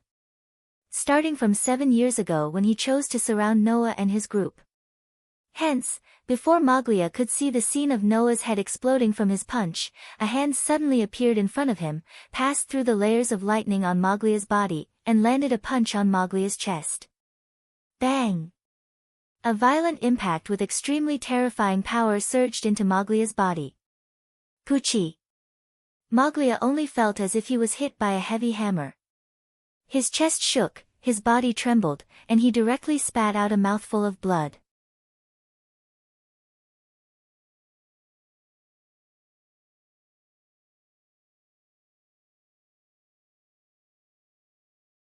Chapter 372. Crimson blood spurted out of Maglia's mouth and sprayed in the direction of Noah. Noah casually sidestepped and avoided the spray of blood. He twisted his body and suddenly lifted his leg. His thigh was like a long whip as it suddenly lashed out and heavily smashed into Maglia's chest before he could be sent flying. That position was exactly the same as the position where Noah had previously swung his fist. Bang! Along with a muffled sound, a kakacha sound was heard from Maglia's chest. Wah! Blood spurted out of Maglia's mouth as if it was free of charge. Maglia himself was hit by Noah's meteor-like kick and suddenly fell to the ground, smashing it until it cracked slightly. Looking at this scene, the group of Phantom Lord magic shooters were all shocked and dumbfounded. Stepping on Maglia's chest and looking down at Maglia's face that was covered in blood, Noah's face was calm. I've repaid my debt to you. You. Maglia raised his hand with difficulty and pointed at Noah with a trembling hand. Other than disbelief, there was only disbelief on his face. Unlike those Phantom Lord magic shooters, Maglia knew that Noah was a fairy tale magic shooter. However, in the past 7 years, the reputation of the powerful magic shooters in Fairy Tale had long been known by everyone. Even the fire-annihilating dragon magic shooter, Naz, had made a name for himself. However, Noah had not made a name for himself in the past 7 years. When Laxus became an S-rank magic shooter and his strength advanced by leaps and bounds, the name Noah did not appear. When Alusha received the title Fairy Queen and her reputation shook the Fiori Kingdom, the name Noah still did not appear. Later, when Demon Mira Jenny, Fire Dragon, Naz, the enigmatic Mish Gang, and even Grey and Elfman made a name for themselves, the name Noah did not appear at all. Only when people mentioned Makarov and Laxus's family did they make a name for themselves. Other than that, not to mention the Fiori Kingdom, even the people of Magnolia did not mention Noah. Over time, Maglia thought that he had misjudged Noah and thought that he was not a genius at all. In the beginning, he still wanted to find trouble with Noah, but later on, because there was no news of Noah, he threw it to the back of his mind. He did not expect that after 7 years, this person would appear in front of him once again. Just when he thought that he could still crush him with one hand, the result was that he was defeated in one move. At this moment, Maglia only felt that his vision turned black. The humiliation that emerged from his heart was 1,000 times, 10,000 times heavier than before. Because this time, Maglia was no longer dealt with cleanly by a little brat in the wilderness. Instead, he was dealt with in front of the many colleagues of the Phantom Lord. From now on, everyone would know of Maglia's embarrassing incident.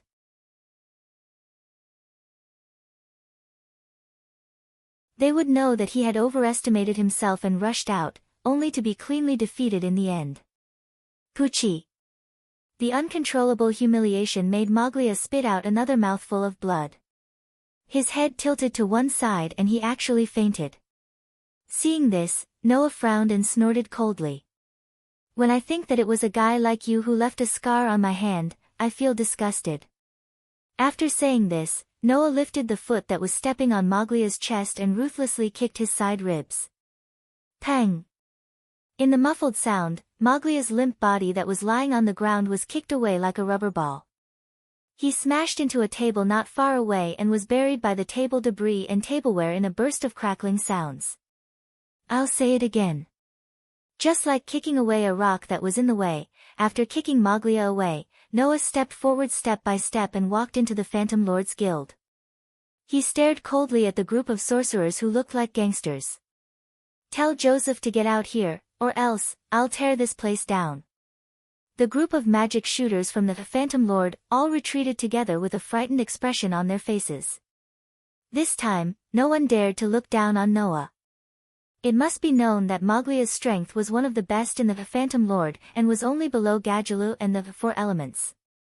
Even such a person was defeated by the little brat that everyone from the Phantom Lord had just mocked. Who would be stupid enough to continue to think that Noah was just a little brat? However, there was no lack of people in this world who overestimated their own strength. Don't. Everyone, don't be afraid. In the crowd, a deliberately fierce voice shouted. No matter how powerful he is, he's only one person. There are so many of us here, why should we be afraid of a kid? Everyone, let's attack together. This sentence made the magic shooters from the Phantom Lord hesitate for a moment, and then they all showed a sinister expression. Attack! Everyone, attack together! Oh, oh, oh, oh. Not long after, the whole Phantom Lord guild roared. One by one, magic shooters rushed out with weapons in their hands, like crazy wild dogs or bullies bullying the weak, and rushed towards Noah. With just a glance, Noah could tell that these so-called sorcerers who were rushing towards him were using magic similar to the outfit change type of magic. In other words, the magic these people used was the most common type. There were redeeming qualities. However, not a single person was able to display their full potential. Trash. Real trash. This was the drawback of the Phantom Lord focusing too much on developing the guild's scale and expanding its influence, but not concentrating on cultivating the strong. Therefore, other than Gadgeelu and the Four Elements, the only thing the Phantom Lord could bring out was the number of people.